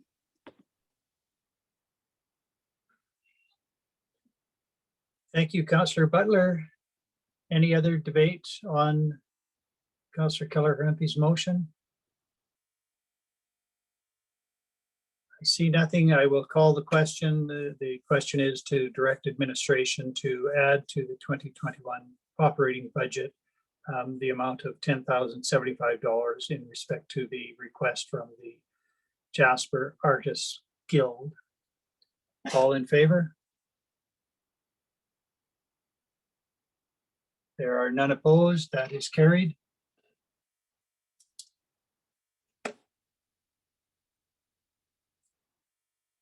There are 3 other groups who have made requests. I will just canvass council. Are there any further motions? Councillor Demota. I would just like us to go, just for clarity's sake, again, just to go through the museum request and the breakdown of the two numbers there, and the final number, just to we may not vote on anything today, but I want to have some clarity going forward. Okay, you want a breakdown of which numbers? Can you clarify that? I'm just trying to open it up again. I lost, my phone died here, so I'm trying to get to the budget.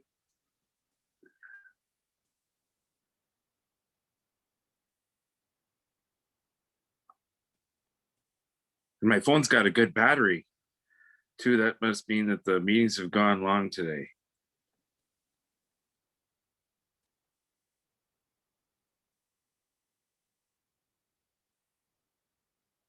We had the $49,000. I still haven't pulled it up yet, but, and then there was the $19,000 added on.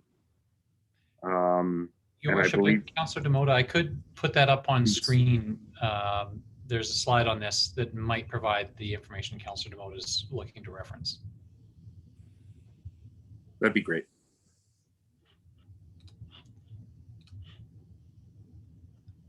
Is that the information you were looking for, Councillor Demota? Right. So if we proposed not doing anything today, we would just go ahead with the 2019 numbers. And then there's the funding, the extra funding level, I guess, that was requested in 2020. And so go ahead. Sorry, Councillor Demota, I was just, so yeah, just to explain this, we tried to do it in a bit of a sequential order so council could see what happened over the years.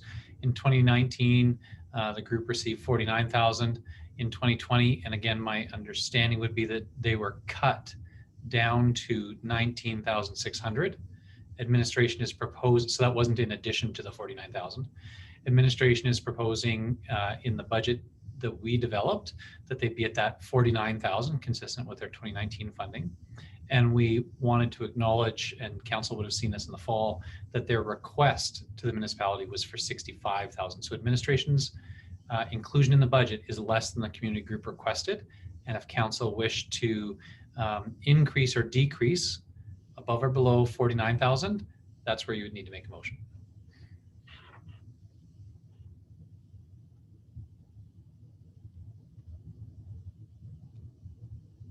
Thank you for that clarity.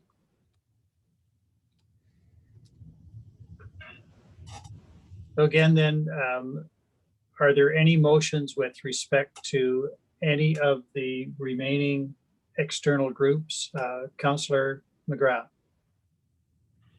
Thank you very much, Mayor Ireland. I move that we include the request of $12,500 for Jasper Victim Services Society in the 2021 operational budget. Thank you. Any debate on that motion? Again, for clarity, it's a motion really to direct administration to add that to the budget that will be presented to us next week for approval at that time.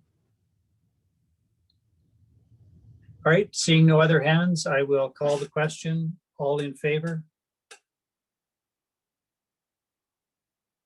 Councillor Butler, I have lost visual contact with you.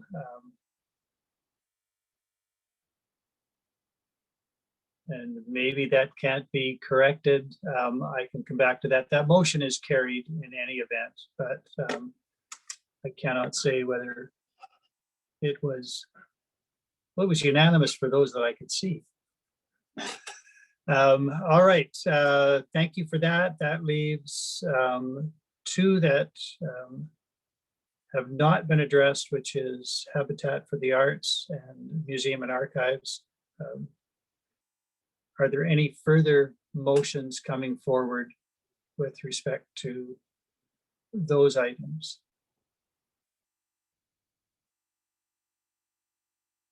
All right, seeing none, they will have, well, what will come forward in the budget as directed by council previously is a return to the 2019 funding levels.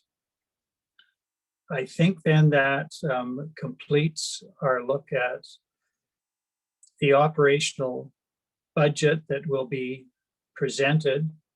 But now the details with respect to the COVID recovery strategy become the topic of discussion. So Mr. Given, I will turn to you again to commence that discussion for council. Thank you, Your Worship. Appreciate all the work today. As referenced early on and a couple of times through, I believe the most impactful decisions the council will make in this budget really are in the COVID recovery strategy.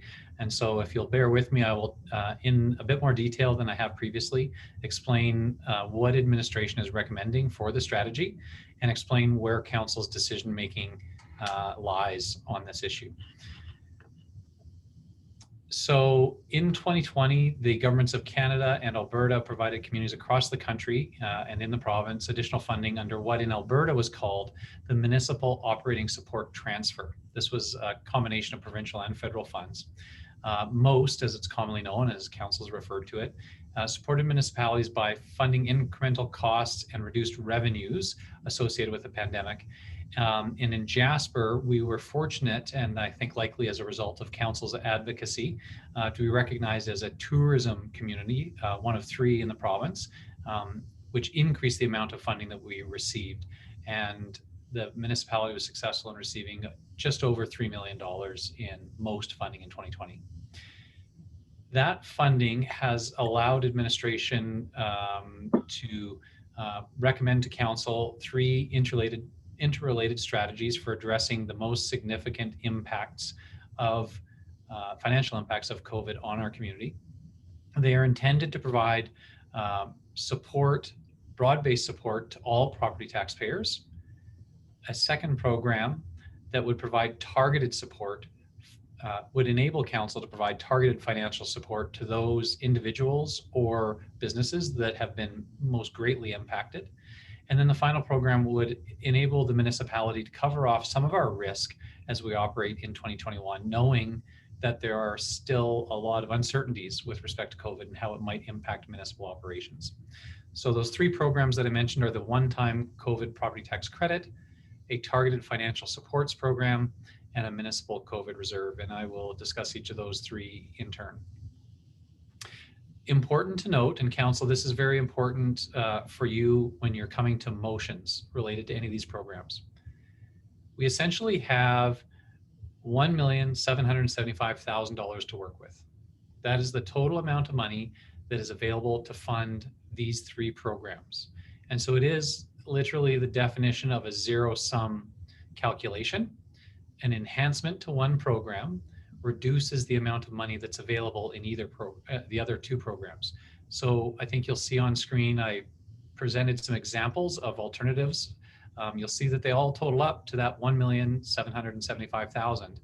But in alternative 1, we have $1 million in tax credit, $500,000 in financial supports, and $275,000 in COVID reserve.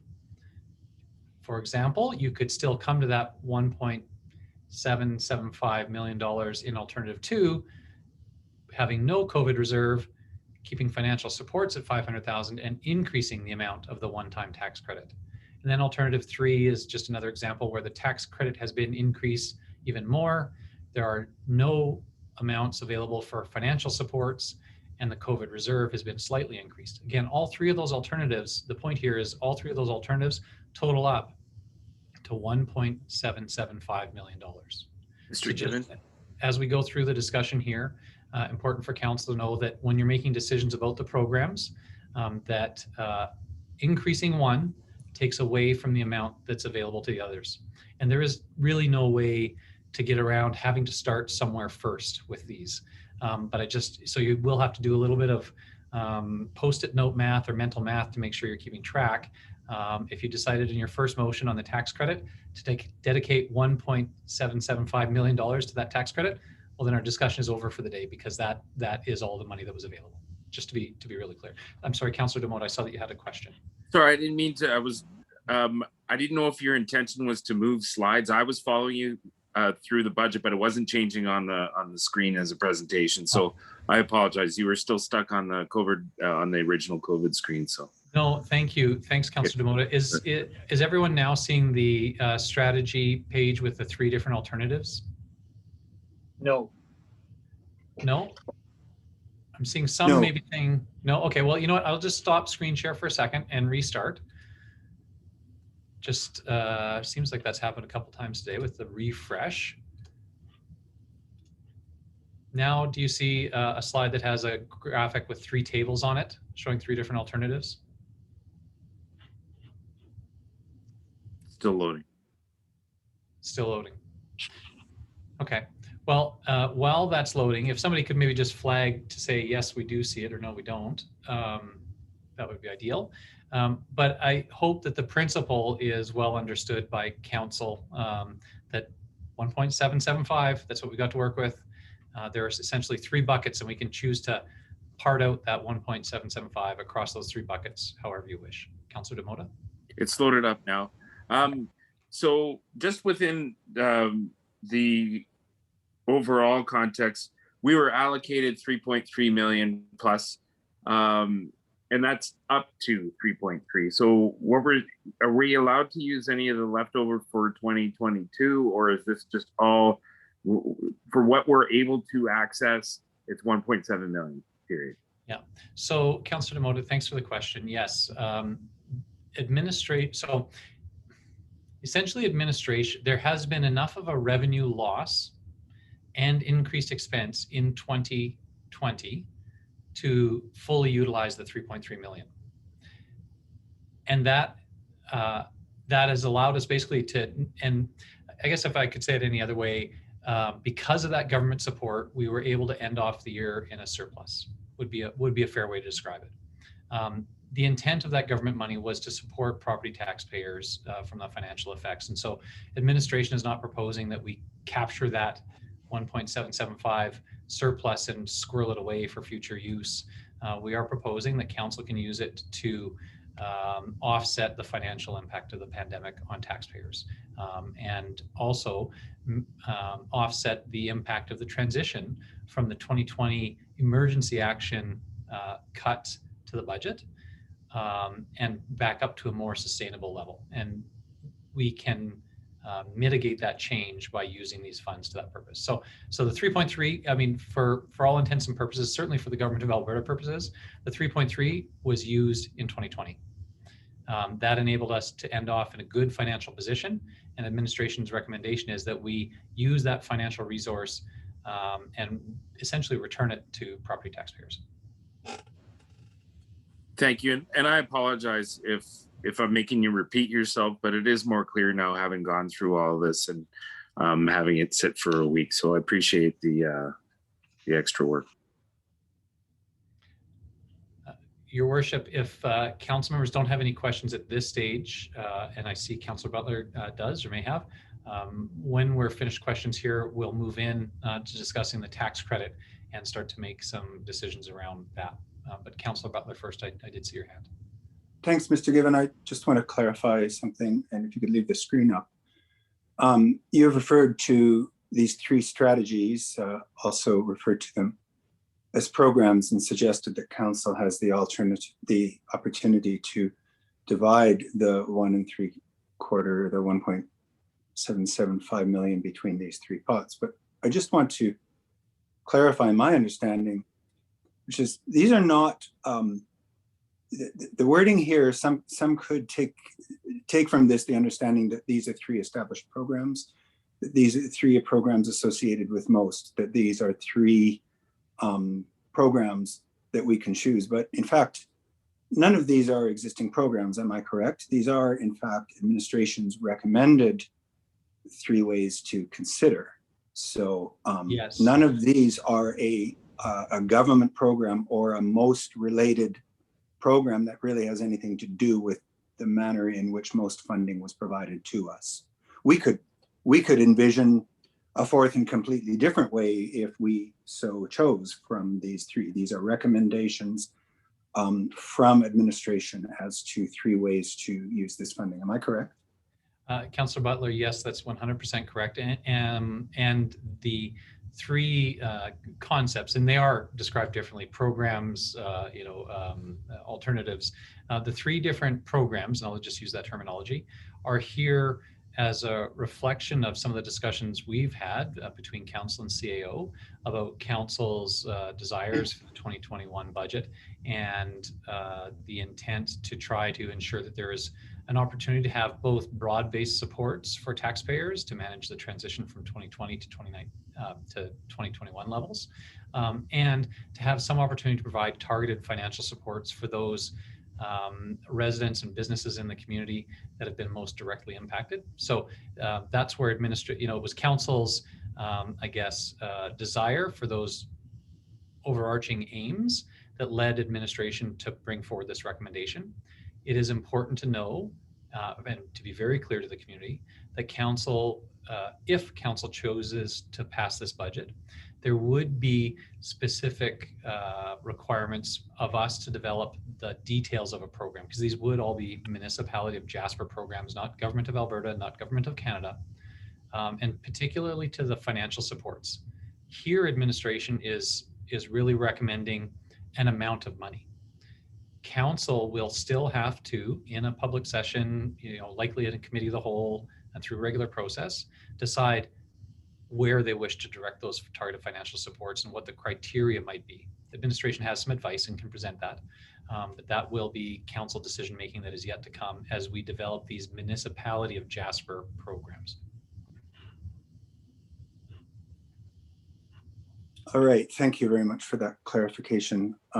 I'm not sure if we're there yet.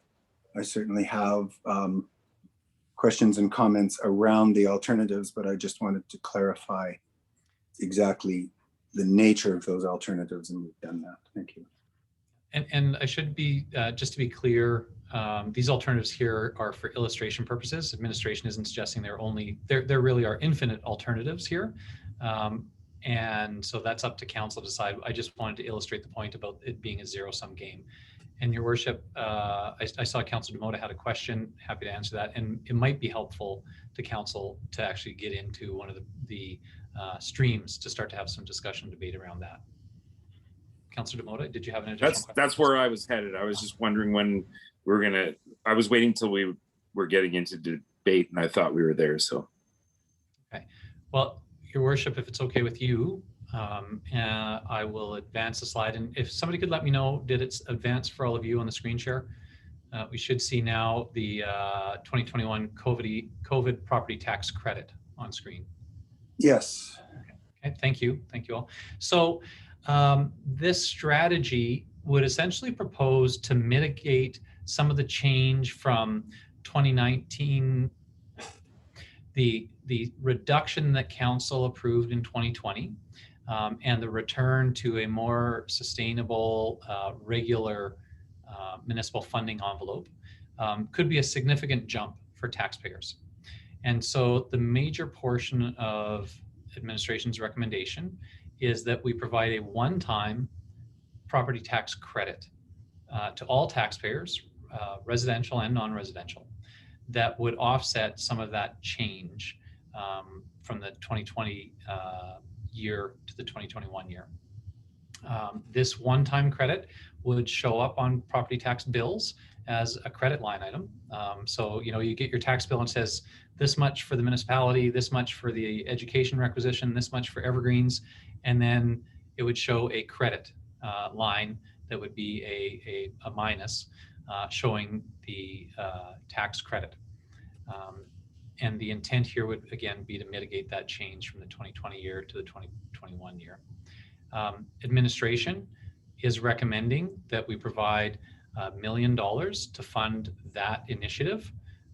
And I would open it up to council for discussion, debate, and motions about what might be the appropriate amount out of the 1.775 to allocate to this purpose. And to be clear, this is, and to be as direct and clear as possible, you see it reiterated in the slides, this would be a one-time use of these funds that would not be available in future years.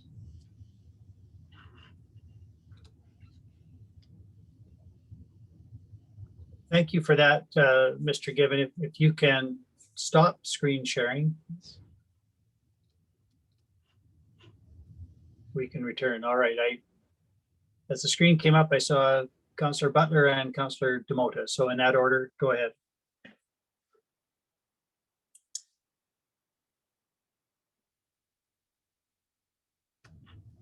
Councillor Butler, if you choose to unmute, that would be helpful. Oh, I forgot to unmute. Fortunate for you, but I've now unmuted. Mr. Given, I have a question and then probably a comment with respect to perhaps an oncoming motion. So Mr. Given, appreciating that we haven't set even the details of this initial program, given that it would be essentially, I can't remember what word you used, not a tax rebate. I guess it is a rebate. But I assume the way you would envision this, correct me if I'm wrong, would be to rebate taxes proportional to each taxpayer's assessment. In other words, if you pay $40,000 in taxes, there would be, you would have a little bit more of a rebate than somebody who pays $20,000 in taxes. It would be as taxes through mill rates are proportionate to assessments, so the rebate also would be proportionate to assessments. And I see you nodding, so. Correct, yes. That is essentially the difference between this program and the second one, which you are suggesting could be targeted and therefore not simply proportional to assessment. Yes, and in the second program that when we get to discussing it, council will have some decisions to make about what kinds of financial supports could be useful. They could be financial supports targeted at individuals, providing, and these are examples of things that could be done, not to predetermine council decision making, but for example, if council wished to provide individual utility payers with a utility rate holiday for some period of time, council could use the financial supports program to do that. If council wished to fund a program to provide dollars to help local businesses do enhanced marketing, council could fund it out of that. So there's still a wide variety of options available, but I think the difference between this tax credit and that targeted financial supports is that the tax credit will apply to everybody that receives a property tax bill in the proportional amount, as you noted, Councillor Butler. The targeted financial supports, council will have the opportunity to discuss and decide how to best address the individuals and or businesses that have been most directly financially impacted by COVID. Because we know, and I will, there are some businesses in the municipality that have continued to operate differently, and I'm sure with increased cost, but maybe quite successfully, where there are others that have been completely closed for a number of months without any option of reopening, and council may choose to wish to direct financial supports to those types of businesses differently. And the property tax credit does not do that, where the targeted financial supports would give council an opportunity to do so.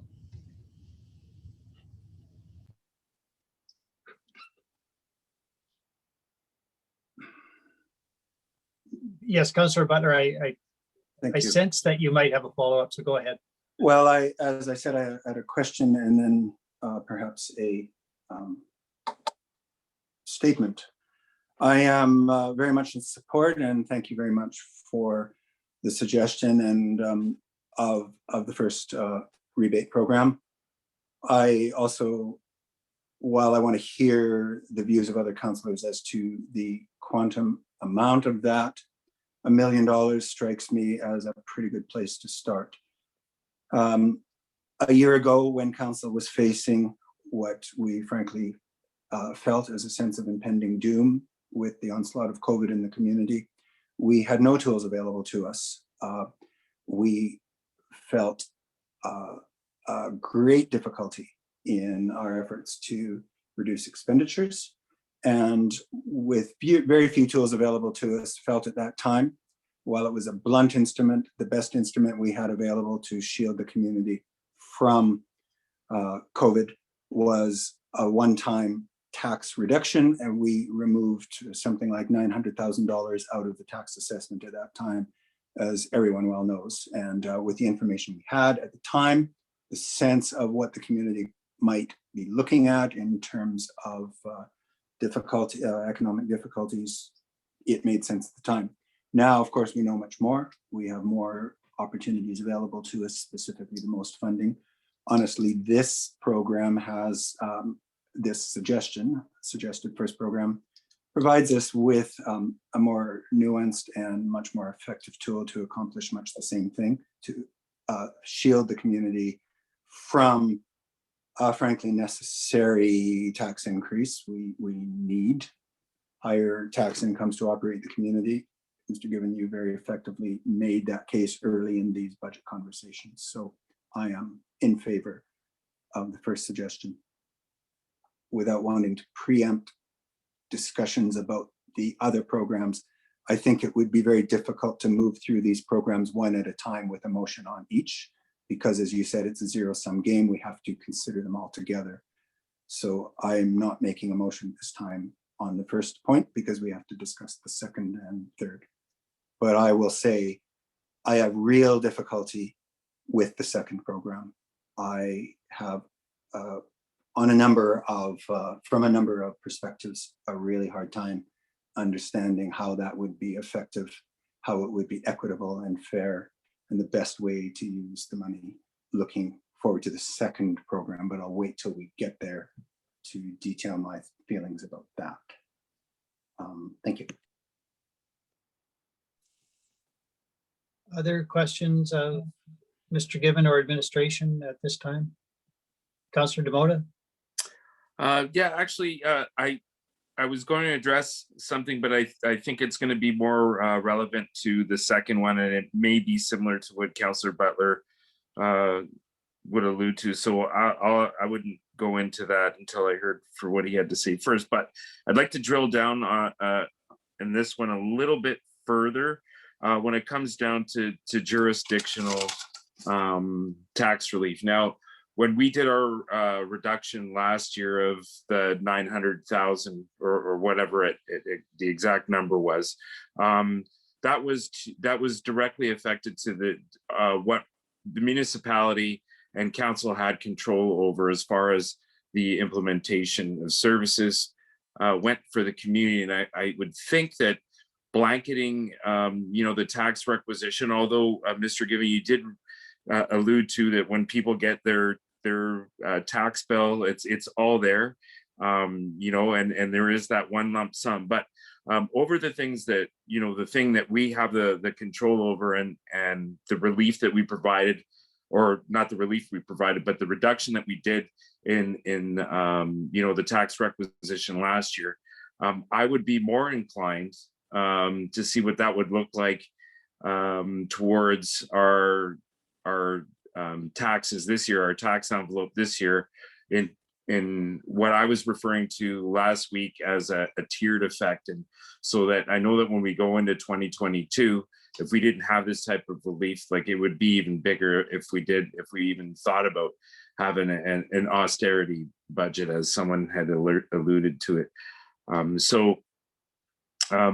I would be in favor of moving something with a broad relief tax credit to everyone, if we were able to apply that to our operations budget to tier us to 2022. So that would be my concept, and not having any effect on the evergreens or the education tax bill, because I believe that if any credits were going to be given there, it would come through the province.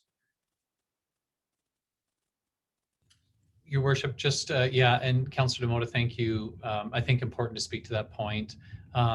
The tax credit will show as a municipality of Jasper COVID property tax credit that would apply to the municipal portion of the individual property taxpayer's bill.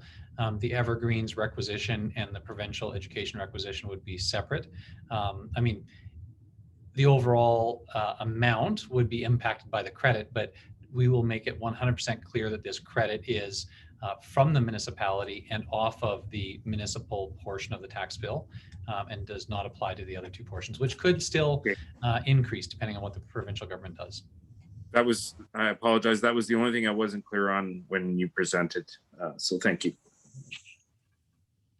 On that point, Mr. Given, when we started these discussions a week ago, there was an indication that Ms. Melanchuk would need 15 minutes or so to work out where we were at on the budget based on the combination of motions that have been made. I do understand that the proposal, and it's only a number to get us started, but the $1 million tax credit would apply specifically to the municipal tax requisition. So we don't know quite what that is, but it would be $1 million less if we took that, and then it would be a portion based on your pro rata share of the taxes that you pay.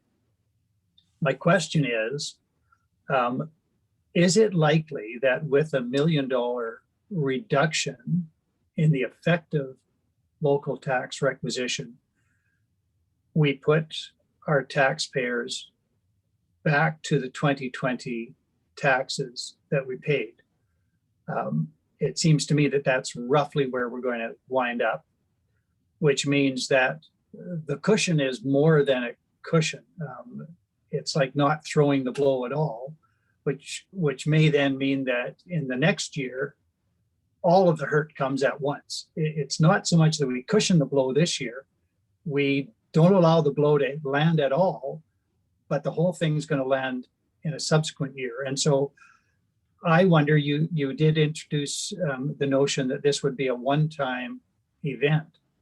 Is it possible under the terms of the most funding that we could enhance the COVID reserve if we don't have to spend it all on our own losses? It could be available as an additional tax credit in a subsequent year, so that over time we could bring people back to the tax burden that they faced in 2019 rather than doing it all at once. Yeah, Your Worship. So to be clear, what's in front of council today with the $1 million tax credit, and based on some of the preliminary calculations, and we would like the time to do that at the end of the day today, but based on the preliminary calculations would bring people back to slightly less than they were paying per $100,000 in 2019. So in 2019, again, kind of, if you can remember those charts that I showed early on, we were at about $233 per $100,000 of assessment for residential properties, urban residential properties. Give or take where we stand today, if we are using the $1 million tax credit, people would see $227 per 100,000. So very similar to 2019, still slightly lower, but very similar to 2019. If council increased the amount of the tax credit, of course, we would go lower again. If council decreased the amount, then they would experience more of the blow, to use your words, Your Worship, in 2021, and there would be less in 2022.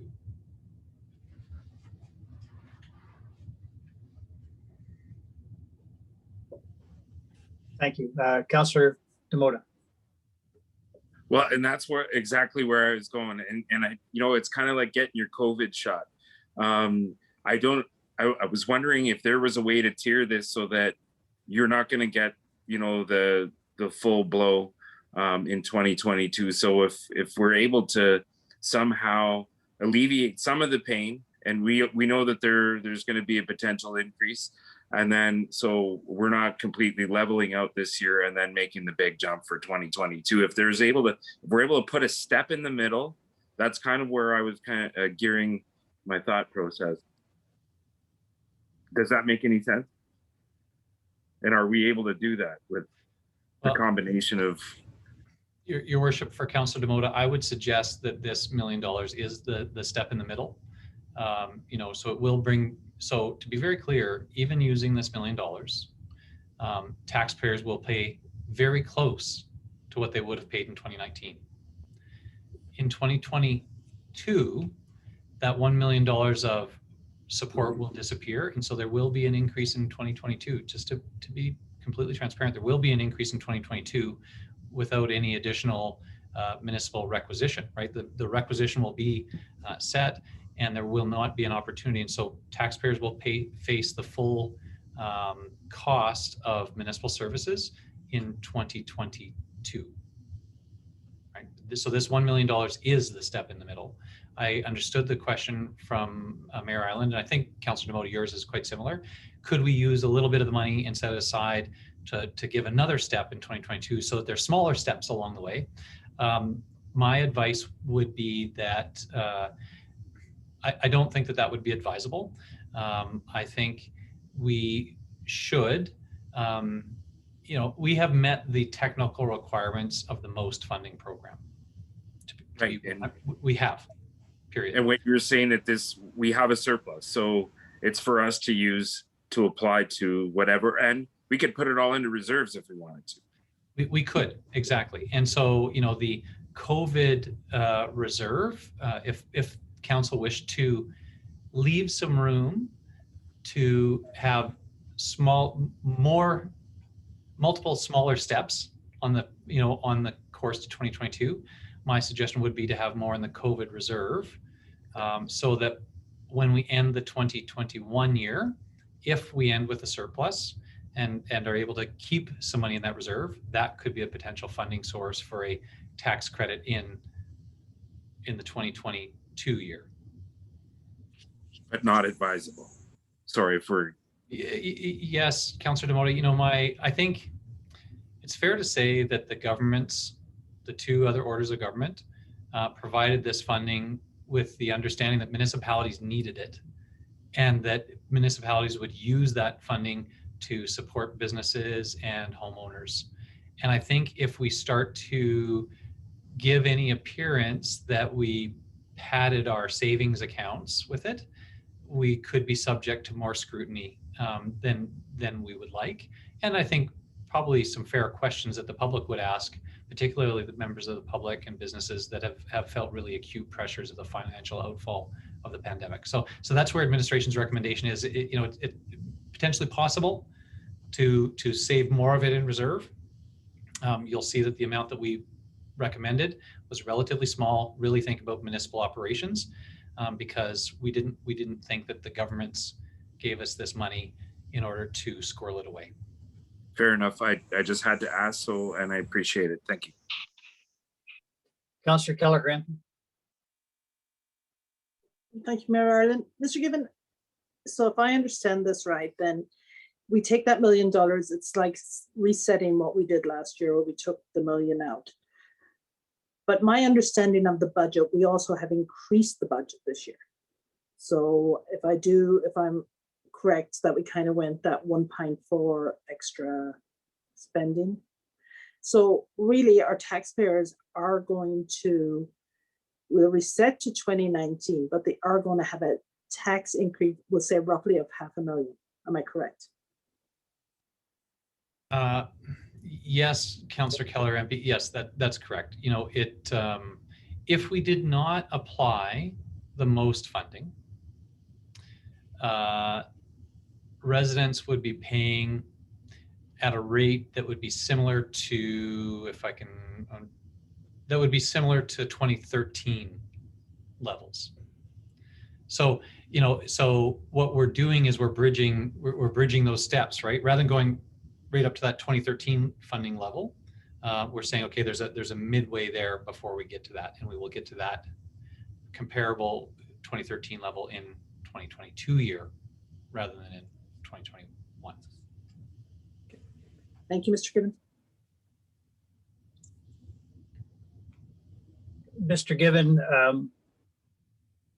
I am going to call an audible from the sidelines. You're the quarterback. You could hear the audible from me or not, as you choose, but based on Councillor Butler's observation earlier in his last statement and what I sense as the view of council generally, that is that all of this must be looked at together. I'm going to suggest that we go through all three aspects of the alternative so that we can look at tax credit, financial supports and COVID reserve sort of as a unit, because as you said, it is the zero-sum game. So it's tough to land on one without having a full appreciation of where we're going to land on the other. So I would invite councillors, well, I would invite you first, Mr. Given, if you want to say more about financial supports,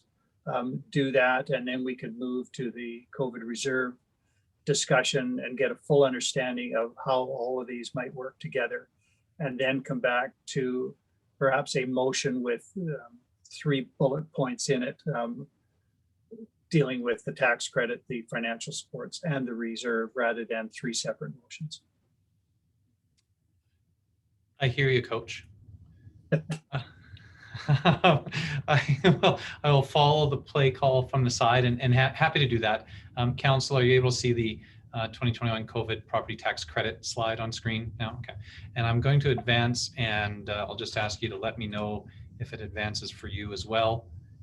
Has it advanced to the financial supports program? Okay. So the intent here of the financial supports program, and in spite of the fact that I'm calling it a program, or we're calling it a program here, it is setting aside an amount of money that will enable council to establish a program. And so we're not proposing to establish the program today, and whatever we might talk about in terms of ideas of what kinds of financial supports could be provided would be purely speculation at this time. I think useful speculation, but we're not, to be really clear, we're not in a position of having to decide that. First, we're deciding how much money do we want to have to do something in the coming months. Okay, so to be very, very clear, there are examples that from across the province of municipalities that are doing different things. I have seen an example from a community slightly smaller than Jasper, where they are providing direct cash grants to certain types of identified businesses that they must have felt had the largest financial impact from COVID. Other municipalities, as I referenced, have provided marketing grants or incentives to help people with their business. So they're not a straight cash grant to a business. They are support to a business to help them, grow or sustain themselves. Another example that could be possible in Jasper's context would be utility rate credits or holidays. I've heard from some business owners in the community that have made the observation that, that their municipality of Jasper utility bill is the same cost as their electricity bill at a time when they've been closed for months straight. And so that might be an example of something that Jasper could choose to do. Any of those options would be on the table, and it would be up to council to define what option would make sense here and how you would direct it, and how you would direct it at businesses or homeowners or renters or whatever the case may be. The point of our discussion today is how much money should we set aside to enable any of those programs, right? Because today, if council did, today there's no money in the budget. If council said, we really want to support our local businesses, administration would say, well, we don't have any money. What we're advising here is that council should set aside some of this 1.775 to enable you to develop a program in the coming months. I will advance the slide from here. Our administrative recommendation was 500,000 to that, to enable that, and again, subject to council decision making. I will move on to the COVID reserve. Again, I'll just check to make sure people can see that on screen. I hope they can. The COVID reserve is a straight reserve, so it's a savings to enable the municipality to address the unknown changes that may result to municipal operations in 2021. We already know that certain facilities will not see the use that they did in 2019. The activity center, the fitness center, likely sports camps will not receive, the registrations that they had in past. So we know of those impacts, and we have incorporated some of that in the budget. We also believe that there's a high potential or a high risk for other things to happen along the way that we did not expect. A fourth wave, a fifth wave, visitors not returning, a business closing, some other thing that we didn't expect. And administration is advising council that it would be wise to set aside some money for us to be able to manage those unknown unknowns should they arise in 2021. And our advice was that council set aside $275,000 in that reserve so that we could manage any unexpected things in 2021 without pushing us into a deficit position for the year. Again, council could choose to increase this reserve amount and potentially, if we ended off the 2021 year in a surplus or at a positive financial position, maybe to use some of that in a future year. That is possible. So that's the three different areas. Administration had recommended, and I will just maybe return to the initial slide, back up to the one that showed the three, so that council, if you wish to make a motion, it should identify these three items: the property tax credit, the financial supports program, and the COVID reserve, and identify what amount you would like to have on either one of those. And again, the total must add up to $1,775,000. And with that, Your Worship, I'll stop my screen share so you can see your council colleagues. Thank you, Mr. Given. Councillor Butler. Thanks very much. Thanks, Mr. Given. And I do really want to, it's hard not to overstate this. I want to thank administration for all the work that has and all the thinking that has gone into this. I mean, we're coming toward what we all hope might be the end of a really long conversation, a lot of which we've had at least twice, but once before you arrived, Mr. Given, and then once again. So a tremendous amount of thought has gone into this, and I really appreciate the spirit in which this these proposals are made.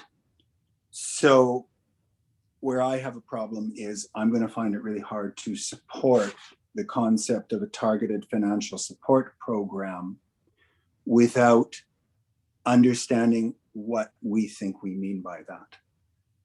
I heard from you, Mr. Given, suggestions of ways in which I imagine that we could move forward. I could see, for example, establishing criteria for certain types or classes of either businesses or individuals who might, we might want to direct support to help the community navigate into the post-COVID environment. I also have heard ideas that I would have a really hard time supporting.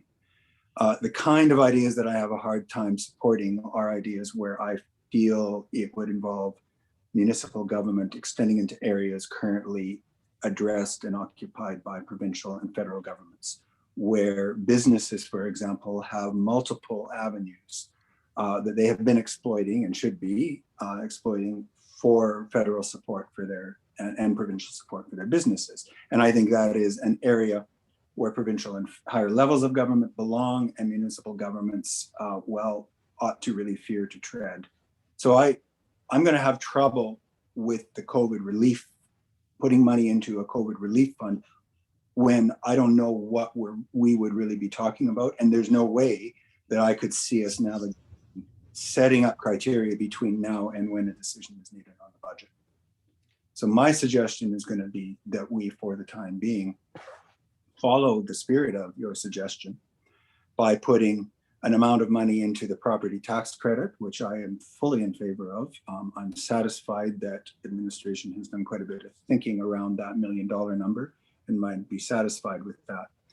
And that we direct the rest of the funds, $775,000, into a 2021 municipal COVID reserve.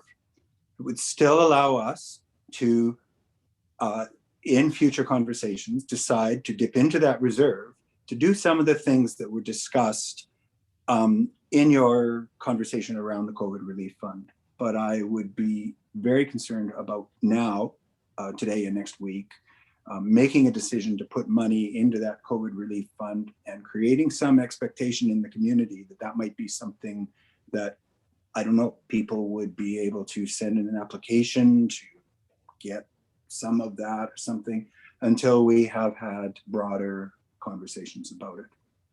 I also feel like I share with Councillor Demota the view that if we did have $775,000 in a municipal COVID reserve and we navigated the remainder of 2021 and found out that we managed to do as well as we, let's say, as well as we might hope, that then some of that municipal COVID reserve could be used to mitigate the impact of the next year's tax increase, because Mr. Given has correctly pointed out that if we accept the budget as is on the table right now, we would be looking at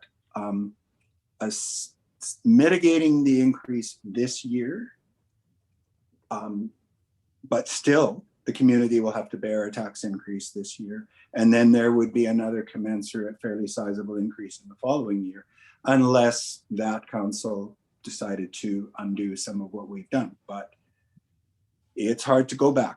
There's no doubt. It's hard to take money out of an operating budget. I think you can find ways to take money out of a capital budget, but it is very tough once an operating budget is passed to then in the subsequent year say, well, now we've decided we want to go back and shrink operations. And I would be prepared to make a motion to allocate $1 million to the property tax credit and $775,000 to the municipal COVID reserve. I say prepared because if others don't feel like going in that direction, I'll certainly sit back and let somebody else make a different motion. Thank you, Councillor Butler, Councillor Demota, and then Councillor McGrath. Yeah, you know what, and I appreciate the sentiment and the thought behind this, and you know, to reiterate what Councillor Butler said, I just so appreciative of the overall concept, and you know, quite grateful that we do have a surplus here, and now what do we do with it? And I would have a difficult time in taking a targeted approach, because it's almost like having a bunch of piling the money and then having a lineup and going, well, who deserves it more? You know, and I know, you know, I've got friends from that own and or run businesses from in different sectors that are impacted differently, but you know, the amounts of the impact are greater in some than others. You know, you have some that have been completely shut down, and some of them that, you know, would have to move, and so, you know, how do I tell one over the other that you're allowed in this? And I think, to be fair and equitable across the board, is to take the approach that Councillor Butler is suggesting, and I would be more in favor of that, and that seems to make the most sense to me right now. Thank you. Councillor McGrath. Thank you very much, Mayor Ireland. And I absolutely agree with Councillor Butler and Councillor Demota's gratitude that's already been expressed to administration. It is so meaningful that this is before us, and the way in which the intention has been put forward to have this before us. I can't express enough gratitude, just as they could not. So thank you, thank you, thank you. In relation to Councillor Butler's suggestion, I fully agree with the recommendation that administration has provided of putting $1 million into the COVID property tax credit. However, I do see great value in the targeted financial supports program. You know, I'm the council representative for the community conversations and the Jasper Community Team Society representative for council, and that's the social fabric of our community. I believe that there would be these conversations around the economic task force table as well, the people in the community and the potential and the people that we could affect through a program like this, though we don't need to figure out the details of that program today. As discussed from administration, it could be put aside And it could be put aside and put into really meaningful ways to make huge impacts in our community. Municipal governments everywhere are doing this type of work. It is within the municipal jurisdiction to help people. And in fact, our community's strategic priorities in the very center, it's community health. And if we can't see relief for renters or possible childcare assistance or help for businesses that don't own their property or utilities as contributing to community health, then I'm not really sure in the way we mean to affect community health. If we have this opportunity to affect community health, we should absolutely take it. I agree with the administration's recommendations of $275,000 in the municipal COVID reserve as well. I think it's really wonderful. And it brings my thought process back to last spring when I was watching the Council of Banff discuss their budget for 2020, and they had a tax rate stabilization fund, and I was feeling a little envious of a tax rate stabilization fund and this municipal COVID reserve. I'm wondering if we could see it in that way, or perhaps name it something that's not specific to COVID, so it becomes a fund that exists within the municipality of Jasper for many, many years to come.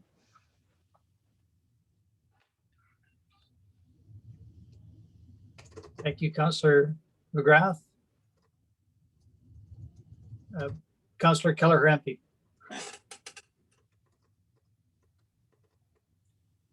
I agree that we need to have support for our community. I like the idea of putting the $1 million back into 2019. I have a hard time with the financial support when it comes to renters, childcare, because there's government programs there for that. Like there's the wage subsidy, there's the rent subsidy. If I can't afford daycare, I can get a subsidy. So I don't think we should be in competition with our provincial and federal governments. I think if we're going to look at something like that, then it should be specific to utilities something.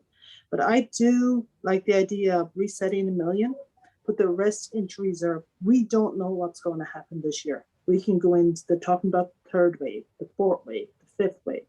You know what I mean? Like if you look, you know, Worcester is shutting down. We don't know what's going to happen here. Our businesses have already come to us and said, and I'm in business here myself where I work, the tourism industry is not coming back till 2022, 2023. And I think we're going to be in the same position this time next year, whoever the council is, and people are not going to be able, businesses and residents will be able to pay their taxes. They'll need that credit. Thank you. Thank you, Councillor Keller-Hrampe. I would say that from my perspective and respecting the opinions that have been expressed by others, I think there is tremendous value in council giving voice to a targeted relief program. I hesitate to use the words that are in the document, financial supports, because that perhaps implies direct payments to people. But a targeted relief program, I think, recognizes that council and the municipality recognize exactly what is stated in the document that administration has prepared for us. That is, that not everyone has experienced the economic impacts of the pandemic to the same extent, and not everyone who has been harmed is a property taxpayer. So we have $1 million that we are prepared to give relief to taxpayers, but knowing that taxpayers, as taxpayers, are not the only ones who have been funded. We have all sorts of businesses and individuals in the community who have been harmed in other ways. Councillor Keller-Hrampe is right that some of that will be through utilities. But I would like to signal to the community that we're aware of that dynamic and we're seeking to address it. So if we set up a fund, recognizing that we don't have the details, we at least send a message that we're doing what we can to support all of our community, not just those who are property owners and therefore taxpayers. So that might be something that relates to utilities, so that instead of handing money out, people could come forward and say, listen, I've been paying garbage fees and I've had no people in my business. I've been entirely shut down, and yet I've had to pay garbage fees. We could conceivably forgive those fees that are owing and draw money from our relief program to offset the loss to the municipality. There's no transfer to an individual or to a business, but we cover our losses by giving them a credit. There are so many out there that we don't know how they've been impacted, but I'm prepared to say now we would like to help you recognize in principle the value of a targeted relief program, and then work to figure out what the dynamics and the details will be. And I entirely agree that we should not step into wage subsidies and areas where other levels of government are already engaged. But it doesn't mean that we can't tell our community that we're prepared in a real sense to find ways to address the hurt that they have suffered.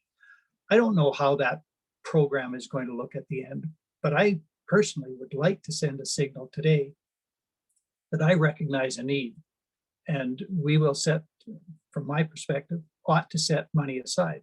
My bigger concern is how much, and I have trouble understanding the $275,000 for COVID reserve. I am concerned that what we paid last year, it seems to me that whatever part of the 3.3 million is not in the 1.7 is the loss that we suffered last year. So 270,000 going forward this year seems to me to be low. I would be inclined to increase the COVID reserve and reduce the relief fund, but I would still favor having a relief fund, even though we don't know what it looks like yet. Councillor Butler.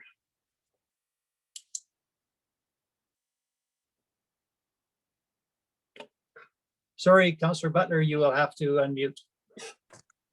Oh, thank you. I'm sorry. I'm not sure if Councillor Jeannot was trying to speak up. We can come back to me. I've already had a. Oh, I'm sorry. If I missed you, Councillor Jeannot, my apologies. No, he's shaking his head. Yeah, I just didn't want to. We should at least make sure we've gone around the table once, but we have. So this is exactly the conversation. So what I just heard from what I just heard from Mayor Ireland, I absolutely can see how that is a way that we should be using some of these funds. I can completely get my head around that. And so I am absolutely, I'm not against some form of targeted relief, but I am a little nervous about some of the kind of conversation where I hear that sounds to me more like we would be contemplating direct transfers to individuals. I'm very concerned about that. So that's really why I'm saying and to the point that maybe the allocation between the COVID relief fund and the municipal COVID reserve needs to be looked at. Yes, absolutely, because we just really, until we start talking about what kind of relief we might be offering under a COVID relief fund, it's very hard for us to talk about how much. So, I mean, these are such arbitrary numbers. So I am absolutely in favor of having conversations about how we can help some of the hardest hit sectors and businesses and individuals as groups within the community. I'm just a little nervous about setting some specific amount of money down right now without having some clearer idea of what sort of criteria we might be looking at. And I just don't think we can have that conversation between now and when we have to pass a budget. So I don't really like the idea of having a targeted fund as part of our budget. Having a targeted fund as part of our future, as part of this year, is something I'm certainly willing to contemplate. but I would rather not see a line item in this budget. So I don't think we're really far apart in that, at least not from my perspective. Thanks. Thank you. Councillor Demota. You know, I would be open to you know, having some thought put behind all of that. And I don't want to delve into having businesses or property owners coming forward with financial statements and having to review those and getting into that depth. Like, that's kind of what I was kind of seeing almost when there was some directed, you know, vision that way. And, you know, I was thinking about things like if someone was closed for, you know, the entire winter, let's say, or for maybe longer than that, and they were getting billed for, you know, their garbage and, you know, whatever their utilities are, and they were able to prove that. And, you know, and let's just say we had a route tracking system that could say, hey, well, no, that bin wasn't as impacted as it was, you know, so that person's right. I don't feel it's proper to be, you know, charging somebody full tilt. So how do we go about that, right? I totally get that aspect of it. However, you know, I would hate to maybe distinguish who might be more deserving than others. But if, you know, as far as helping people that have been definitely impacted, I'm in the same boat. So I'm not too far off either in that regard. I can't wrap my head on how that would look. Councillor McGrath. I'm curious if council could agree that the financial supports are important and meaningful and something that we're interested in, but the conversation regarding how we would allocate them and what type of program we would like to roll out in the future can be saved for another day.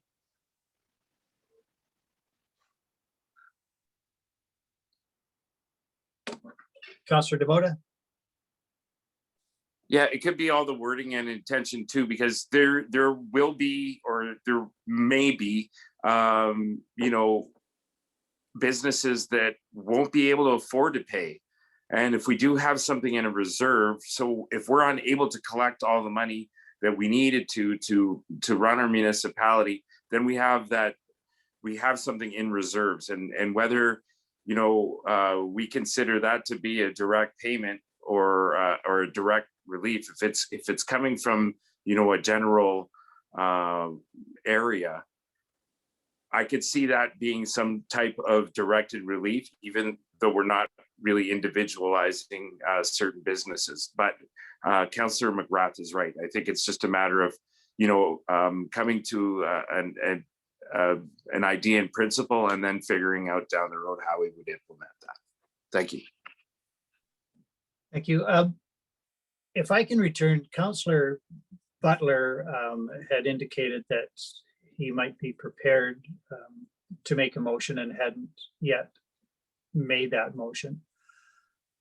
I would, although I really do want to send a signal to the community about targeted COVID relief for those in need, I would support a motion that rolls what now appears as financial supports into the COVID reserve. So that would be at $775,000, with the addition to the motion that council direct administration to return with a draft of a targeted relief program so that we can send a signal that we are prepared to work on that. We'll sort out the details, but we recognize in principle the importance and direct direct administration to continue the tax credit of $1 million. I accept that is an appropriate amount, knowing that no science is available to really nail it down.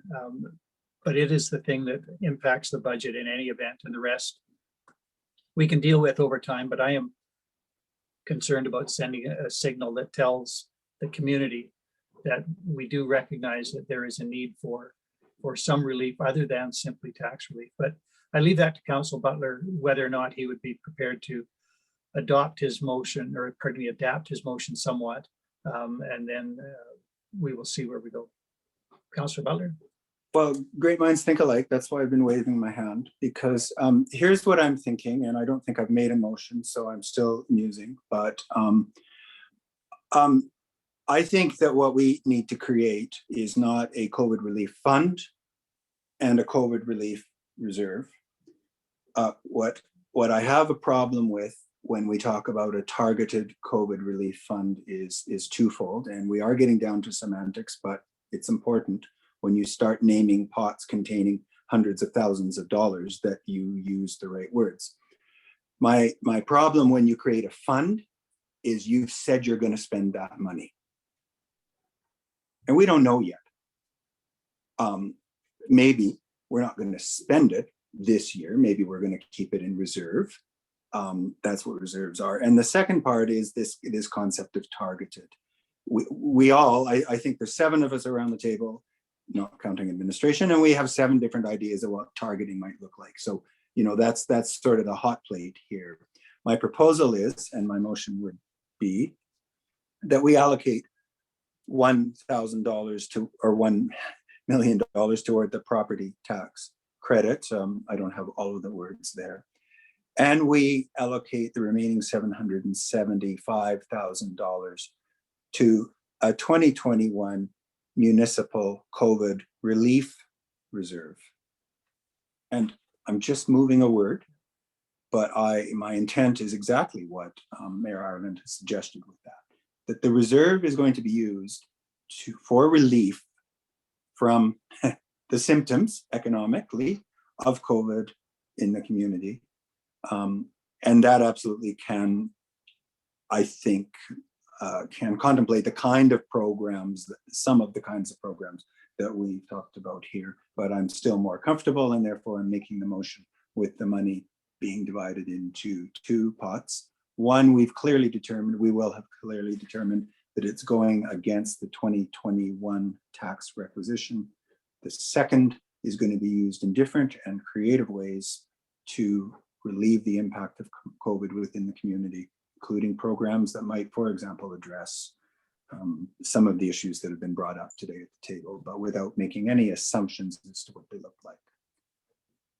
So I feel like that's in the spirit of what you were suggesting, Mayor Ireland, and it's the motion I'm prepared to put on the table at the moment.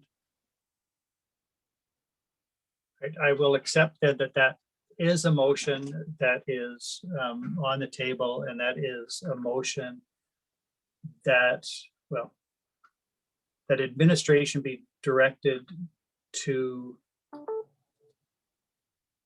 add a tax credit of $1 million to the 2021 operating budget, and that administration be directed to attribute $775,000 to a 2021 COVID relief reserve.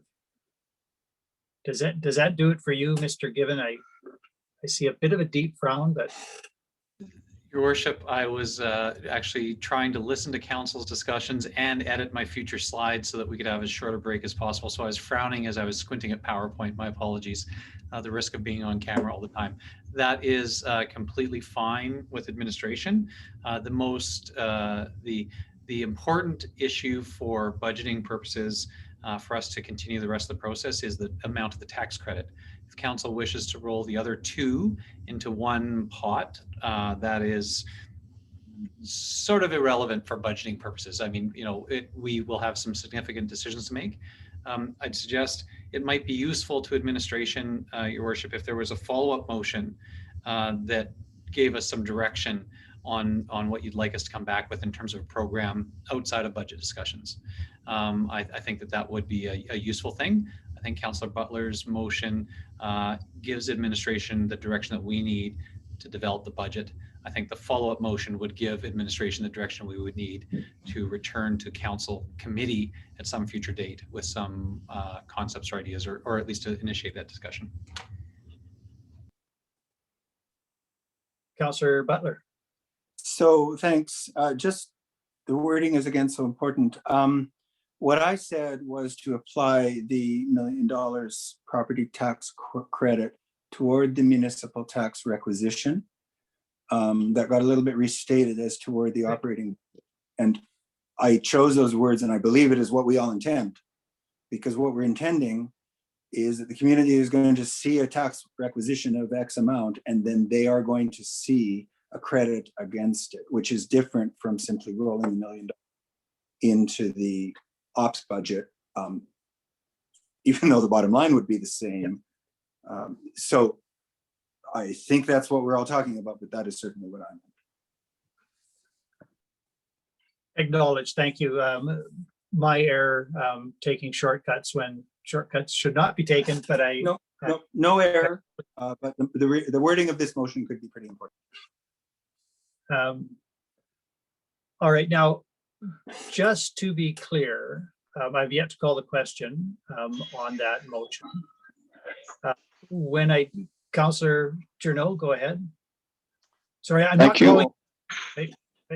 Go ahead, Councillor Journeau. No, I have a comment. I've been listening to the conversation, and I'm glad that the way it went, and I appreciate the input from all the councillors, because I was very unsure as to what to go. I just have a question in the motion now. Does that mean that conceivably all of that money could be spent in this current year, 2021? There's no holdover for future? Is it contained in the 2021 impact, let's say? Your worship, maybe I'll just say from administration perspective, the way we'd interpret the motion is that $1 million should be applied as a tax credit to reduce the burden for taxpayers this year. Right. And that the balance, the 775, would be in a reserve that council would make some future decisions on how it wished to use that reserve. Council may choose to use that reserve in this year. Council may choose to use some of that reserve in a future year. So the $1 million, though, of this motion would be applied this year. Thank you for that, Councillor Demota. I'm not sure if you could see Councillor McGrath. That's why I put my hand up. And, oh, I'm sorry. She's had her hand up for quite a while. Thank you. Sorry. My apologies. Councillor McGrath, go ahead. Thank you very much. I have one question in relation to the wording of this motion. I'm okay with saying $750,000 goes into a municipal COVID relief reserve. I would, however, like to feel out council and see, you know, I would hope that that reserve would turn into eventually a future tax rate stabilization fund for future councils to rely on in predicaments such as a pandemic occurring again. It's a buffer that we've never had, and it's a super important part of sustainability for the community as we experienced last year. So as long as the intention is to see money like this potentially move forward for future years of success in something like a tax rate stabilization fund, I can agree to this. Thank you, Councillor McGrath. Councillor Demota. I want to thank Councillor McGrath for that, because I do remember watching those, and we had talked about that briefly afterwards, and I think that it was such a great idea for her to pick up on that, and I think it's something worth, in the spirit of what Councillor McGrath is discussing. I would like an opportunity to see how they've made it work and how that works. Because I think it's something that's important, and we need more of that in our future planning. So I think it's a great concept, and regardless of how much we allocated to this year, but having something set up for that for future generations, I think is a smart move. Thank you. I certainly agree with all of that. I think that Mrs. Melanchuk has in past brought the concept of a rate stabilization fund to us. I think it is worth pursuing, although whether we can use most money to kickstart a fund that is not necessarily COVID related remains an outstanding question that we'll have to address. But regardless, I am wholly supportive of looking at getting a rate stabilization fund in place for the community. It does make lots of sense.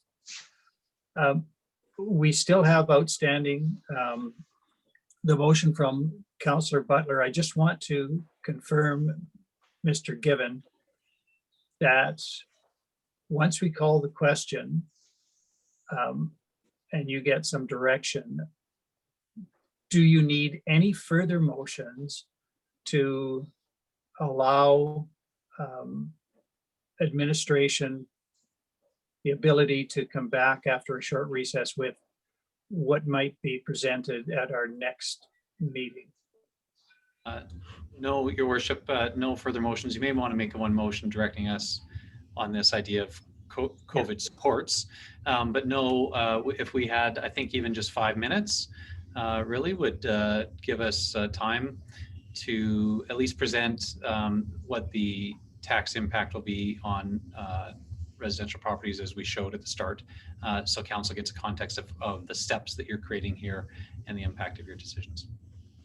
Okay, so I will call the question, allow a short recess to allow administration to then crunch the numbers, as it were, and come back, and we can conclude with both of those final matters. So on the motion from Councillor Butler that we direct administration to apply $1 million of the most fund to a tax credit or to be applied against the municipal tax requisition, and $770,000 to go into a 2021 COVID relief reserve. I've stated that correctly. All in favor? There are none opposed. I have lost Councillor Wilson, who was there for a while, but he just missed that vote. So if you need, then you and administration need a short recess, 5 minutes. Mr. Given, it is 4:20, so we will reconvene at 4:25 and hopefully wrap up shortly thereafter. So we will take a short recess. Thanks. You've had an opportunity. Who will present what this finally looks like? Your Worship, I'm going to present it with all thanks to Ms. Melnichuk, who did the background math, obviously, to be able to support this. And so thanks to, and actually through the entire process, thanks to the rest of the team of directors and managers who helped in budget development. Ms. Melnichuk in particular, who was taking weekends and evenings to adjust both to my style and intentions for the budget and the changing landscape that COVID provided over the last year. I know that she has really done a significant service to her community, and you should all be very proud of her. With that, I will share my screen. I'll just make sure that you can see that. Councillor, can you see my results slide? It is blank. There is a result. I always like to have a little bit of a curtain. But so again, reflecting on the format that we had at the start of the presentation, which showed the trend of municipal taxes per $100,000 on urban residential properties. The result of the decision-making that council engaged in here through the budget discussion is that in 2021, urban residential properties will pay $227 per 100,000, which is the lowest rate in the past decade other than 2020. And important to acknowledge that this is, again, a step on the way to what is a more regular and sustainable rate for the municipality. Council in 2022 budget discussions will still have significant work to do, but in terms of mitigating the impact on property taxpayers in 2020, this is the result of the decisions that council has made. Again, you can see that that rate is the second lowest in the past decade, which I think is a significant accomplishment through the course of your decisions here. I can also report that on the non-residential side, the trend is very much the same. The specifics are slightly different, of course, given the higher rate that they pay at. And while I didn't have time to develop a fancy chart to present to you, Ms. Melnichuk did actually do the math, and I can report that the rate per 100,000 of assessed value for non-residential taxpayers is also the lowest in the past decade, other than 2020. That rate would be $1,157 per $100,000 of assessment on the non-residential side. So again, both the residential and non-residential side, the rate per $100,000 of assessment will be the lowest in the past decade, excluding the 2020 adjustment year that council had to take the emergency action. So those are the results of the decision making and the application of the property tax credit. I suppose the other final motion, and Your Worship, I'll look to you in terms of process. We did have a couple of motions of, directing administration to present the capital budget. We did have motions approving or directing administration to present a operational budget on a departmental basis. It might be worthwhile at this time to council have a motion to recommend this forward, since you're acting as committee of the whole, that the 2021 operating and capital budgets as amended be advanced to council. I'll stop my share there. Thank you, Mr. Given. With respect to the very last comment, then the motion to advance a budget, the wording of the motion that we have is approve the 2021 operating and capital budgets. Can we add as Your Worship, as discussed at today's meeting or something? I just want some added clarity to what that might. Yeah, Your Worship, if I could, first, I think it should be, to be very clear, it's that committee of the whole, right? You're acting as committee of the whole, and so you are recommending something forward to council. So that committee of the whole recommend council approve the 2021 operating and capital budgets as amended. Okay, as amended. All right. Again, that is simply procedurally necessary to get something before us next week. So it doesn't mean that any councillor or council as a whole is committed to vote in favor of either of those budgets next week, but we do need, as committee of the whole, move this forward. Councillor Kelleher-MP. I can make that motion. Thank you. Any debate required on that motion? I will call the question then, and that is simply that committee of the whole recommend council approve the 2021 operating and capital budgets as amended. All in favor? Opposed? I think that was all. I think there were none opposed. Councillor Demota and Councillor Butler after that. Yeah, no, I just wanted to talk after we've clarified that. I believe there were none opposed, but I'm not sure if Councillor Butler was. Yeah, my screen was a bit low as well. I want to confirm with.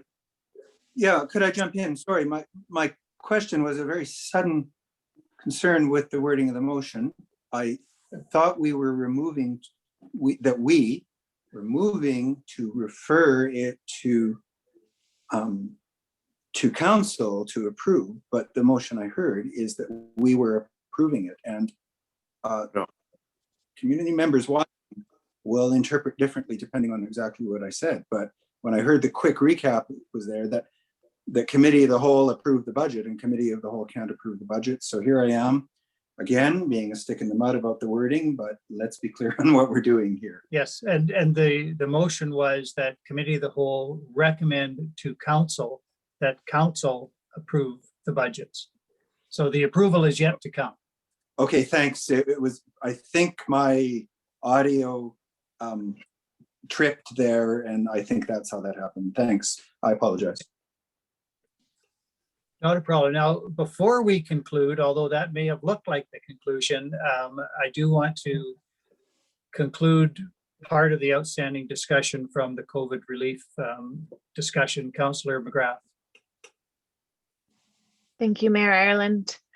I'd like to present a motion that Council direct administration to return to a future committee of the whole with recommendations for a detailed COVID relief program. Thank you for that motion, Councillor. Done it again. Mr. Gibbon. I'm sorry, Your Worship. It's probably because I'm jumping in so quickly.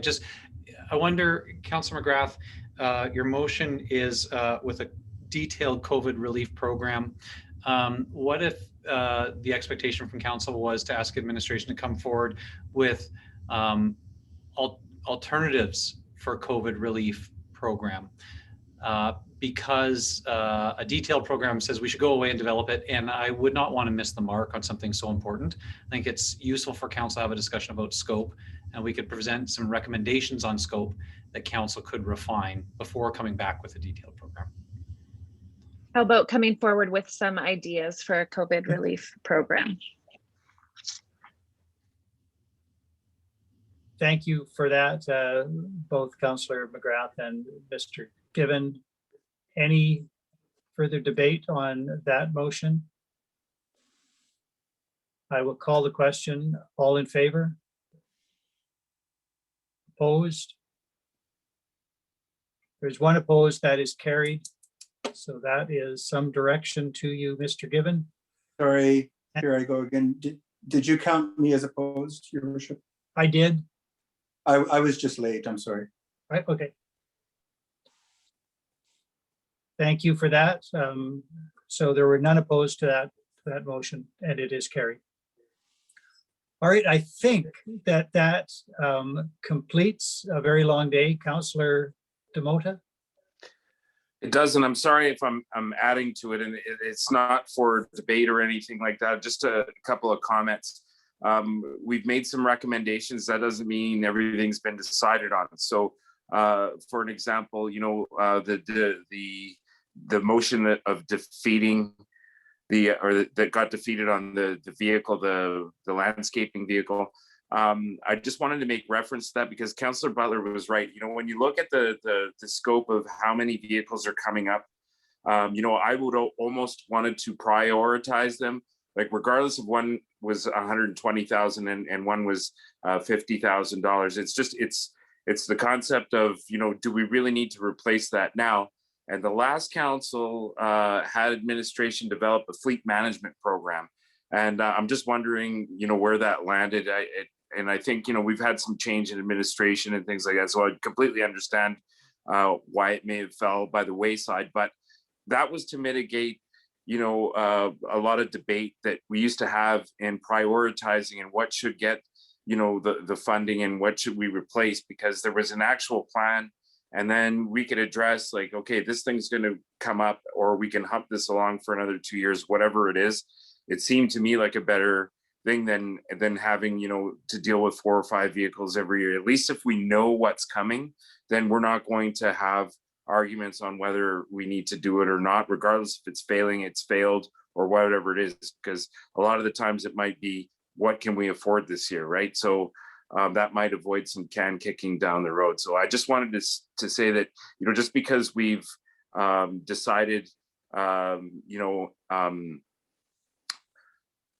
that we weren't going forward that on premise, but it could be debated again, and it hasn't been completely taken away either. So if something, you know, that we've taken away and administration comes back and said, no, listen, you know what, I know the council recommended, the committee recommended this, but if we don't do this, this is what's going to happen, then I'd like to hear that too. So I know we've heard a lot on a few things, but if we did something that's going to raise some alarm bells, I don't want to say that we've already drawn the line in the sand. So I don't want to be there either. Your Worship, if I may, to Councillor Demota, and this is for all of council, I think at this stage, administration's priority and hope would be that when council receives the budget at a regular council meeting, that you will recognize that it is indeed your budget, that you had a hand in crafting it and that you are in a position to endorse it and pass it as council. You know, I think Councillor Demota, I appreciate exactly what you're saying, but I think you will not hear additional requests from administration or suggestions. The thing that can help administration the most is for council to finalize the budget with that final adoption at the council table. All right, thank you. I have just realized that I am remiss in my duties. This meeting commenced at 9:30 a.m. on March 24th, and I never once requested a motion that this meeting continue beyond 4 hours. So for the record, so that all that we have done is not ever undone, might I have that motion? Councillor Demota, are you prepared to make that motion? Thank you. I tend to talk to most, so yes. All right, so just for the record then, the motion that we continue this meeting beyond 4 hours, all in favor? I'd like to speak against the motion, Your Worship. Yeah. All right, that is carried, and I will invite a motion to adjourn with the greatest of thanks to all on administration to get us to this stage, and also the concurrence of all of council. It has been a difficult 4 days, but I think at the end we did very good work, so I thank you all. Motion to adjourn. Councillor Jeannot, thank you. All in favor? There are none opposed. We are adjourned. Thanks, and Thank you, thanks everyone. in particular to members of the public who stuck through all of that. Very much appreciated. Thank you. Thank you. Thank you very much. Thank you. Good job, Mr. Mayor.